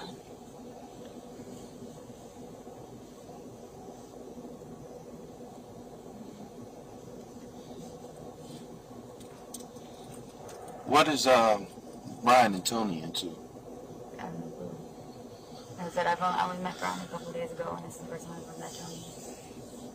The lady. And Slim knows Brian? Yeah, from my understanding, we were good friends, but I've never met him before. Like I said, I haven't seen Slim in a couple of years. So what made Slim just come out of nowhere and visit? He always does. He just comes by to check on me every once in a while when he gets back into town or whatever he's doing. So what brought Brian and his girlfriend? Slim. And how long have they been here? They, like I said, we were gone maybe. I mean, have they been staying here the last few days? No. So they just showed They up just today? visited, yeah. Adam's been here for 3 or 4 days. They showed up today to visit. And Quentin showed up today, or has he been staying here?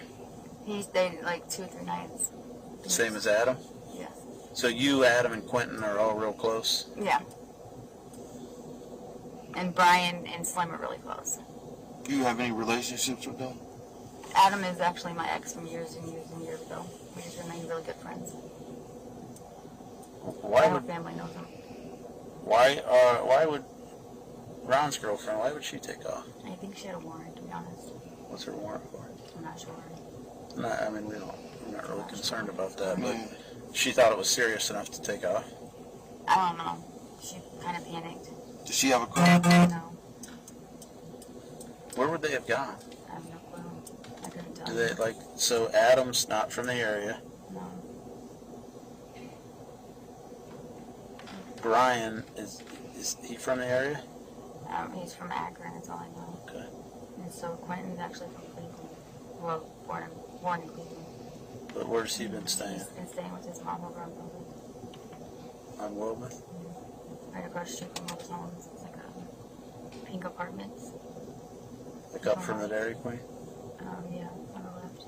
On the same side as Dairy Queen? Yes. I'm not sure. I know there's 2 sets there. But he lives in the pink ones?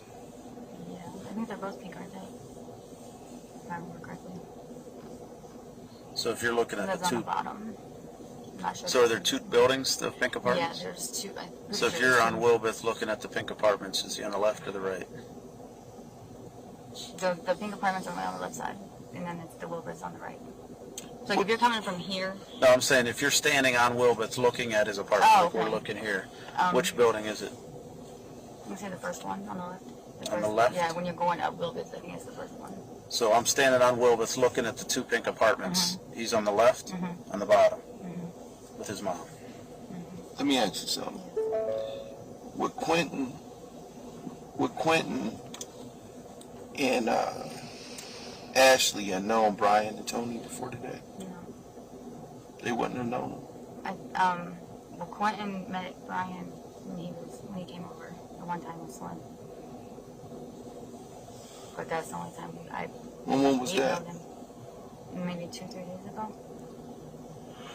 And that's the first time you met Brian? Yes. I mean, I've always heard of him. You know, Slim talk about him. But I've never met him. Now, Angel, we don't care. We're not narcotics detectives. But is this somehow related to dope? Did this girl, Brian's girlfriend, did she buy dope off Quinton? Did Quinton buy dope off her? Not that I know of. I mean, what? I didn't see any change. Do you know if anything. Brian and Toni have having a lot of money?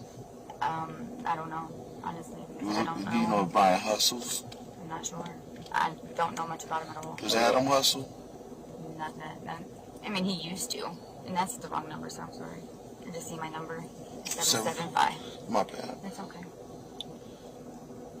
So, Like I said, I don't know what they were doing here. I didn't see if any of that was going on. It must have been before I got here because they wasn't even in the same room with each other. But what about the other day? Could they have? No, they were just talking. And then Quentin and Brian was like rapping. Like having a rap battle. That was it. Because they both rap. I know Quentin does for sure.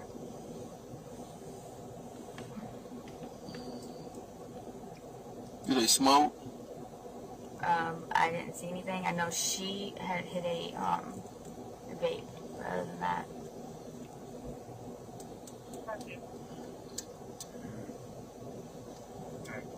Anything we haven't asked that would help us figure out what happened? no, nothing I can think of right now.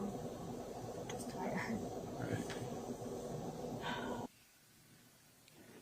Ms. McClain, do you, prior to the last question, he asked you is there anything else that they didn't know? He asked you, do they smoke?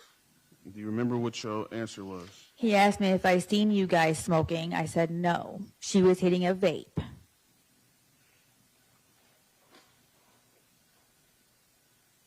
I know Quinton, they all have a lot of tattoos. Like, a lot. I don't know if that helps or not. And you have no idea where they might be going? Or no phone numbers for Quinton, Brian, Adam? I have a text now number for Slim, and I have Quinton on my Facebook. Well, he was on my Facebook. And you don't really know Brian or his girlfriend? This is my second time meeting Brian, my first time meeting his girlfriend.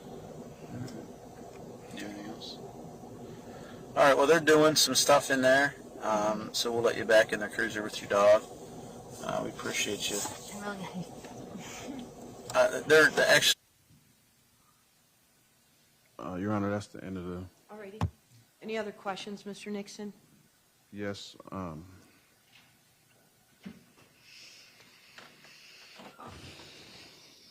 Ms. McClain, you stated that Adam pushed you back in the door when you opened it.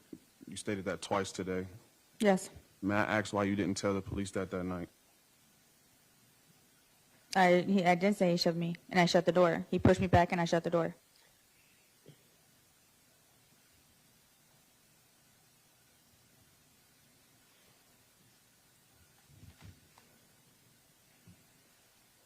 Today you stated that we were all high and getting high and smoking meth. And Yes, sir. Why didn't you state that night when they actually... They asked at the scene at the incident. I didn't see nobody smoking, no, but earlier that day, yes, everybody was smoking.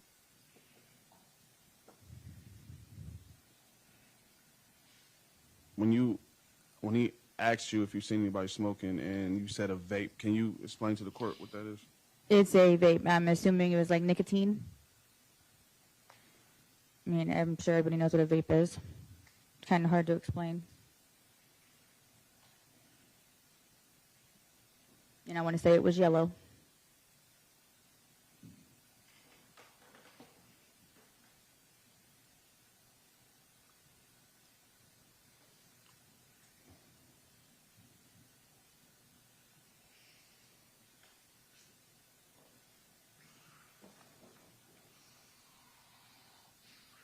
No further questions, Your Honor. Thank you. Any redirect? Briefly, Your Honor. May I sit here, Your Honor? You may. Angel, you were asked multiple times on cross-examination, how was the defendant acting? And he seemed normal. And everybody seemed normal, like everybody was having a good time. And I was going to say normal meaning everyone getting along. Yeah. You said that you saw him smoking earlier that day. Yes, ma'am. Okay. Have you ever seen the defendant high? Yes, ma'am. Were you high that day? Yes, ma'am. You saw your interview. Your interview was all over the place. Would you agree? Yes. Were you high in that car? I would say so, but I mean, if you smoke during the day, it doesn't just wear off. You know what I mean? So, but I hadn't smoked when I got back home, no. Okay.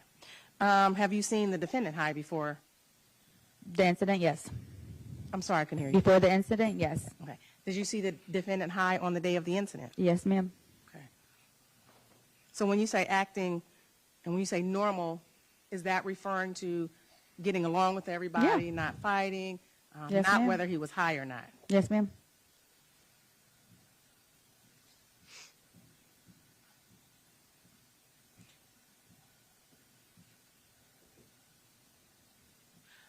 In the interview, you stated that you seen Adam with a gun when he first got there. Is Yes, that ma'am. fair? And then you referenced 4 or 5 days, correct? Yes, ma'am. Is that a correct amount of time that Adam had been at your house? No, ma'am. He was probably there maybe a week or two prior, but everything just is jumbled at that point, you know. You were also asked about the defendant, and you stated in the interview, he was there 2 or 3 days. He came on the 18th, yes. So Now, that's more than 2 or 3 days, correct? yes. So that was incorrect. So your days were off Yes. in the interview. That's what happens when you get high. That's why I've been clean for 2 years. You're not just high, you just saw a jarring deprived. incident. Is that Yes. correct? You were asked in the interview, is Brian known to carry a gun? When the defendant asked you on cross, you said you got that information from Adam? Yes, ma'am. Have you personally ever seen Brian? No, ma'am. Like I said, I just met him a couple days prior. Didn't see him go in my house with one, so. When you were gone with Ron to the store, you were not privy, or you did not have knowledge how the defendant was acting at your house. Is that a fair statement? True. So if he was acting weird or any other kind of way, you would have never known. Sure.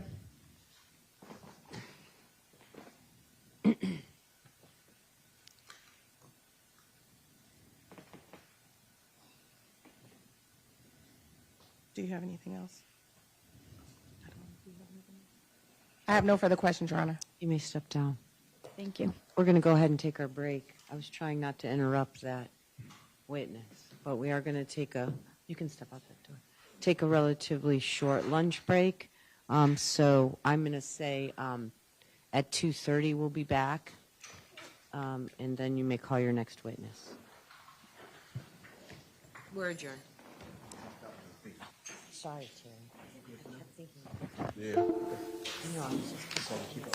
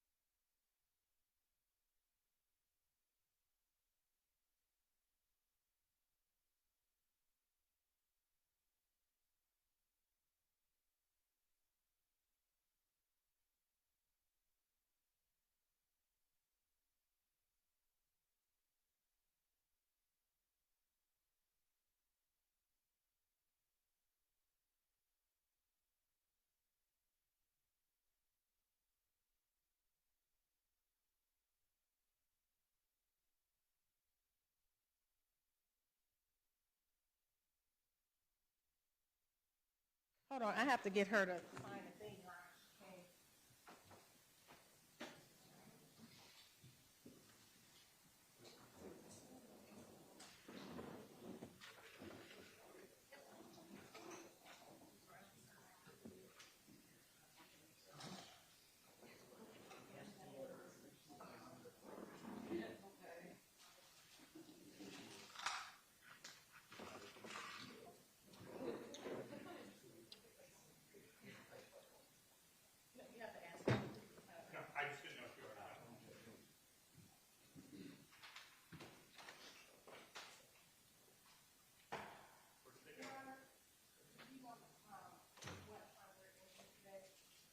Depends how long this next witness lasts.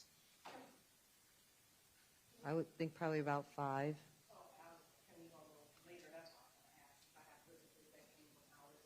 Yeah. But, you know, after 5, other people are on overtime, so, but we'll go to 5 today.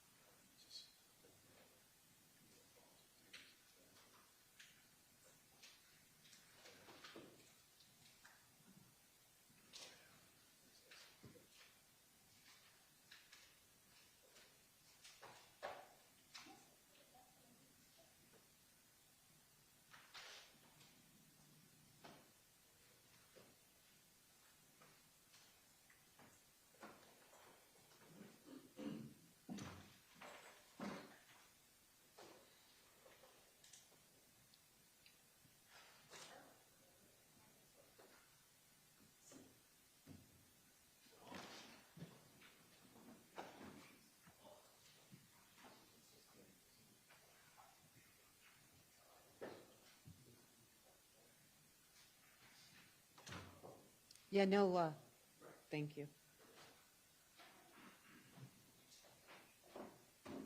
Yeah, I've already told him.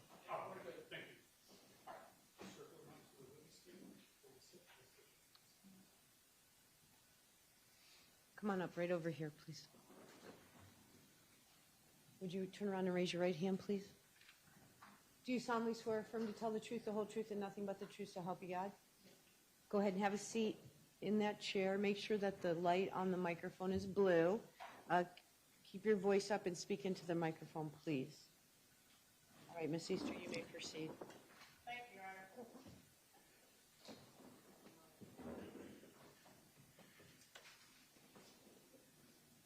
Honor. Will you please state your first and last name, spelling your last name for the record? Ashley Broughton, Brotton. Ashley, how old are you? 36. Are you currently employed? No. Okay. And do you know why you are here today testifying? Yes. It is State of Ohio versus Quinton Nixon. Yes. And what occurred on July 25th of 2022? A murder. Okay. I want to take you back to that time.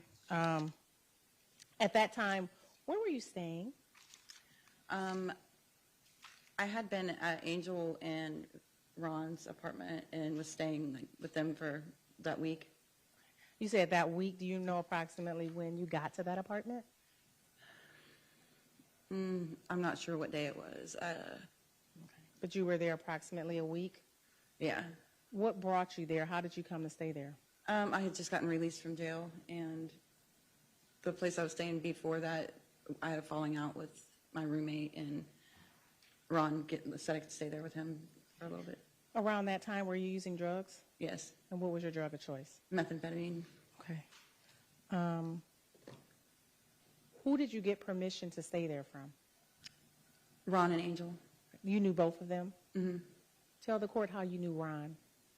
I've known him for a while. I met him through the tap, like the gambling places. Oh. Because he worked there, and his son, and then we've just been friends over the years. Okay. And how did you know Angel?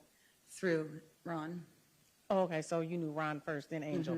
Does Ron have a nickname or go by any other name? Chip. Okay. Is that what you used to call him or normally call him? Okay. Okay, so you had been there approximately a week. Was anyone else there when you got there? There was Adam Wright, which they call Slim, and then Quinton was there, and Angel. There was another girl that would pop in and out, but there was people who was like staying there at the time when I was there. I mean, they didn't leave. Okay. And you said you had been there for a while. Was Quinton, and first, do you see Quinton Nixon in the courtroom? Yes. Will you please point to him and describe what he has on? Orange jumpsuit. Okay. And is he in the first or the second seat? First. Okay. Your Honor, will you let the record reflect the witnesses identify the defendant? The record will so reflect. Thank you. When you got to Angel's apartment, was the defendant already there? Yes. Okay. And how long did you say you were there? I was there for about a week. Okay. And when you got there, he was there prior to you getting there that week? Mm-hmm. How about Adam? Was he there too? Yes. Okay. Did you know the defendant when you got there? No. Okay. Had you ever met him before? No. Okay. And did you know Adam? I know of Adam's family, not him. Yeah, I did. Please explain. I grew up with Adam's sister and his mother, but he wasn't around. I guess he was in juvenile centers or something. So, I mean, I'd heard of him, but I didn't actually meet him until I come up here. Okay. So prior to the 25th, it was you, Ron, Angel McClain, Adam Wright, and the defendant, Quinton Nixon? Yeah, and his uncle was there or somebody. Okay. Was he there off and on or consistently? He had been there off and on, I believe. Okay. What I can remember. But the defendant, he was there was there. consistently? Mm-hmm. Okay. Excuse me. And you stated that back then you were using drugs? Yes. And your drug of choice was meth? Mm-hmm. Were you using drugs at that house? Yes. Or I'm sorry, I keep saying house, at that apartment? Yes. Were others using drugs at that apartment? We all were. Okay. And you say we all were. Did you see people using drugs at that apartment? Yes. Did you see the defendant using drugs? Yes. Okay. And you were there about a week. He was there before you. Did you see him using drugs prior to July 25th? Yes. Okay. Did he use drugs on a frequent basis? We was getting high every day. Okay. Multiple times a day? Mm-hmm. Okay. Have you ever seen someone high off drugs? Off meth? Well, I'll put it that way. Now, you had not met the defendant. Did he appear to be high off drugs? Right, yeah. Why? Why would you say that? You could just tell he had been up for a while. From my experience with him, because he was arguing with people, arguing with everybody like there was stuff going on, and obviously it wasn't. So, like, thinking that conversations was happening that wasn't happening. Okay. So, two things. We can't assume stuff. We can't. So, you said it is obvious he had been up for a while. What made it so obvious that he had been up for a while? Just, I don't really know how to explain that. That's fine. Did you see him sleep? No. Okay. And you were there for a week. Did you see him tell the court about the arrangements in the house? Where would people sleep? He was within Angel's room. Adam was on the couch. Me and Chip was in his room, or Ron. You can say Chip if you like. Okay. We was in his room. Like, nobody was really sleeping. Everybody was just up, but we would bounce around from room to room getting high. Okay. Do you know who brought the drugs? Was it community drugs? They were there. I don't know. So if one person had drugs, they would share and everybody would smoke? Mm-hmm. Would you smoke by yourself, together? Together. You said what? We all smoked together. Okay. Where did you smoke? In Angel's room, the living room, and Chip's room. All over the house, pretty much? Okay. You had said that you made reference of conversations that weren't had, or will you tell the court what did you mean by that in reference to the defendant? Thinking people was talking about him or out to get him. How did you know that? What did you see to lead you to say that today? There was an argument between him and Adam the one day that I was there, and that's what the argument was about. And then the night that all that had happened, there was an argument, and everybody kept trying to get him to leave to go home to go to bed, but he wouldn't, and because his uncle was leaving that night too, and he thought everybody was out to get him, I guess. Okay. And when you say everybody, who is everybody?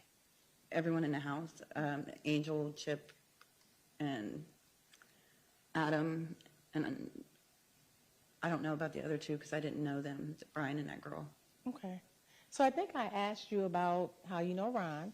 I asked you how you know Angel, Adam, the defendant, and you said you don't know that girl and Brian. Yeah. Okay. When did they come over? That night that it happened. Okay. And so let's turn to that day. July 25th of 2022, you were at the house. You woke up that morning. Can you tell us about your day? Me and Chip had went to the store down in Canton and got back later that evening, and then we had took his uncle or something to get a cell phone cord too, because they didn't have a phone cord to charge their phone or something. So we went to Barberton to get that, and then they was trying to sell a trailer, some type of pull-along trailer, and so I was trying to find somebody for him to buy that. But I mean, pretty much we just hung out in the rooms and was getting high, and then Angel was trying to do something in her room. I don't know if it was hanging lights, or I can't remember exactly what it was. She was trying to hang up something, so Chip was over there helping her hang it up. And then that's when the other ones had showed up, Brian and his girlfriend.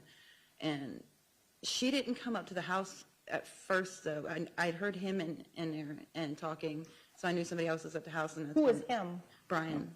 Okay, you heard Brian talking? Mm-hmm. Okay. Yeah, they was having a conversation in here about some app. Let me ask you a question. When Brian and Toni came over, was Chip and Angel McLean at home? Was they what? Were they at home? They had left to go somewhere, but I don't know if they was there at the exact time that them two had gotten there. Okay. What were you doing when they got there? I was in Chip's room. Okay. Mm-hmm. Did you see them come in? No. Okay, you were in the. Did you stay in Chip's room a lot of the time? Mm-hmm. Okay. All right, so they got to the apartment. You heard someone out in the living room talking, and you said she did not come up at first? No, it was only Brian in there at first because they was talking about an app. And I had heard them talking about this app, and that's when I went in there and told them about an app that I had knew that I had put in on my ex-boyfriend's phone. Do you know what kind of app it was? Whistle or Whisper or something like that.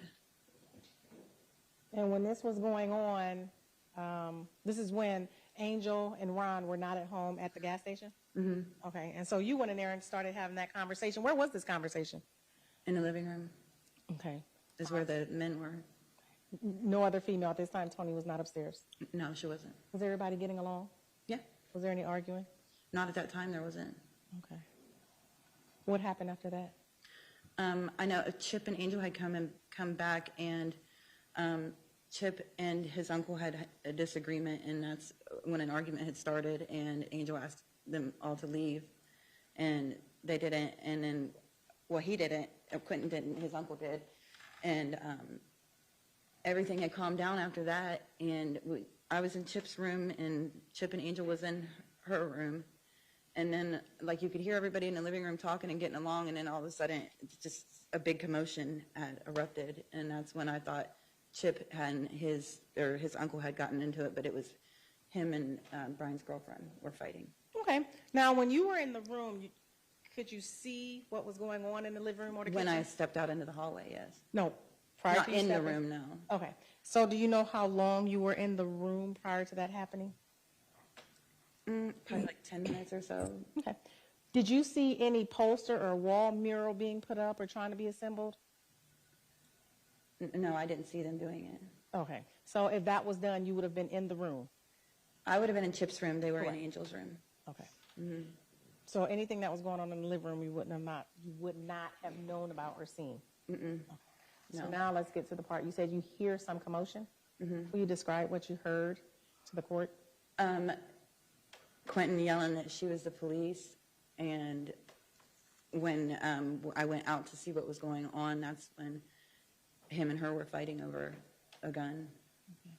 Where did you go to see what was going on? Just like straight out of the bedroom. Like there's a bedroom here, and this little hallway, and then a bathroom. Well, I went into that little hallway type thing. Okay. Describe for the court exactly what you saw. Quinton and Brian's girlfriend wrestling over a gun, and who had the gun? Quinton did, because I couldn't really see too much of it, but he had the gun, I know, but her hands, I don't. Okay. Okay, let's just slow down. You said the defendant had the gun. And you tell how he was holding it. Was it up, down? Was it pointed at anyone? It was kind of just everywhere. Okay. Because, I mean, they were fighting over it, so. Was anyone saying anything? He was saying that she was the police, and somebody else, I don't know who it would have been, but they yelled, "No, she's not." Okay. Where was everyone else, meaning Brian and Adam? Did you see them? Brian was on the couch. I know Adam was in the kitchen at one point, but I don't know where he would have been at that time, if he was still on the couch in there or not. But I know. Did you see Adam? No, I couldn't see Adam. Okay, I so see you don't know Brian where he sitting was. on the couch, not doing anything while it was happening. And you said Brian was sitting on the couch when you went out to look, not doing anything while it was happening. Okay. And you don't know what Adam was doing because you could not see him. Right. Okay. How long do you think you stayed in the hallway? Not long at all, because the gun started going off, and I went and ran into Angel's room with them. Okay. Did the gun shot go off while you were in the hallway or after you were in the room? While I was in the hallway, because Angel's yelled, "Get in my room," and that's where we went to. Okay. Oh, so did Angel go in the room prior to you? Excuse me? Did Angel? No, Angel was still in the living room before I went in there. She yelled to get in the room, and then I just ran in the room, and she wasn't far behind me. Okay, so you went in Angel's room first. Okay. Where was Ron? Ron ran in the room, too, and went in the closet. Okay. And you said he ran in the closet.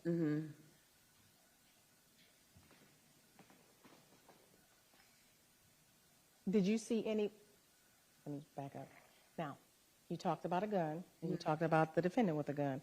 Prior to that day, that moment, had you seen the defendant with a gun prior to that? No. Okay. Did you see anyone else in the house with a gun? Adam. Okay. When did you see Adam with the gun? When I first got there. How were you able to see Adam with the gun? Because he was like would just flash it around or holding it and stuff, and then like it would be out on the couch in front of him in his pants, something like it was visible. Okay. At any given time, did Adam ever threaten anybody with a gun while you were there? Not that I'm aware of, no. Okay.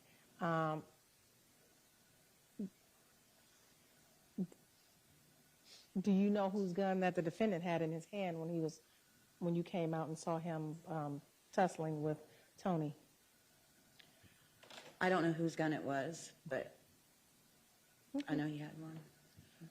When you came out, can you describe that gun that he had tussling with Toni? What did that gun look like? It was a smaller handgun. Where were they when they were tussling? In front of the doorway, like that goes outside. Like there was the couch there, and then there's the door, and it was like right there. Once you went into the bedroom, and you said that Angel came in next, then Ron. What happened after you got in the bedroom? Quinton had ran into the room and he was freaking out, and Angel yelled at him and told him to get out of the room, that he looked like the devil. And then he had went back into the living room, and then you could just hear stuff. And then Adam had ran into the room, and I can't remember what all he was saying, but like everybody was just freaking out after what happened. Okay. And then they left. They ran and jumped off the back balcony. Were there any other shots once you all got in the room? Once you Ron? There was another gun that had went off, yeah. Okay. How many shots did you hear? 5, maybe 6. I can't really remember. Are you familiar with guns? A little bit. Yeah. Okay. Do you own a gun? No, I don't own a gun.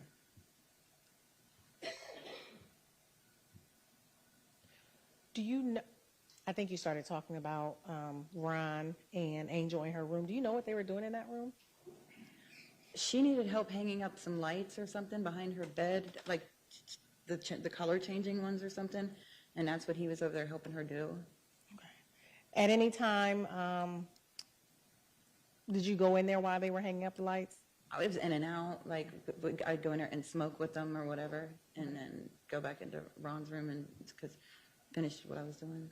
Did you see the method they were hanging up the lights? Like, were they using any tools or?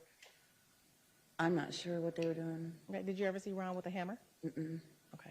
Did you ever see Ron go after the defendant with a hammer? No. While you were there, did you ever see Ron with a machete? No.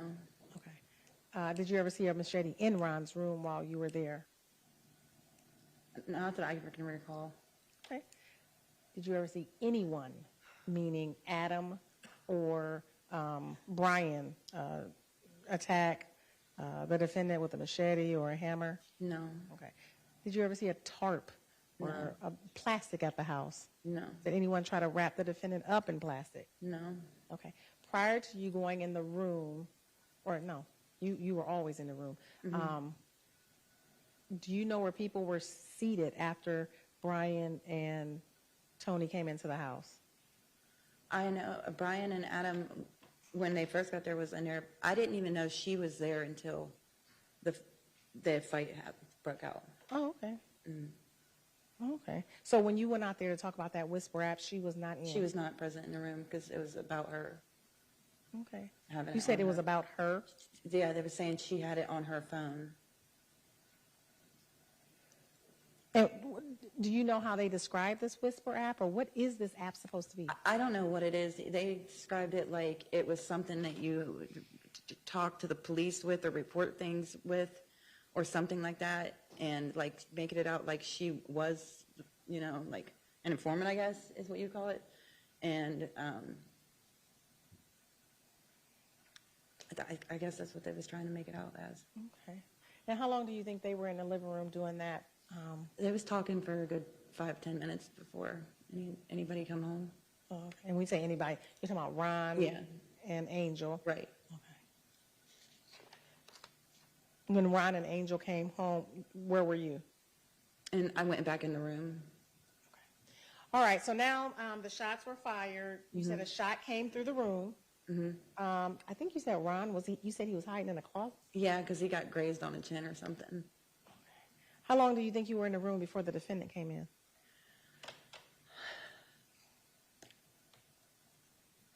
I don't feel like it was very, I don't know. It couldn't have been that long because everything happened so quick. How was he acting? What was his demeanor? He was scared, like what just happened. Okay. And how long did you think he stayed in the room? Just not long at all. What happened after he left? He ran into the living room, and from what I could hear, the men had jumped him. So. Okay. Mm-hmm. Did you see it? I had seen a little bit from where the hallway was, but like you couldn't see much. And when you say the men had jumped him, how? Are you saying that from what you heard and No, what you like believe they happened? jumped him or whatever whenever he went to go out of the room. And after that, I just heard what had happened because you could hear like a gun smack off somebody. Okay, so a gun hitting someone's, you believe, body, face, head, whoever? Okay. Yeah. Okay. How long did that last, you think? A few minutes. Okay.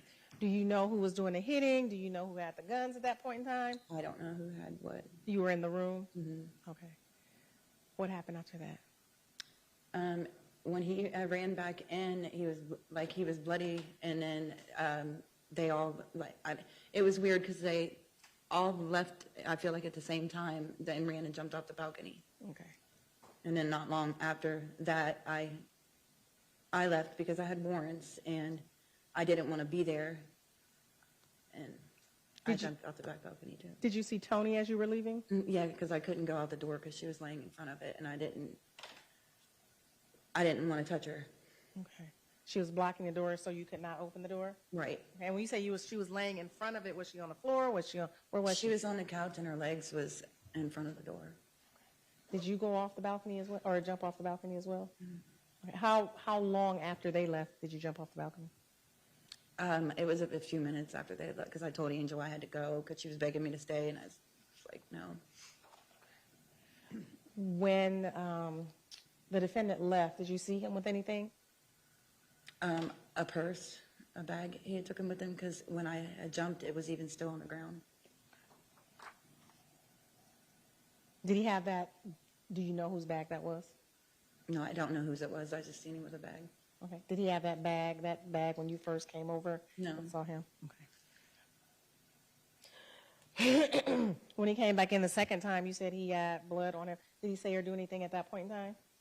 He was begging Angel for help. Okay. Mm-hmm.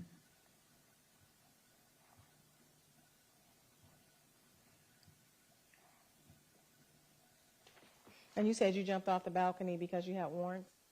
Yeah, there was drugs there. The girl had got shot, and I just figured it was going to end badly.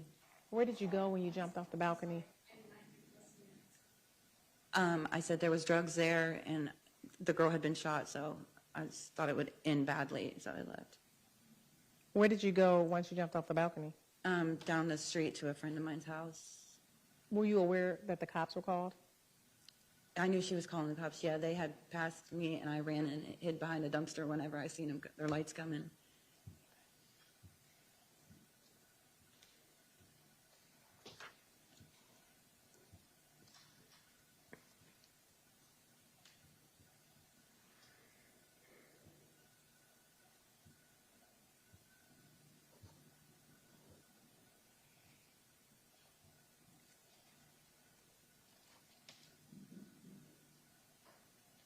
When you went, before you left, you saw Toni on the couch. Mm-hmm. Can you describe the living room at that time?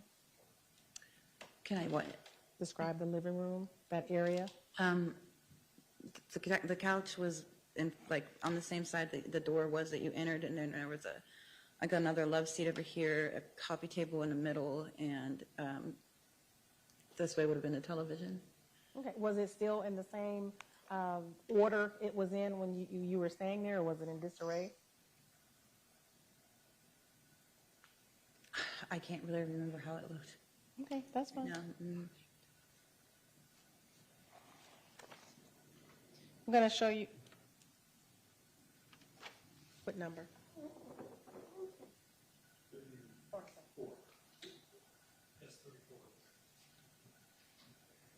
I'm going to show you what's been marked as State's Exhibit number 35. No, 34.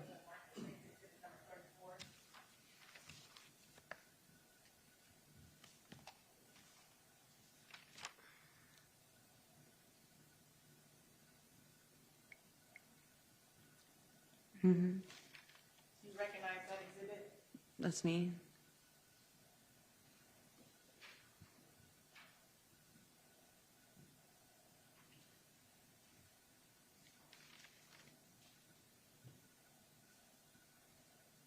I think you have to turn the thing back.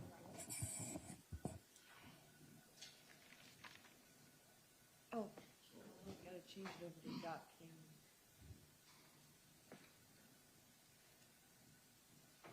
There we go.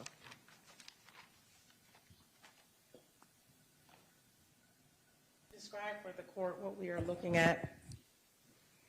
You could turn, you have one in front of your face. Oh. You could turn it around. It's on a swivel. Go ahead and swivel it towards you. That's when I had threw my bags down and jumped off the balcony. There are 2 bags on the ground. Are both of those bags yours? 2 of the bags is mine, and there's actually a third one. So, because I had 2 bags that night, there would have been a third one, and that one, the third one was not mine. That was already there when you jumped down? Was that the bag that you saw the defendant leave the house with? Mm-hmm. Did you notice if he had a gun with him or not when he left the house? I'm not sure. I'm going to play for you what's been marked as State's Exhibit number 35. Can you play that clip?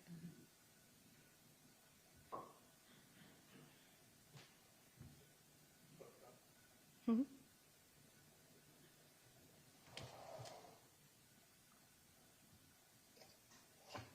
The clip of her. What do you? So you need it back to click, Shirley?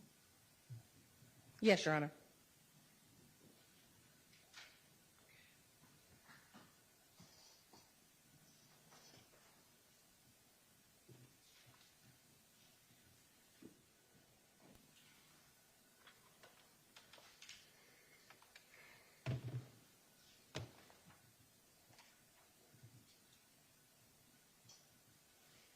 Okay, while that is coming on, that's going to be exhibit number 35. I'm going to ask you a couple more questions.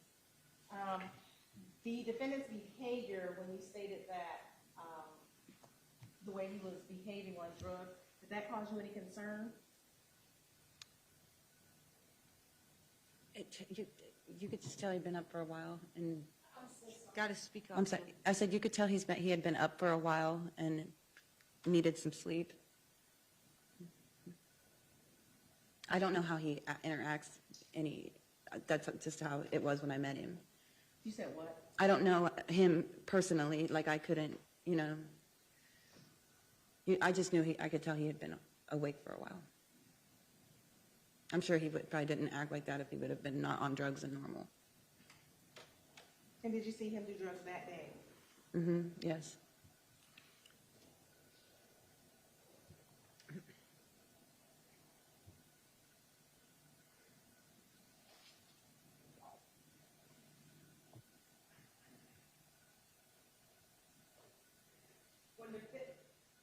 When the defendant was yelling that she is police, did Toni respond or say anything? I don't remember hearing her really say anything at all. Do you remember how he had her up against the door? Was it by her arms, scared? I don't know. They was just wrestling. Yeah.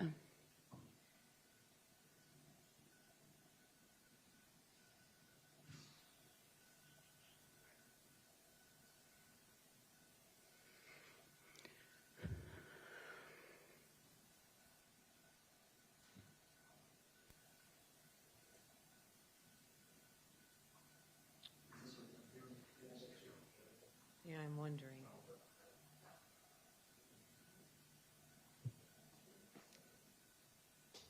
Seems like you should be able to have 2 devices plugged in at the same time.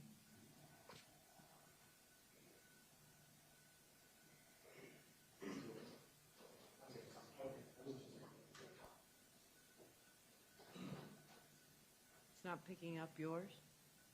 It's not giving us an option. This one's off. It doesn't give you the option to what? To switch to the court here, it's not blowing up. Ken, message, call be in court back.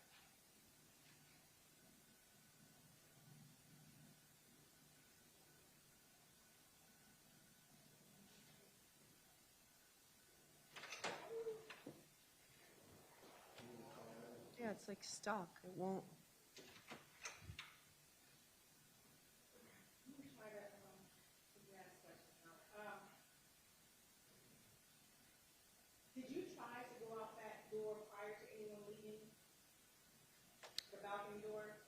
Yeah, and it wouldn't open.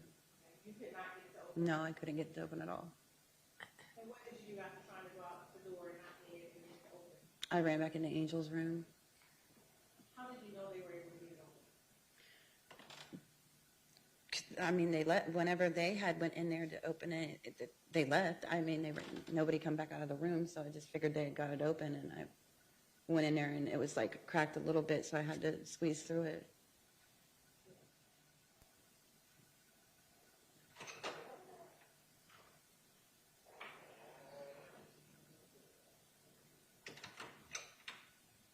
To the best of your knowledge, you were the last person to leave out that balcony? Mm-hmm. Not Yes. the balcony off of Grimes, correct? Yes.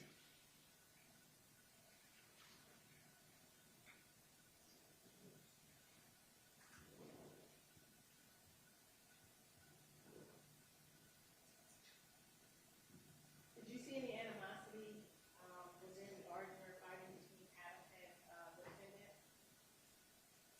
Whenever I had first arrived there, it seemed like they was having a little bit of an issue of some sort.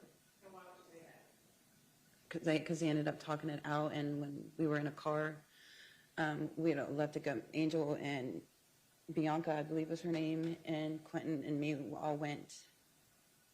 I can't remember where we went to that day, but we went somewhere, and they were all talking about Adam, because Adam was an ex-boyfriend of hers, and I know him, Quinton and Angel were a thing at that time, I guess, and she was just telling me he needed to calm down about it.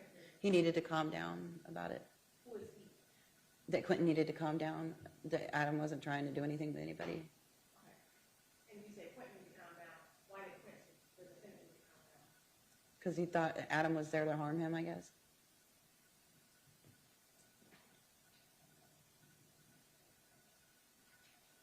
And when you say calm down, how is he acting?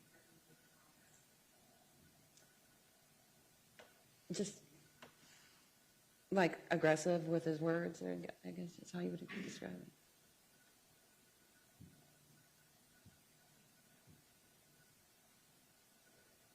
And you, like you said, you didn't know the defendant, correct? Right. And you don't know Toni. Right. No. So you have no dog in this fight, so to speak, one way or the other. Yeah. You're just here to tell what you saw that day. Mm-hmm. At the time you saw the defendant with Toni up against the wall, you said he had a gun. Mm-hmm. Did anyone around him have a gun at that time? Not that I could see. I mean, And how quickly did you hear the gunshots? it seemed like pretty quick once they started fighting.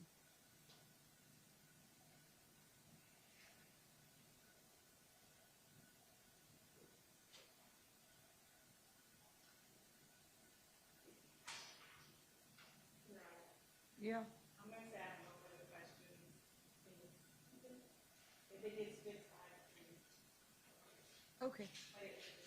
Thank you very much.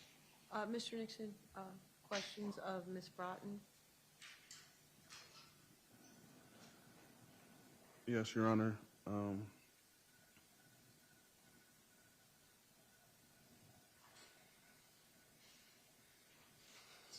Ms. Broughton, you testified today stating that we were all high and getting high, correct? Yes. You also testified that you don't know who brought the drugs, correct? Excuse me? You don't know who brought the drugs, correct? Correct. You also testified today stating that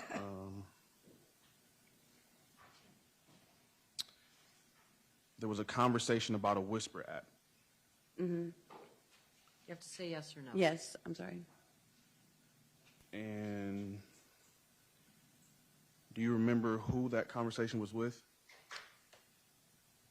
Brian, Adam, and you, and that's when I had come in and said something about another app that I had knew about. It was something that you could put on somebody's phone.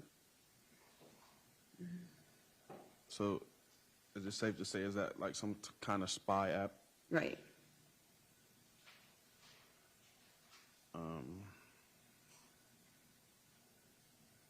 You said prior to that, days before, I was yelling at everyone, starting fights, basically verbally. Not physically, but verbally. It was like just an aggressive manner of speaking. I was, yes. Do you recall what I was saying? I cannot remember what all, no. It's,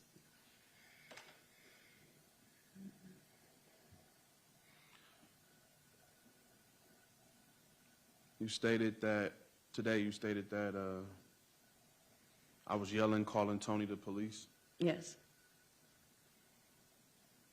Did you hear me say that I wasn't the police? Yes. Do you know, or do you have any reason as to why I would say that? You may answer if you know. Excuse me? You may answer if you know. I don't know.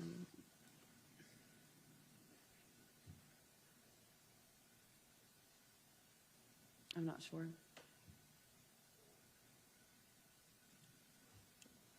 You also testified today that you said you seen Adam with a gun prior to the tussling of me and Toni Westover. Yes. And you also testified and stated that another gun had went off. Yes. So are you saying that both guns went off? Yes, there was 2 different guns that had went off.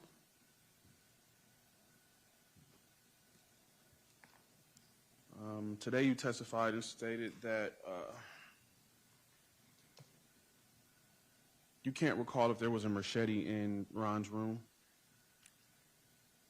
I can't recall it. I'm not real sure what was all in his room. Is it safe to say that that's where you were most of the time you were there?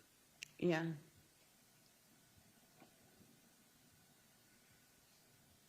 You also testified and stated that the conversation about this Whisper app was about Toni prior to her being in the apartment, correct? Right.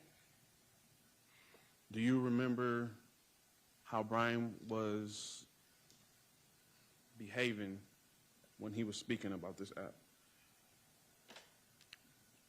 It would have been like he felt like she was working with the police.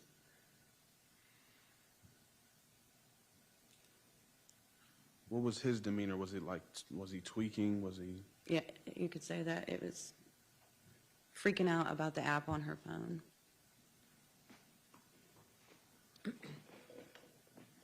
Brian came in the home first, correct? Yes. And then Toni came in later. At some point, but I didn't see her come in. I never met her. Okay.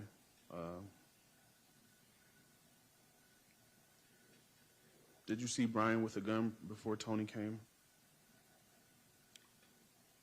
I don't recall seeing him with one, no. I know Adam did, but I don't know about him. Was Adam's gun, where was Adam's gun at before Toni had came upstairs?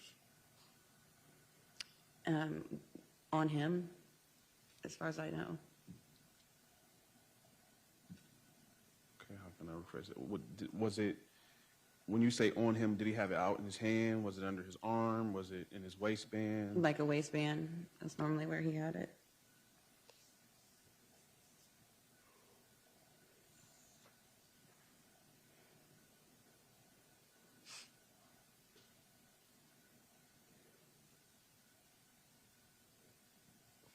You stated that I was jumped by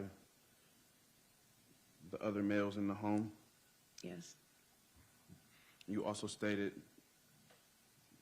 that you didn't see me get pistol whipped, but you heard it. Yes. Were there any shots fired during that time that you heard me getting pistol whipped? I can't remember. You testified today and stated that I was bloody. Yes. Could you state for the court where I was bleeding from? Your face. You also testified stating that I was begging Angel for help. Yes.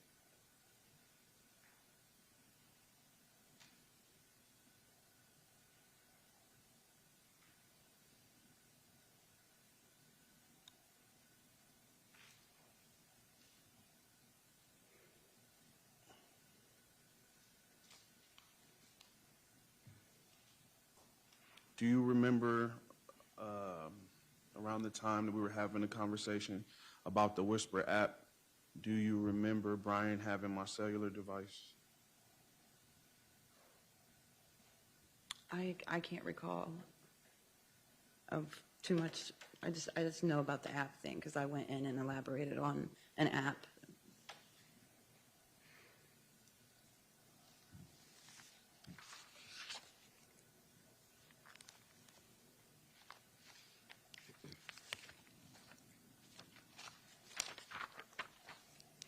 Just to clear state for the record, you stated you seen me with a gun. At the time that you guys were wrestling, yes. Did you see me shoot? I just know the gun went off. I don't know whose hand it was in. I just know it went off. That's because that's when I went into the bedroom when Angel yelled at us to go into the room.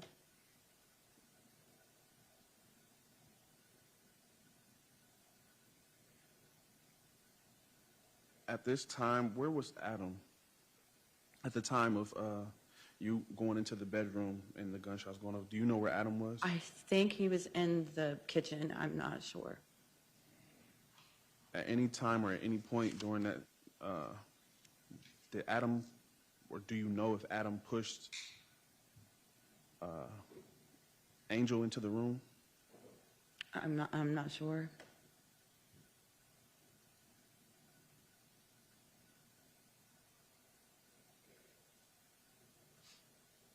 Prior to this incident, do you have any knowledge of Brian? No, I didn't know him at all.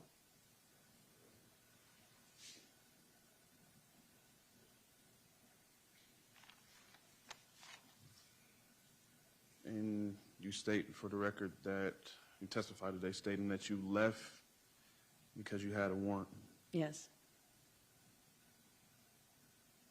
You also stated that you've seen me leave. Mm-hmm. Yes. Did you see me with a gun? I can't say that I seen you with a gun. Did you see me with a gun when I left? No, I don't know. I just seen a bag. Okay.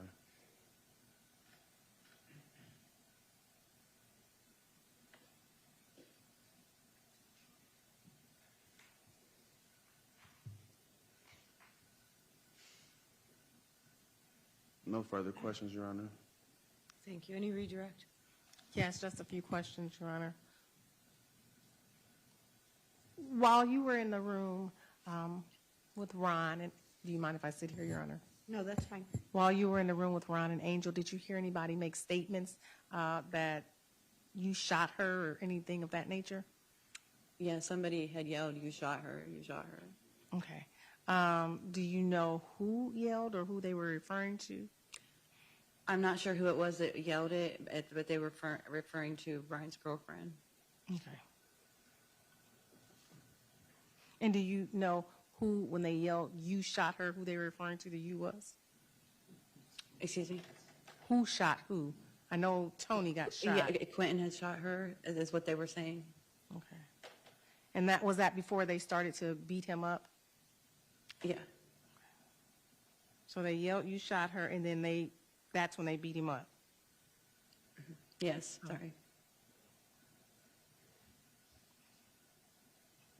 And after that, is that when he the defendant ran into the room, asking for help, looking scared? There was 2 different times he had ran in there trying to get Angel to help him. Okay. One time was after?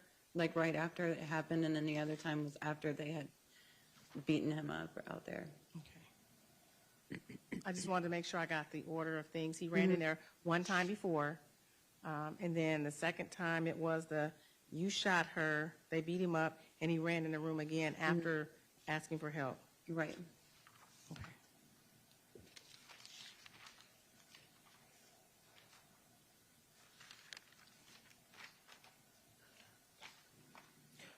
When he came in the room asking Angel for help, what did Angel do? She was just yelling at him to get out.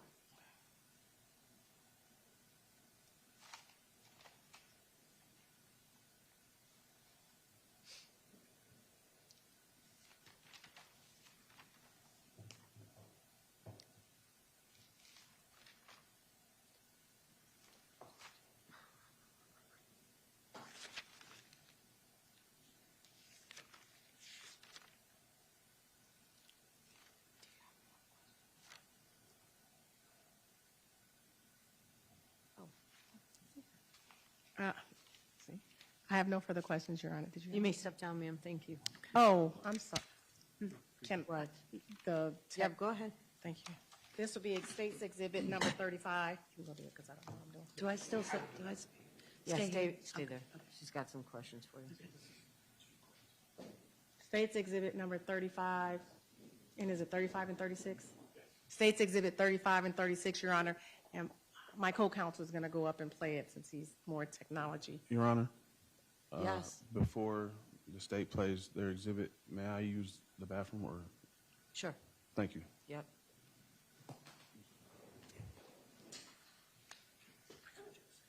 Okay.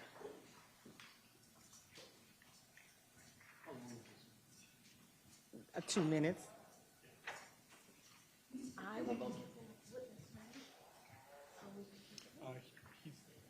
Hey, Felicia, he's up in- Lost all control.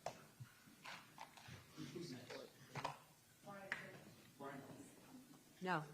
Everybody, no.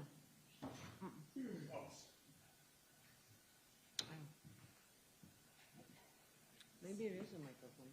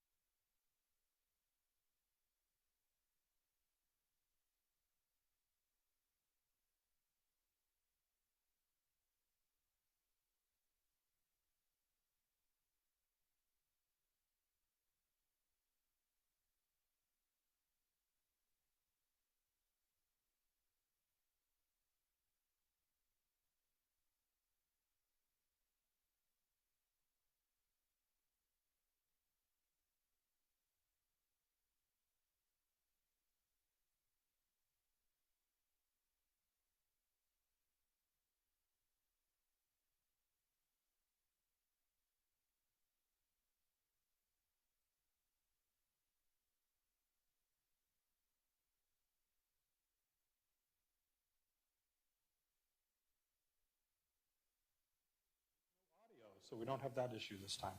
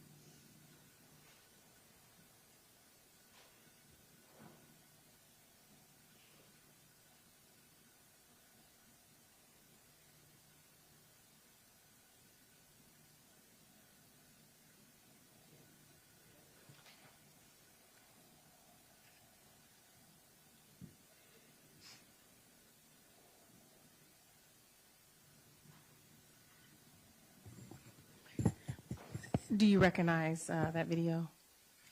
And is it fair to say that's you? Is that a fair and accurate representation of you jumping off that balcony that day? Yes. And there was a purse on the ground, as you stated, prior Yes. to you dropping your 2 items. Yes. Okay, and that was not yours? No, it was not. And that's what you saw the defendant leave with?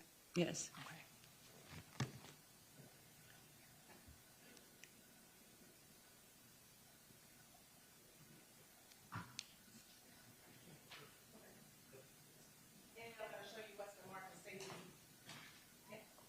I'm going to show you what's been marked as State's Exhibit number 38. 38?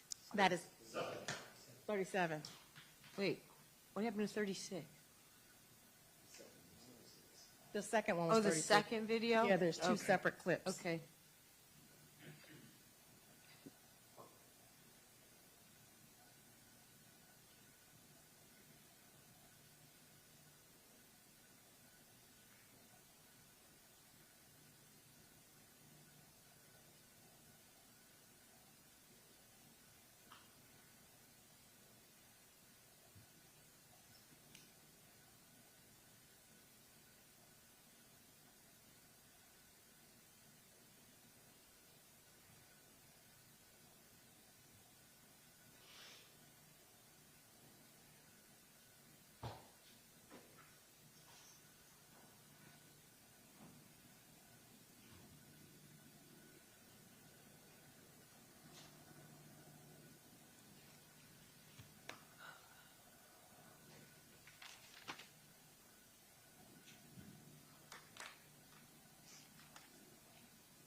All right.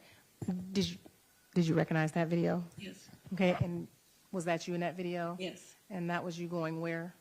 To my friend Rick's house. Okay, and that's when you said you saw the officers pass you by, and I believe you said you hid behind a trash can. Yeah. Do you have any other questions? You have any other questions? I have no further questions, Your Honor. Thank you. Mr. Nixon, do you have any questions based on those limited questions regarding the videos? No, Your Honor. All right, thank you. You may step down, sorry. Call your next witness, please. State calls Brian Fielders.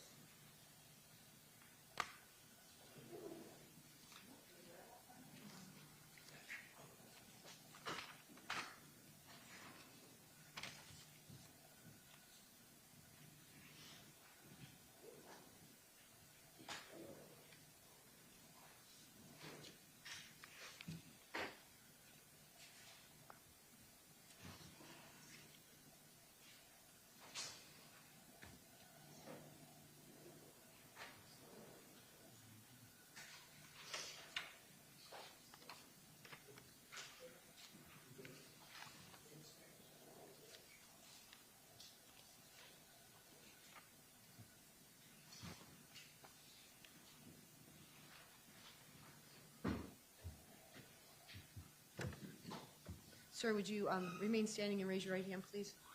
Do you solemnly swear or affirm to tell the truth, the whole truth, and nothing but the truth, so help you God? Go ahead and have a seat. Keep your voice up, speak into the microphone, please. Gotcha.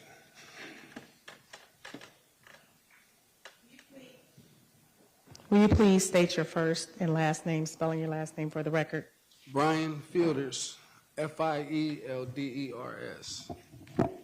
Brian Fielders, how old are you? 37. Are you currently employed, Mr. Fielders? Yes, ma'am. Okay, and where are you employed? I have a LLC in construction. And do you know why you're here today? Yes, Can you- ma'am. Okay, I'm sorry. Can you, for right now, swivel that TV in front of you? Thank you, just so I can see you. Okay, why are you here today? I'm here to testify on the behalf of Tony's murder. Okay, so you're here about what happened on July 25th of 2022? Yes, ma'am. And you said, you brought up a name, Tony. You know an individual by the name of Toni Westover? Yes, ma'am. How, at the time, July 25th, how did you know Toni Westover? She was my girlfriend, a childhood sweetheart. Right, and how long had you been dating Toni at that time? About 7 months, 6 months. Okay. How old was Toni? Tony at that time was We say 31. Okay. Did she have any children? Yes, she had a daughter. Okay. Was she employed at that time? Yes. And where was she employed? She was in the medical field, like a nurse, kind of. Can you tell me a little bit about Toni? How was her personality?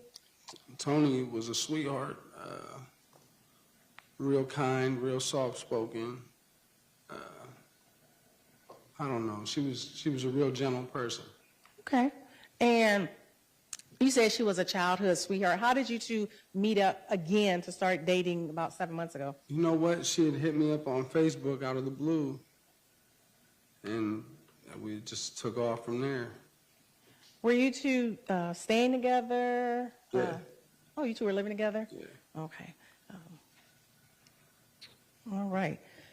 Were you familiar with her family? Was she familiar with your family? Yeah, I know her family a little bit, her mother and her sister. Okay. Now, let me take you back to July 25th of 2022.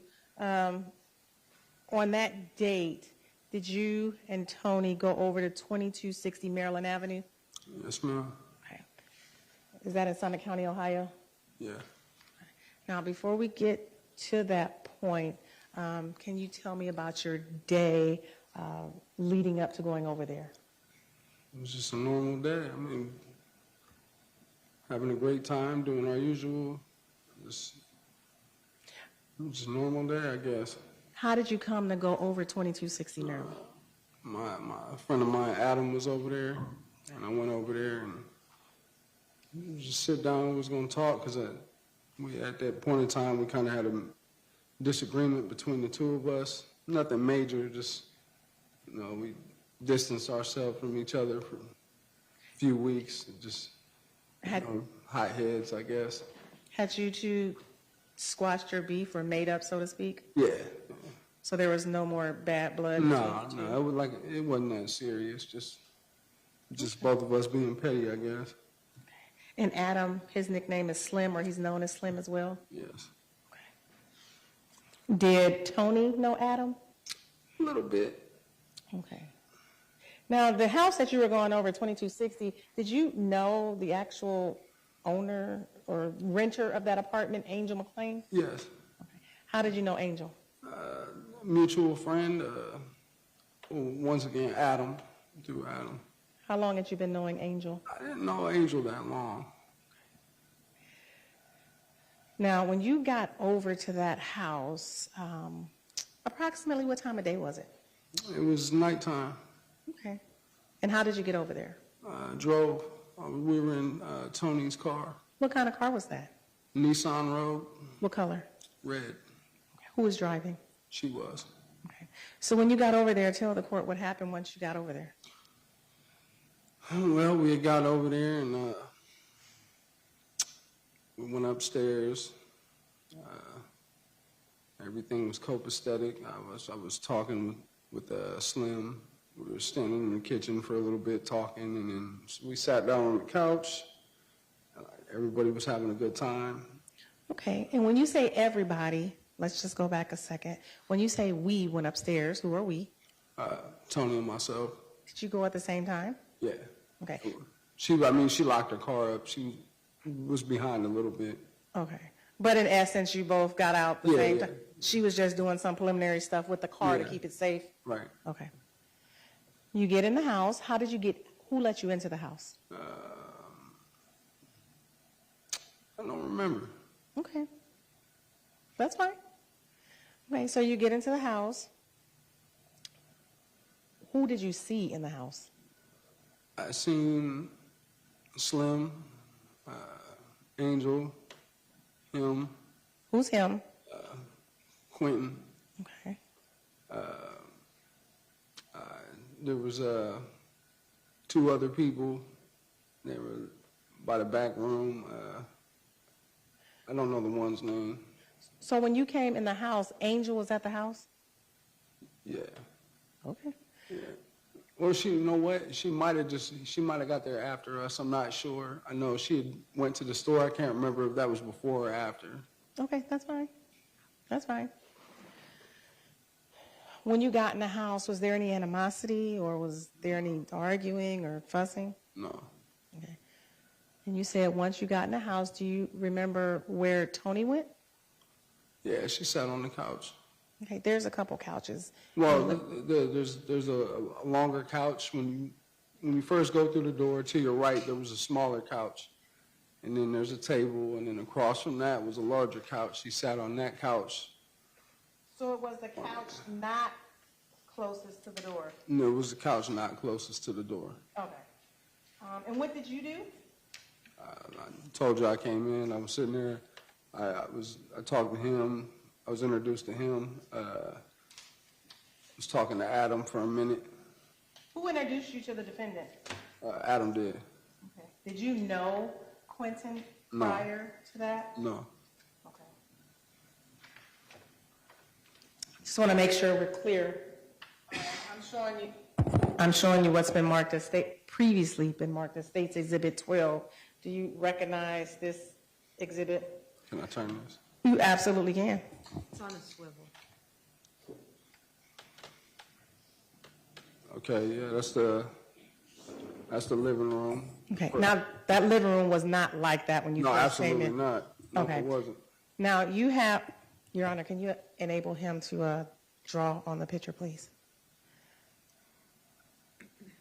It takes a second.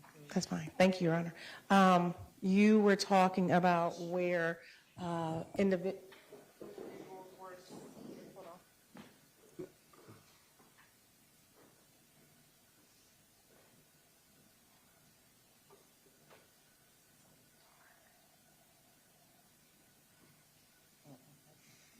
You were talking about where Toni was seated.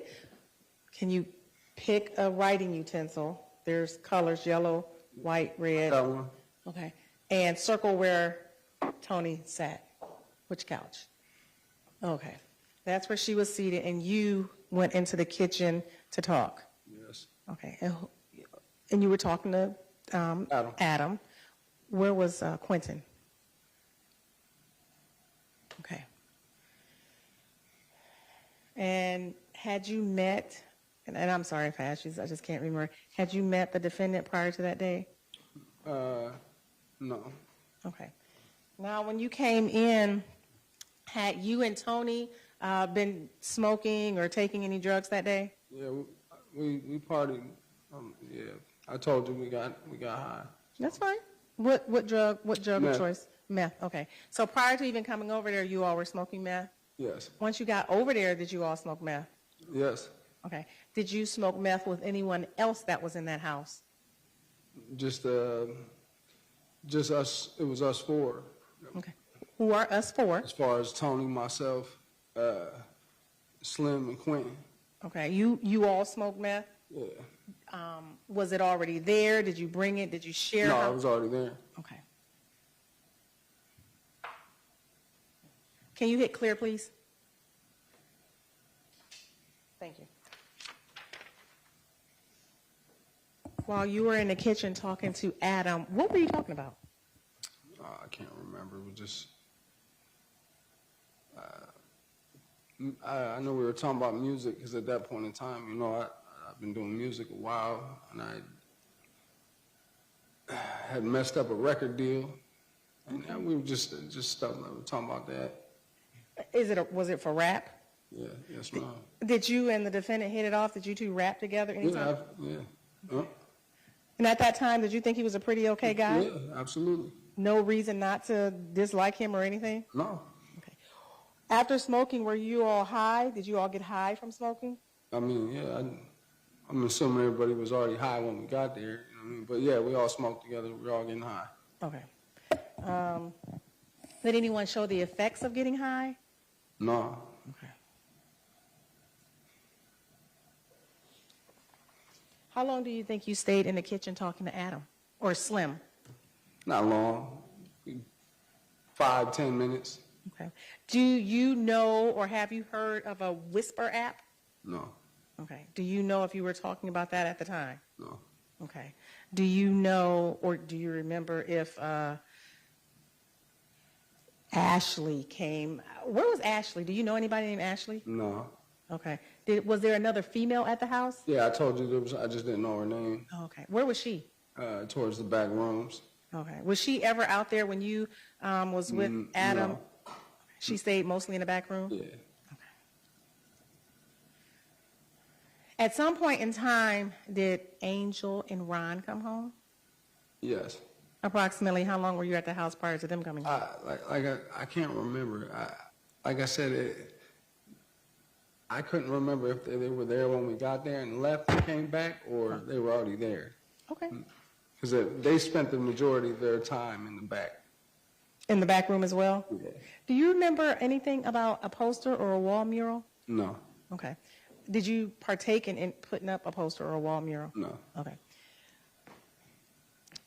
And you said was that Ron and Angel spent most of the time in the back? You were in the kitchen with Adam approximately 10 minutes. Please tell the court what you did after talking to Adam in the kitchen. After talking with Adam, I got it formally really introduced to Quinton, and we started talking, hit it off. I went and sat in the living room and sat next to Toni for a while, and I was talking to Quinton. We were kicking it, back and forth, talking about music, and he was telling me that I think at that point he worked at a oil change spot or something along that lines. We were just having a normal time. Everything was cool. Everybody was getting along, laughing, joking? Absolutely. The defendant seemed like a pretty cool guy? Yeah, absolutely. Nothing wrong? No. Okay.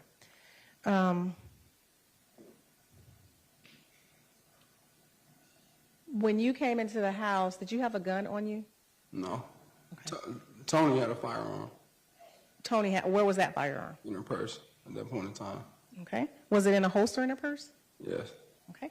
I'm going to show you what's been marked as. What number am I on? 38. Thank you. Might as well shoot this one. Hold on.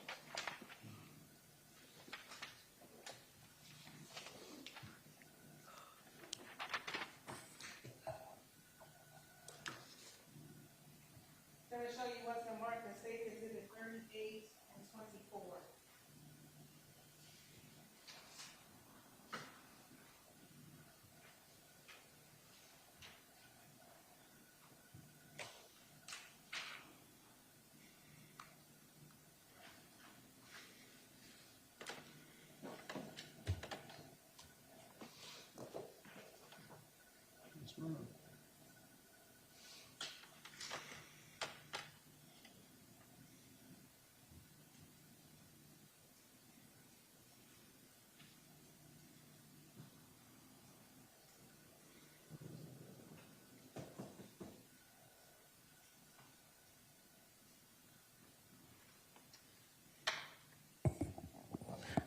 I'm going to show you first State's Exhibit number 24.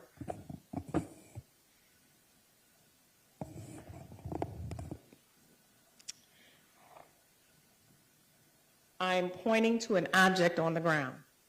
Well, you don't recognize anything in this picture.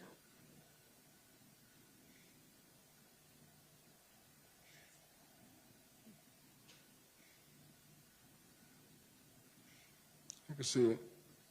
Well, I know you just saw it. Do you recognize that? Yeah, it's Toni's purse. Okay. And I'm just going to hold it up, Your Honor. It's hard to see. You said that's Toni's purse? That's the purse she came with that day? Yes. Is that the purse that the holster was in? Yes. The holster that had the gun? Yes. I'm going to show you State's Exhibit number 38.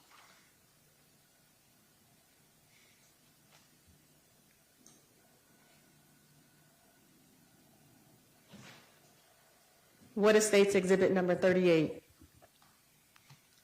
That's the holster that was for her gun. And can you describe that gun that Toni had? It was a gun, the handgun. Okay. Do you remember what color it was or anything? No. Do you know if she took it out of her, first of all, prior to the incident, had she taken it out her purse? While she was emptying her purse out, yes. Okay, that was the incident. Prior to her emptying her purse out, had No. she taken that purse out? Did she wave it around? No. Did she threaten anybody with it? No. Okay. Did she point it at the defendant in any manner? No. Okay. While you were there talking to Adam, at any time, did you threaten the defendant? No. Okay. Did you have a gun and threaten him? No. Okay. Were you aware if Adam had a gun? No.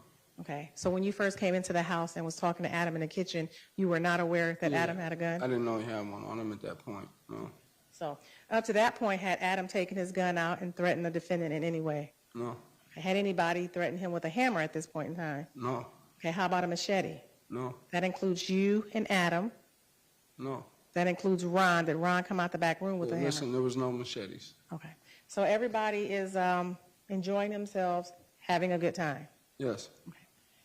You're in the living room sitting next to Toni, you said. Yes. Where is the defendant?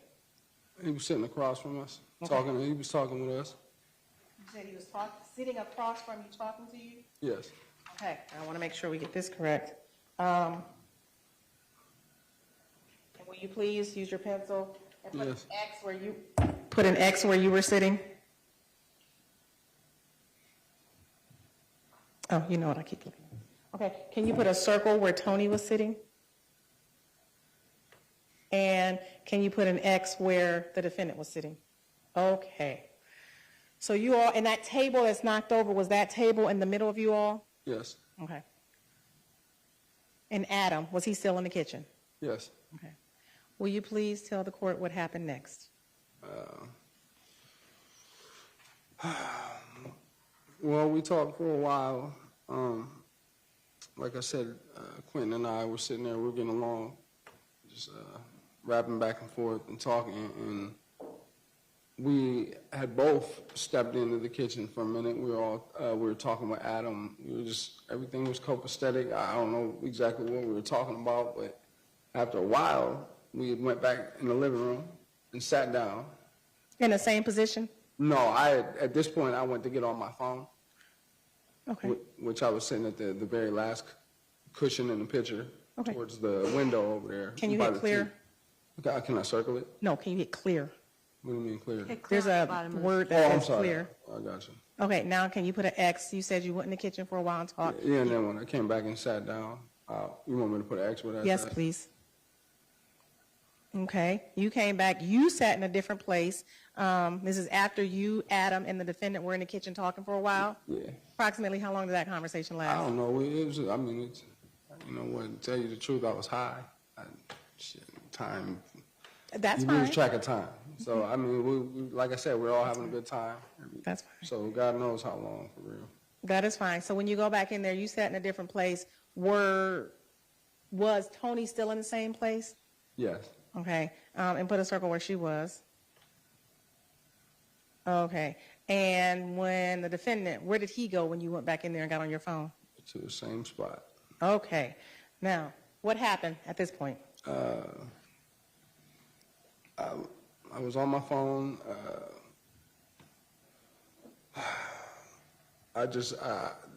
Next thing I know, Toni gasps. He had grabbed her gun. Quinton had grabbed her gun. How did her gun get out? She was going through her purse. Okay, now you can tell that part. I know I stopped you before. Yeah. I apologize. Talk about how her gun got out. All right, so she was going through her purse looking for something. I don't know exactly what she was looking for, but she had taken it out, set it on the table.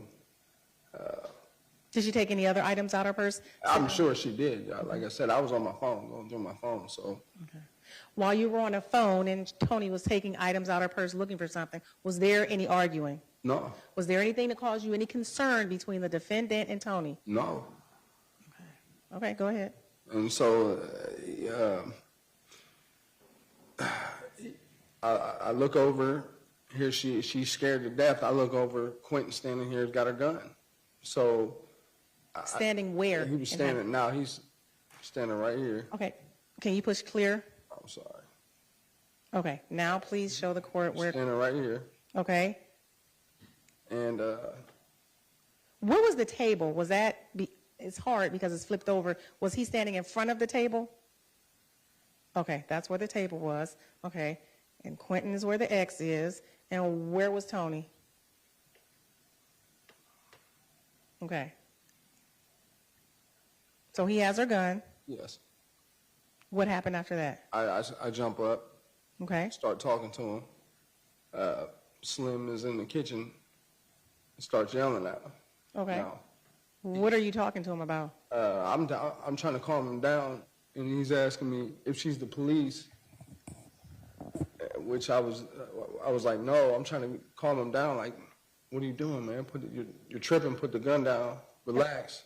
When you say calm him down, I know he had the gun. How is he acting like when he's saying? Like he was out of it.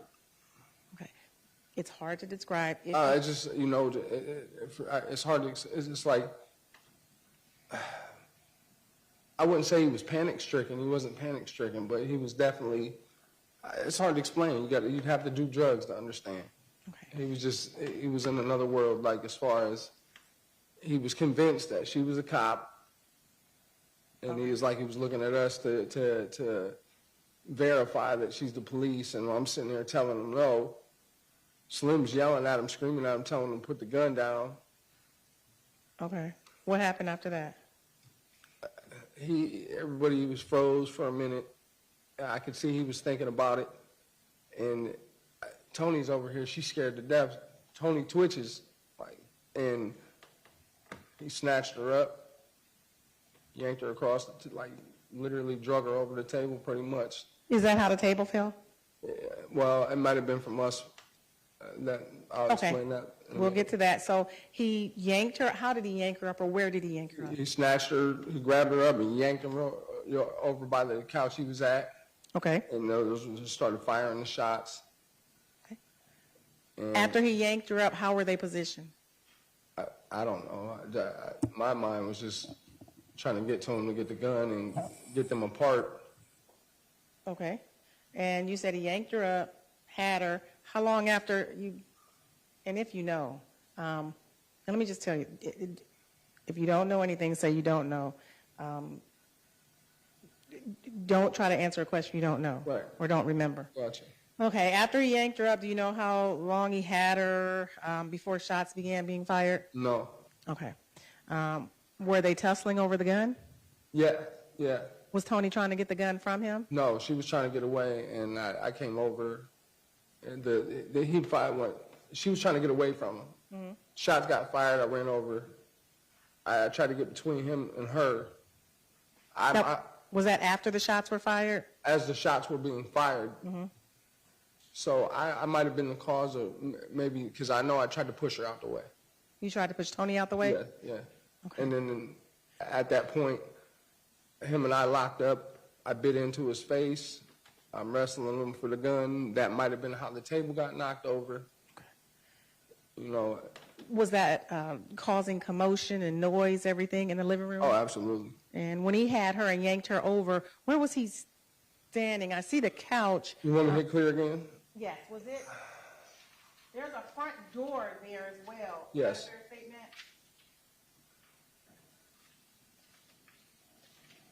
Hold on, let me get this.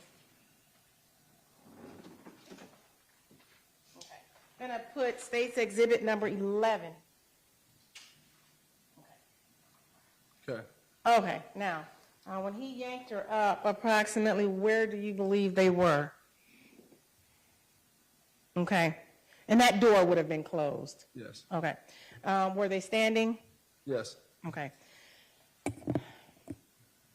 Do you know, was he in front of her in front of him? Were you paying any attention to that?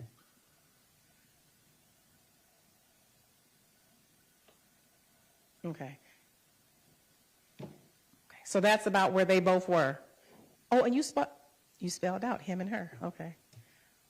I'm sorry, I didn't notice that. So where the word him is where he was, and her is where she would have been, Toni.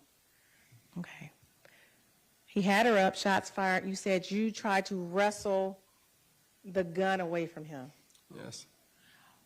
Before we get into that, was anyone else in the living room when this happened? No. Okay. Do you know where these people were? Were you focused on that? No. Okay, so you don't know where these people were? No. Do you know where Adam was at the time? Yeah, he was still in the kitchen, kind of just probably in shock. Who knows? I wasn't really focused on him when I had his, trying to get this gun. And he, I mean, Now, when the defendant grabbed Tony's gun, had Adam pulled his gun out at that point? I don't know. Okay. Prior to him grabbing the gun when you were sitting on the couch talking on the phone, had anybody threatened the defendant with the gun? No. Okay, so Adam was in the kitchen at that point in time? Yes. Adam had not pulled his gun out or threatened the defendant at that time? No. Did Adam, prior to this, threaten the defendant with the gun? No. Please tell the court what's going on as you're trying to wrestle the gun away from the defendant. Well, that was that. Well, I mean, him and I, eventually I tackled him on the floor. I was biting his face, trying to get the gun out of his hand. In the process, did you bite your own lip? I did. Bit a hole through it. Were you able to get the gun away from him? No. Did anyone come to help you?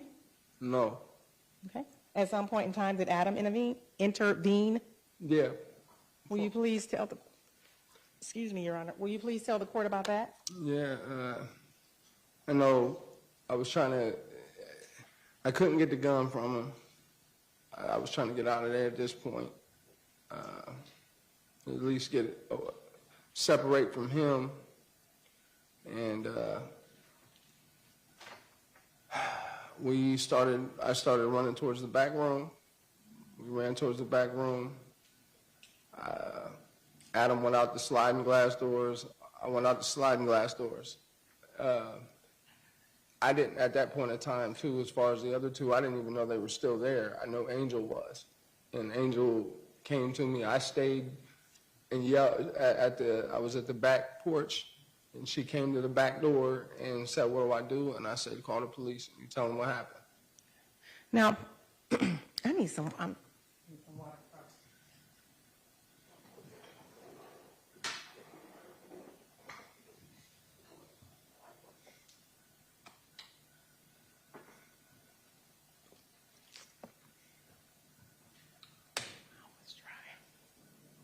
Prior to running out you said the back door?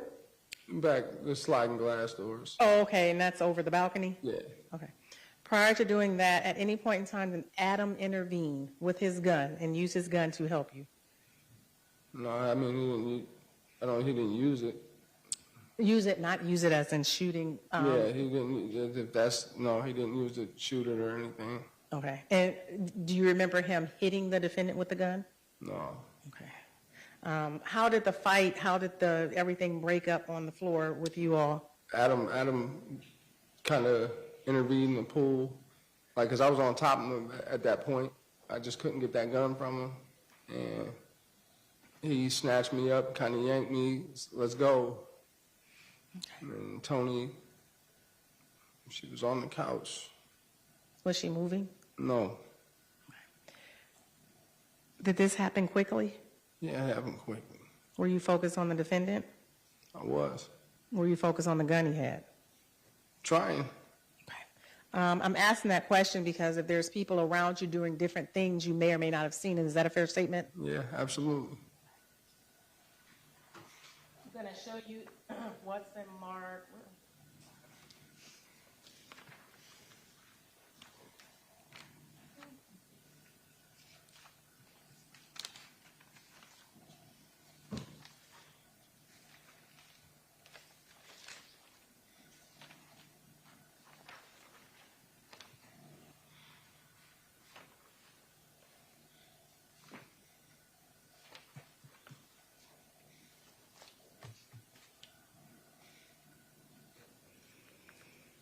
What number?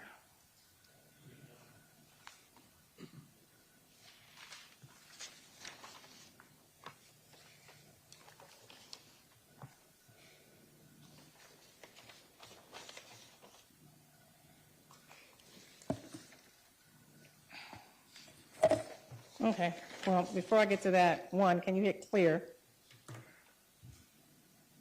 Thank you.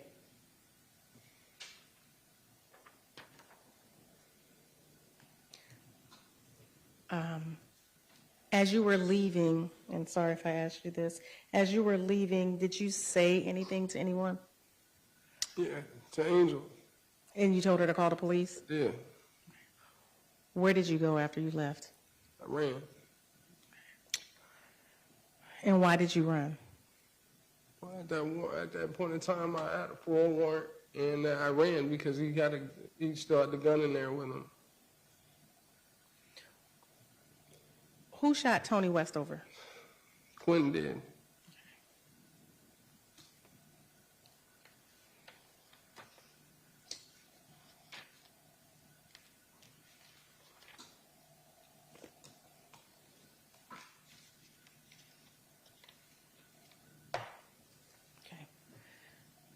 Prior to the defendant shooting Toni Westover,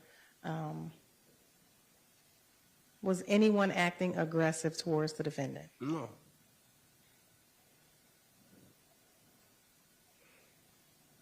And again, at that time, you did not have anything against the defendant? No.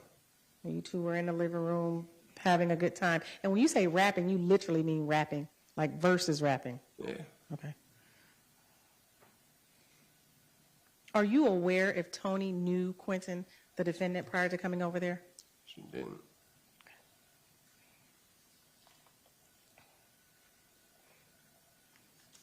I'm going to show you what's been marked. The state's exhibits 39, 33, 41, and 40 and 41.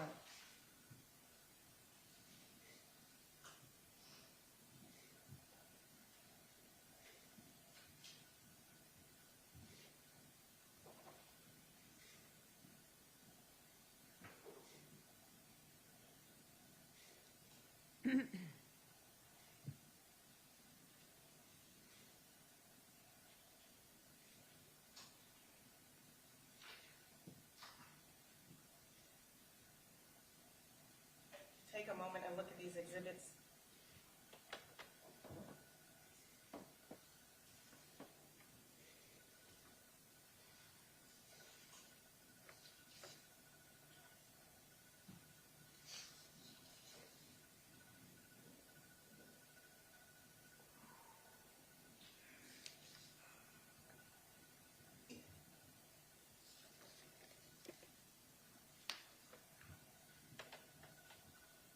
Do you recognize the individual that's in State's Exhibit number 39? Yes. Who is it? It's Quinton. In State's Exhibit 39, I'll put it up there now. Oh, no, that's my lip. And you,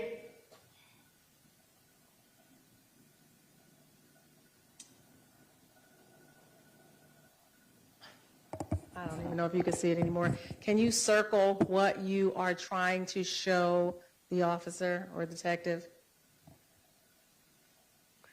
And what is that? That was where my lip was healing up from the gash that was in it, that I bit through it.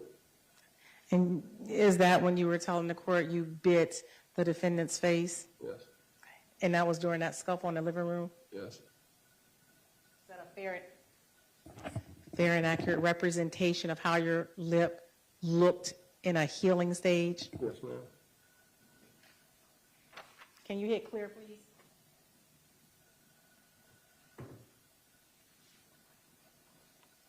Showing you what's been previously marked as State's Exhibit number 33.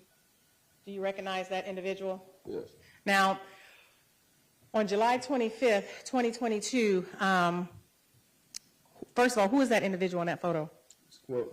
Okay, did he look like that on July 25th, 2022? No. What was different? He had hair.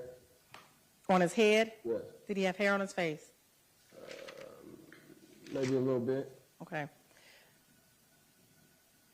I'm going to show you what's been marked as State's Exhibit number 40.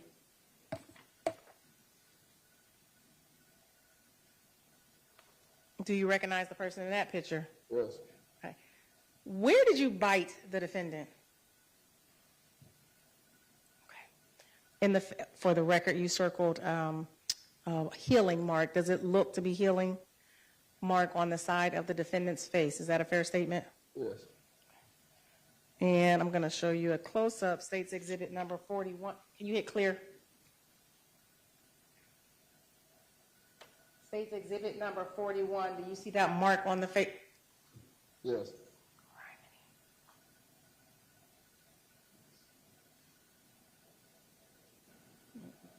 Objection, Your Honor. Faces. He doesn't know if that's a healing mark or not. He's not an expert witness. All right, sustained as to that opinion. Okay. That's the area that you bit him, Mr. Fielder? Yes, ma'am. All right, thank you.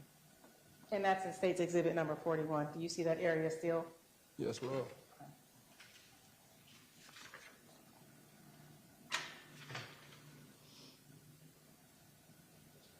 Now, afterwards, did you talk to anybody or were you texting anybody? I don't remember. I'm sure I did. And that's in regards to the incident and what had happened? Yeah, I was definitely in shock. I was hurting. Were individuals blaming you for not being able to stop Yes. the defendant from doing what he did? Yes.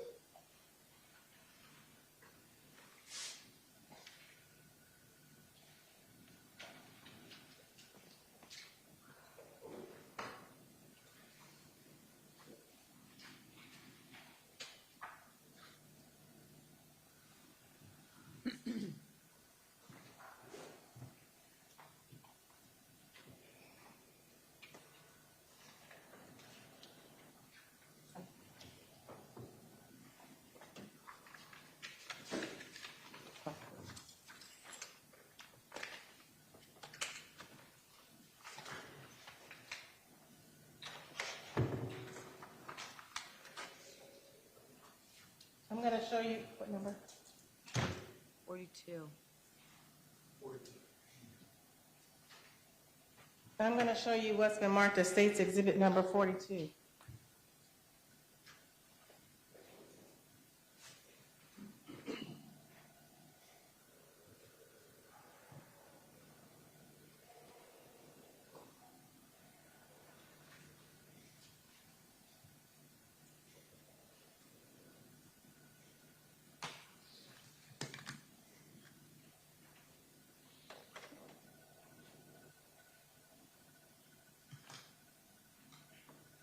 Do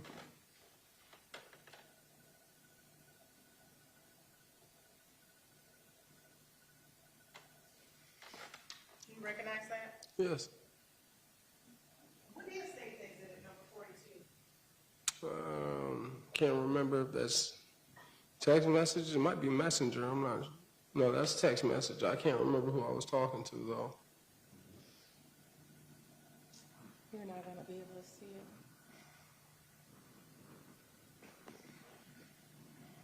Oh, yeah, Slim. All right. And Slim, was that Adam's nickname? Yeah. Okay. And do these text messages look familiar to you? Yeah. Is this a fair and accurate representation of this text message chain? Yeah. Yeah. Hold on, before I can go on. You said, yeah, kind of? What's the kind of? I mean, there's a couple people, a bunch of people I talked to. I was being pointed at from every direction. And when you say being pointed at for every direction, how and why? To blame for it. And what do you mean to blame for it? Just, people weren't there. To blame for it that you did it or you didn't stop it? That I didn't stop it or I had something to do with it or, I got slandered on the news, all kinds of stuff.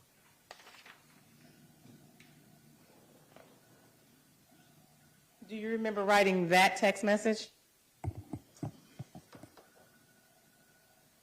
Yeah, I do.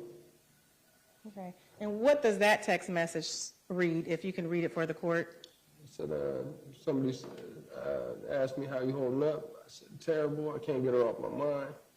On top of that, now everybody's grilling at me, coming at me crazy like it's my fault. They have no clue. I was the only one in there rolling around, trying to get the gun from them. I damn near bit half my lip off, trying to bite his cheek off his face and attempt him to stop from shooting anymore. On top of that, everybody's like, why'd you leave her? You know, I didn't leave her. As a matter of fact, you know, I just as well as Slim, I didn't even want to leave her.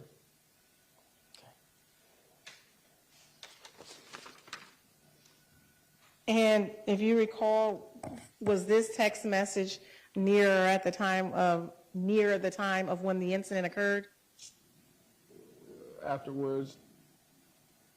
Well, of course, afterwards. Was it near the time it occurred? Meaning? Within days? Yes. Is that what you're asking? Sure.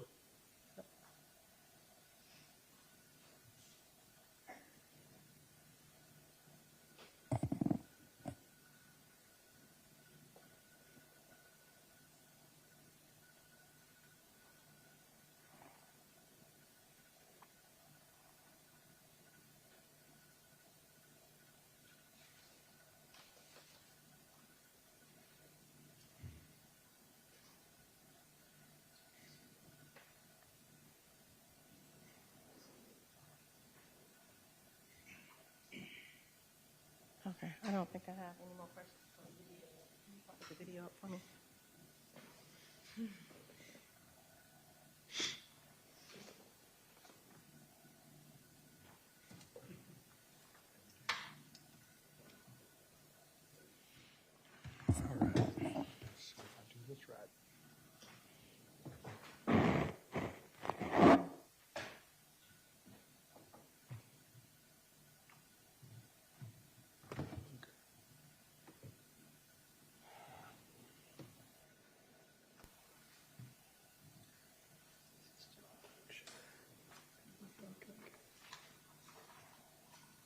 So we're off dock camera onto this. So, All right. So we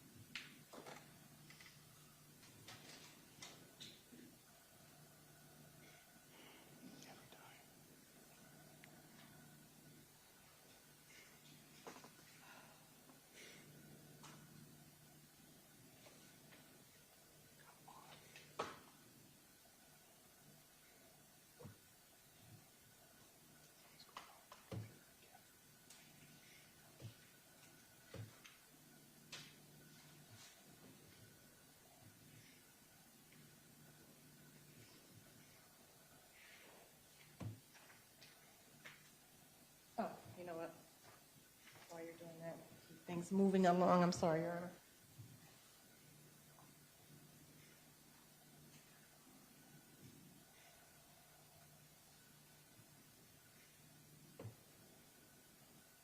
I'm going to show you what's been marked as State's Exhibit numbers 43 and 44.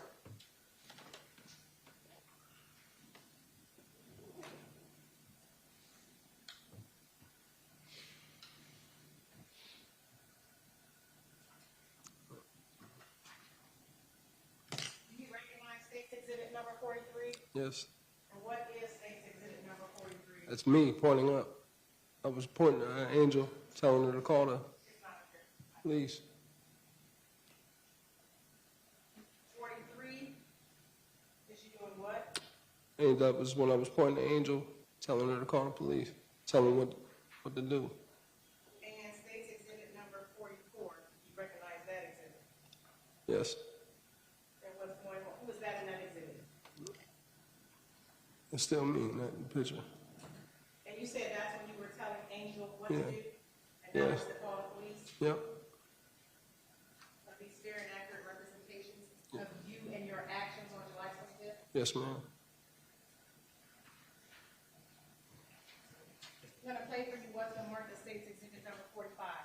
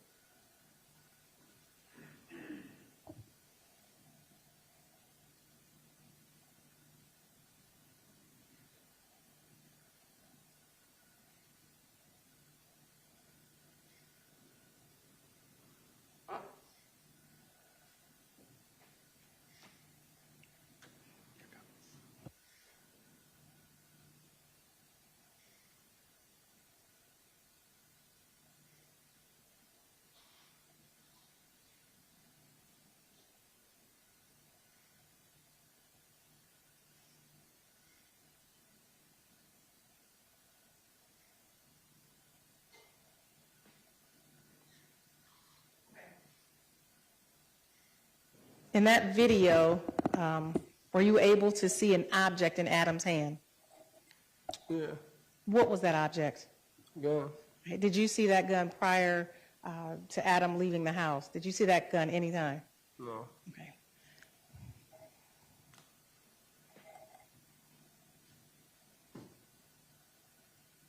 Pause it. Do you see what Adam is doing now with the gun? Yes. Okay. Did you hear Adam say or do anything after the fact with the gun? No. Okay.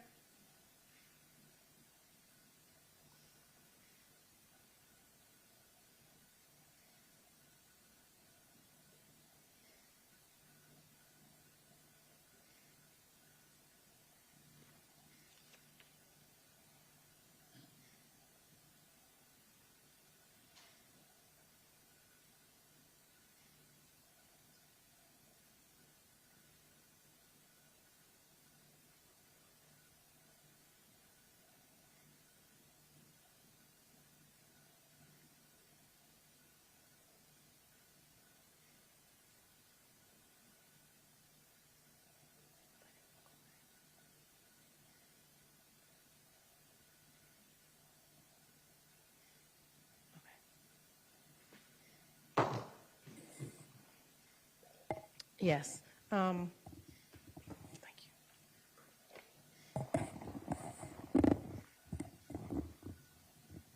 The last individual falling from the balcony, was that you?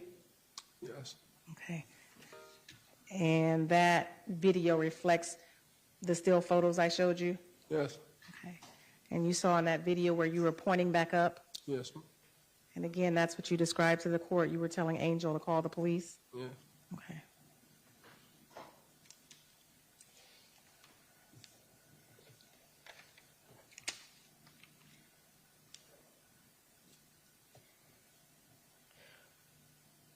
When you left, where was Toni? Laying on the couch by the door. Okay. Was she moving? No.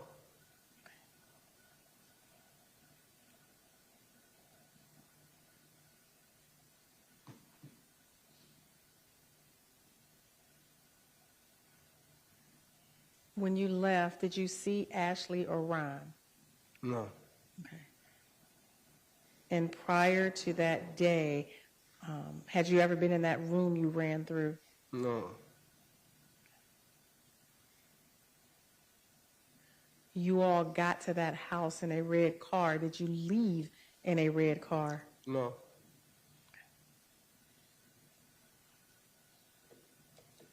Let me see.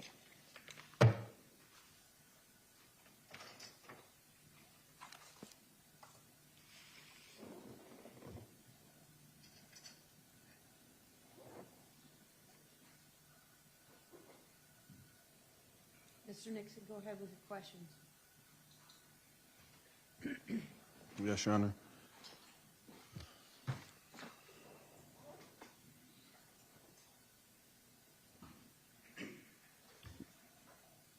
Mr. Fielders, can you tell the court who called you to the residence that night? Adam. Can you tell the court, was that on telephone or Facebook? Telephone, pretty sure.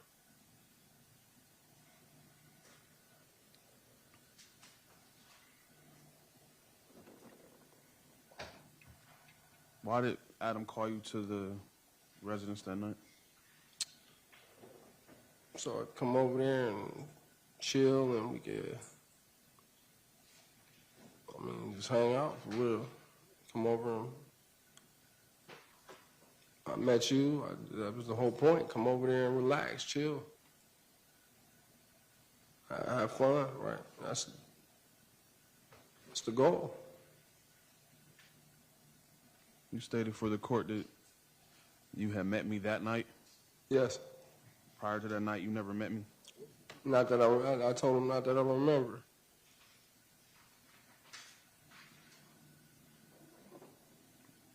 You don't have any recollection of meeting me the night before? I don't. Do you have any recollection of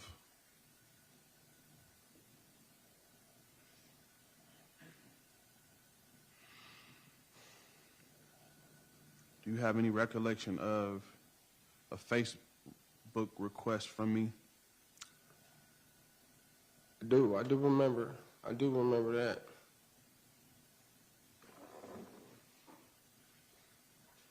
I'm pretty sure that was that night, wasn't it?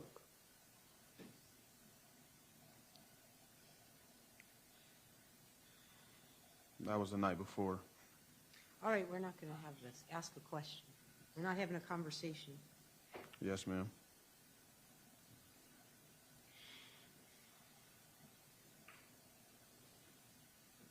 Do you remember seeing Angel and Ron prior to you, I guess, prior to you coming upstairs to the home? No.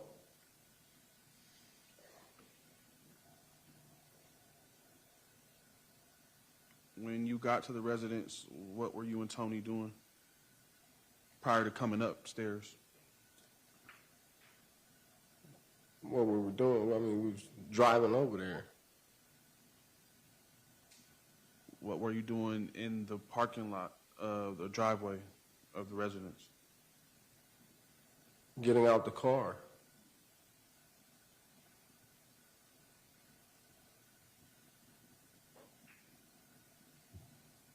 And you stated that you came up first and then Toni, correct? Yeah.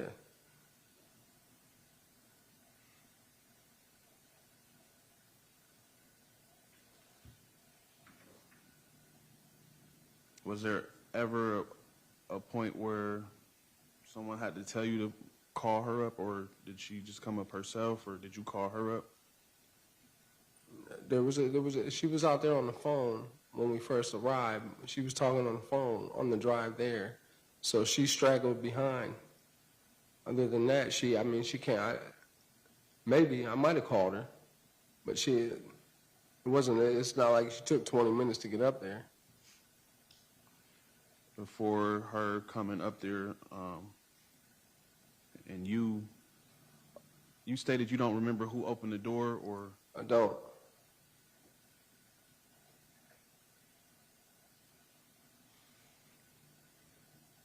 Moving forward, when you were in the home and we were all in the kitchen, what was the conversation?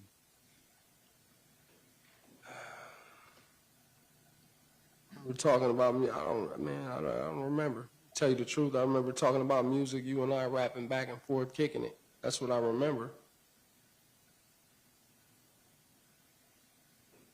Do you remember having any conversation about an app, a whisper app? No. You remember having any conversation about a spy app? No. Do you remember taking my phone at any point and looking through my phone for this spy app? No.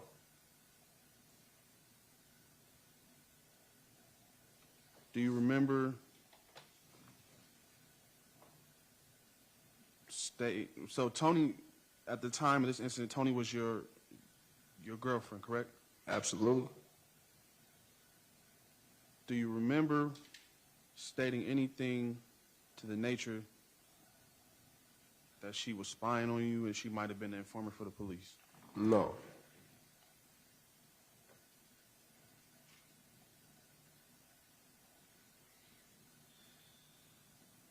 Do you remember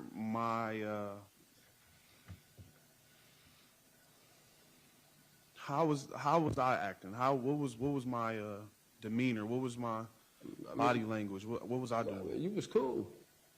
Everything was copacetic. You stated for the record that we got high on methamphetamines. Absolutely. At what point did we get high on methamphetamine? I mean, from the moment when we first sat down, there was dope on the table. We were smoking. At any point, did you feel uncomfortable? No. At any point, do you believe that Toni felt uncomfortable? No.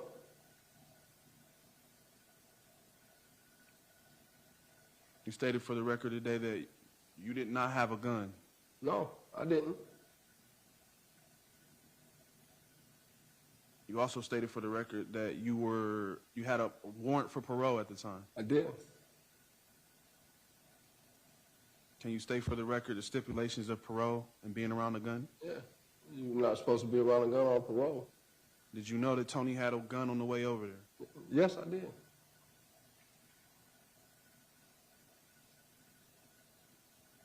Wouldn't that violate your parole? Yeah. I served my violation. At the time,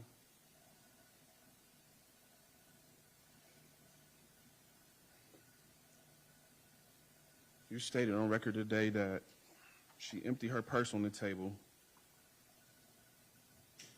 to look for something, correct? Right.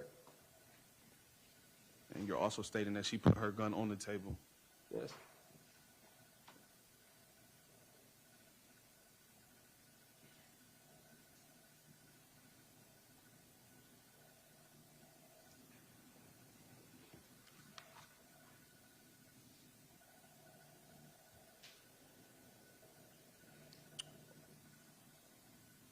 Is it true that, first of all, do you see the detective that interviewed you in the courtroom today? I don't remember what he looks like. I think I remember his name, though, Hornacek, I'm pretty sure. No, I can't remember the face, though, but the name. Okay. Do you remember what date that was when you were interviewed by Detective Hornacek? I don't. It had to be, I'll say that'd be some beginning, or somewhere around the beginning of August. Maybe the middle, I'm not quite sure.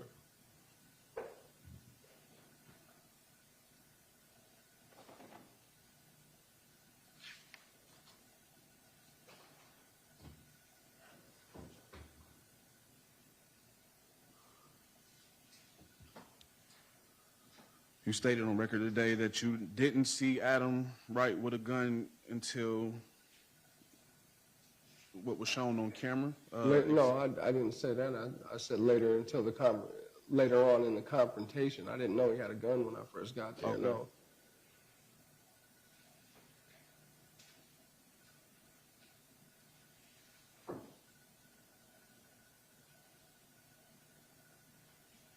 Can you state for the court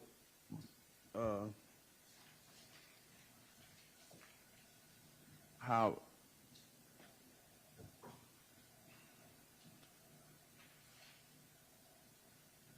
Can you state for the court how you bit my face? Was I standing up? Was I laying on the ground? You were standing up. Did I ever fire any shots at you? I'm pretty sure going towards the floor. The gun went off. I'm pretty fighting, but you know what? To be honest, I don't remember. Besides, actually, yeah. Yeah, actually, you fired a shot. You're stating on record that I fired a shot at you. While we was wrestling?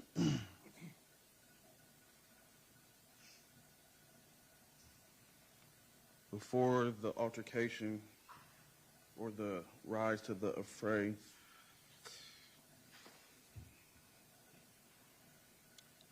well, back to the day you were being interviewed by Detective Hornacek.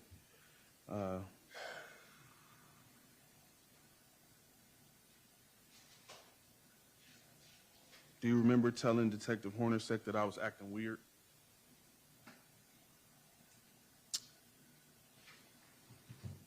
I don't remember. I don't remember telling him that. I don't remember telling him that, but I might have.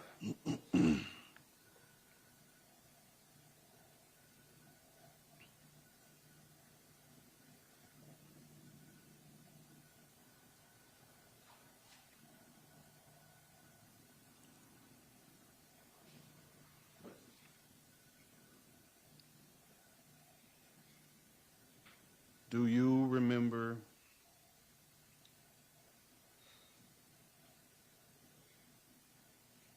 When you got out of the vehicle before you came up there, did you have a gun on you or in your hand? No.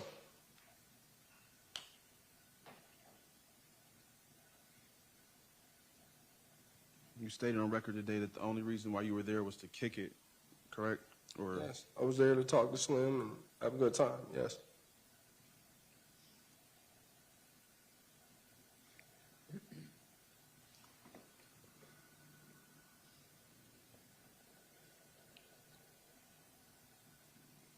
were you there to sell any drugs? No.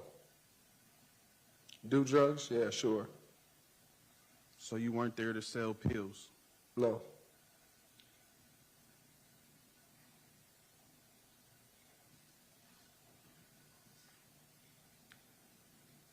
Did you ever tell Toni the reason why you were coming over there? Yeah, of course.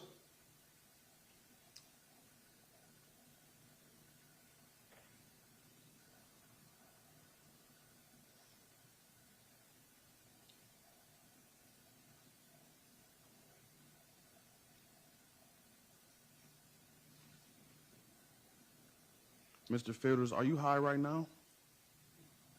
What kind of question is that? Answer it, sir. No, ma'am, I'm not. No, I'm not high.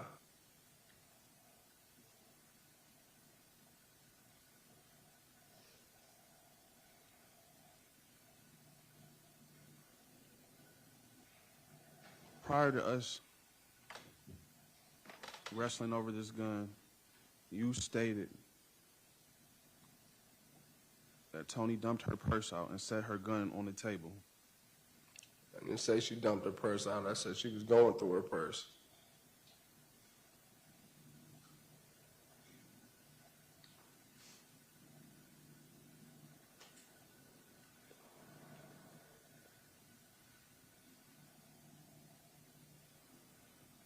And you also stated that you didn't feel threatened by me in any form or fashion, correct? No.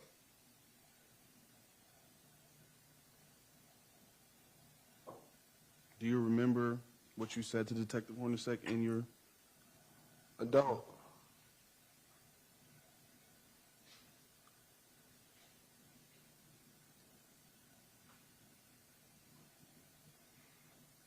Do you remember ever stating that I bugged out? You did bug out. At what point did I bug out? When you had that damn gun in your hand.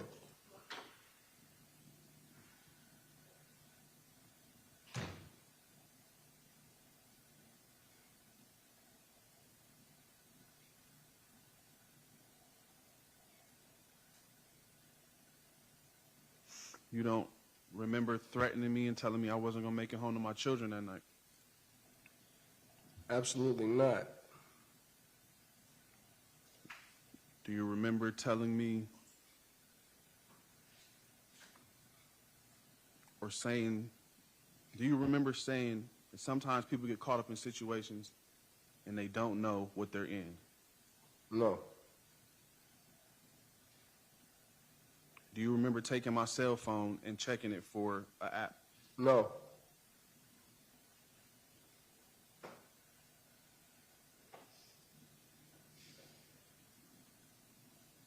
You claim that, or you stated today that Adam was in the kitchen, correct? Yes.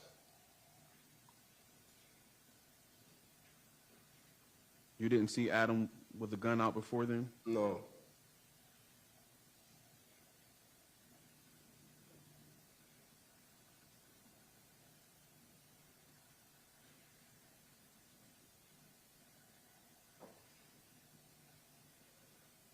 Do you remember Adam pistol whipping me? I remember hitting him hitting you.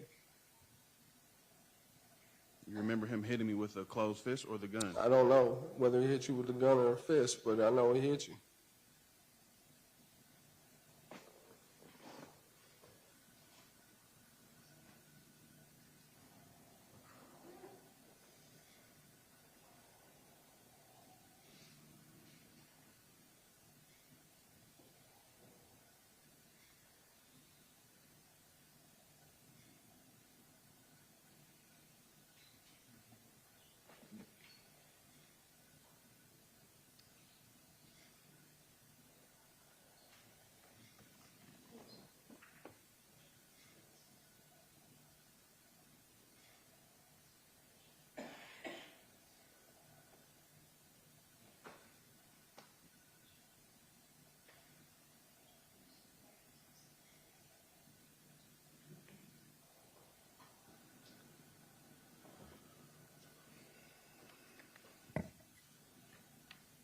Mr. Fielders, you were interviewed twice, correct?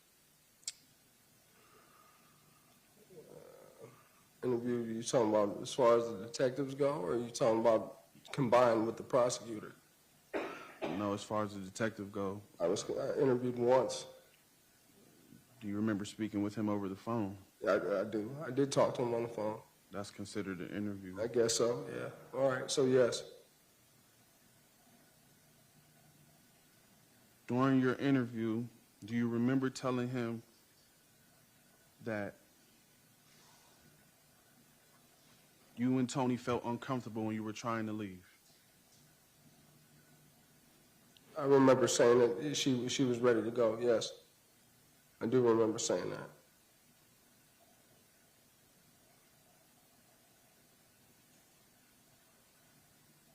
And I was letting my phone charge up. We were getting ready to leave. During that interview, which is the interview at the jail, do you remember telling Detective Hornacek that how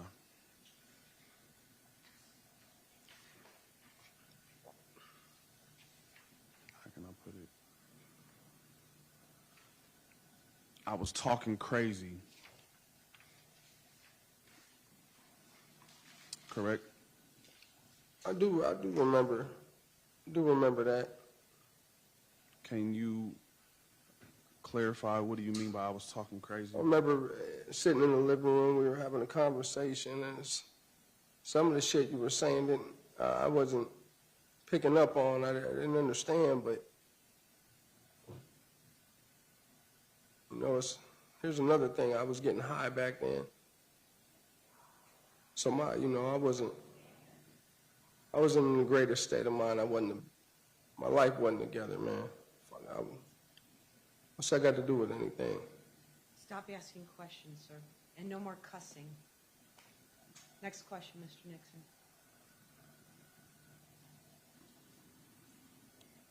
Do you remember in your interview stating that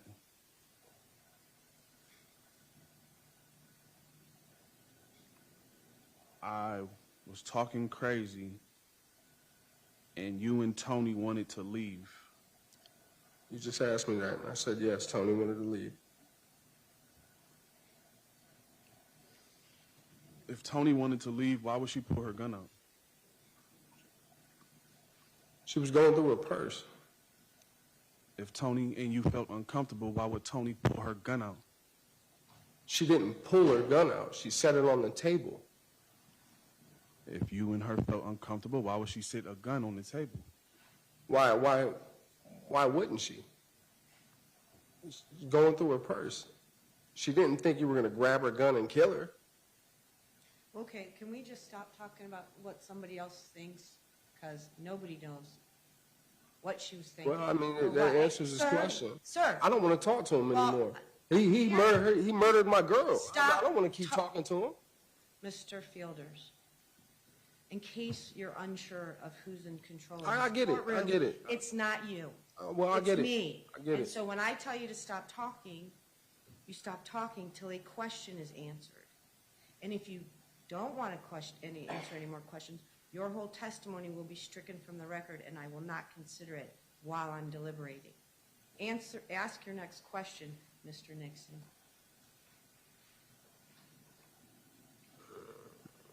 If you and Toni felt uncomfortable, why didn't you just leave?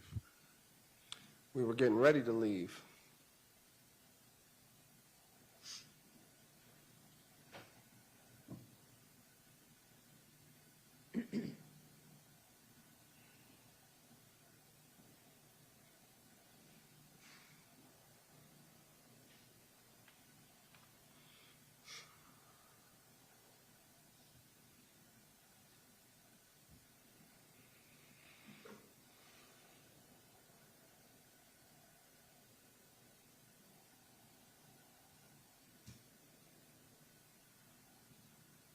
Your Honor, I would ask to play his recorded interview.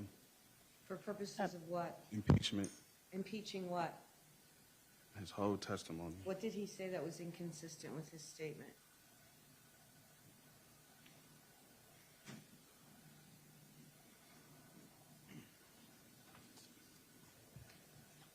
He stated that he never Not met. what he stated in this, what he did testify here to today. Yes, today he testified that he never met me before. He also stated, or he testified today, that she was going through her purse and she wasn't emptying it out. I didn't say that, bro. Okay, stop, sir. He's not asking you a question, he's talking to me. And I'm sorry. I'm sorry. It's a hard pill to swallow. guess what? Stop talking. Go ahead, Mr. Nixon.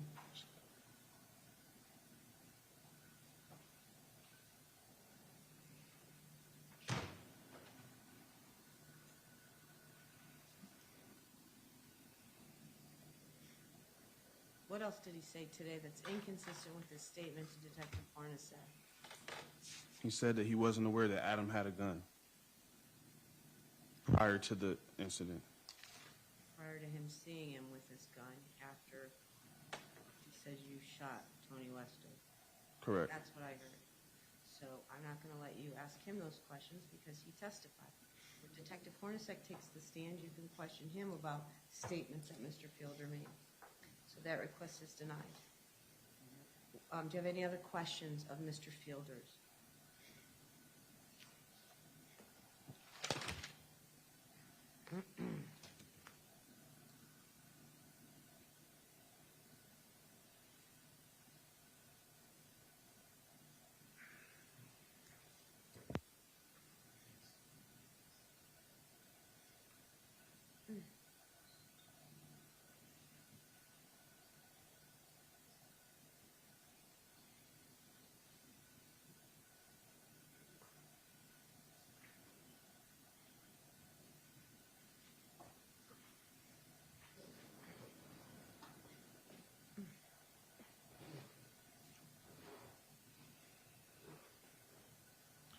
No further questions, Your Honor.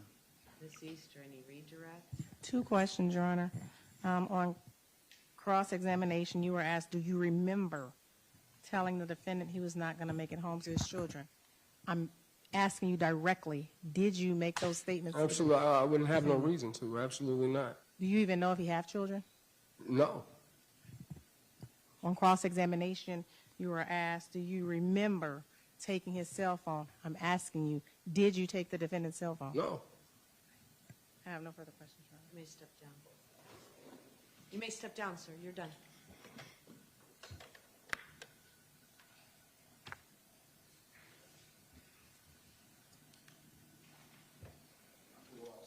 Yes. You're free to leave.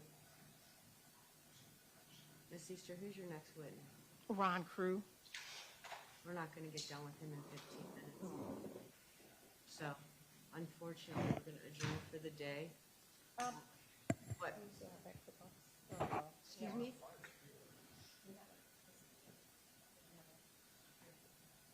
We have an officer. Sure. I was just trying to see how quick he was going to be in there.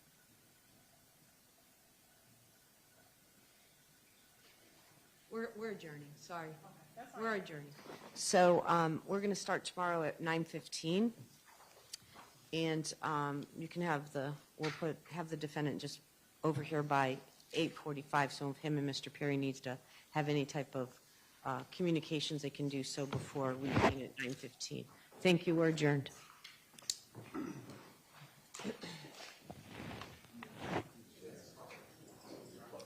feel like I should save this.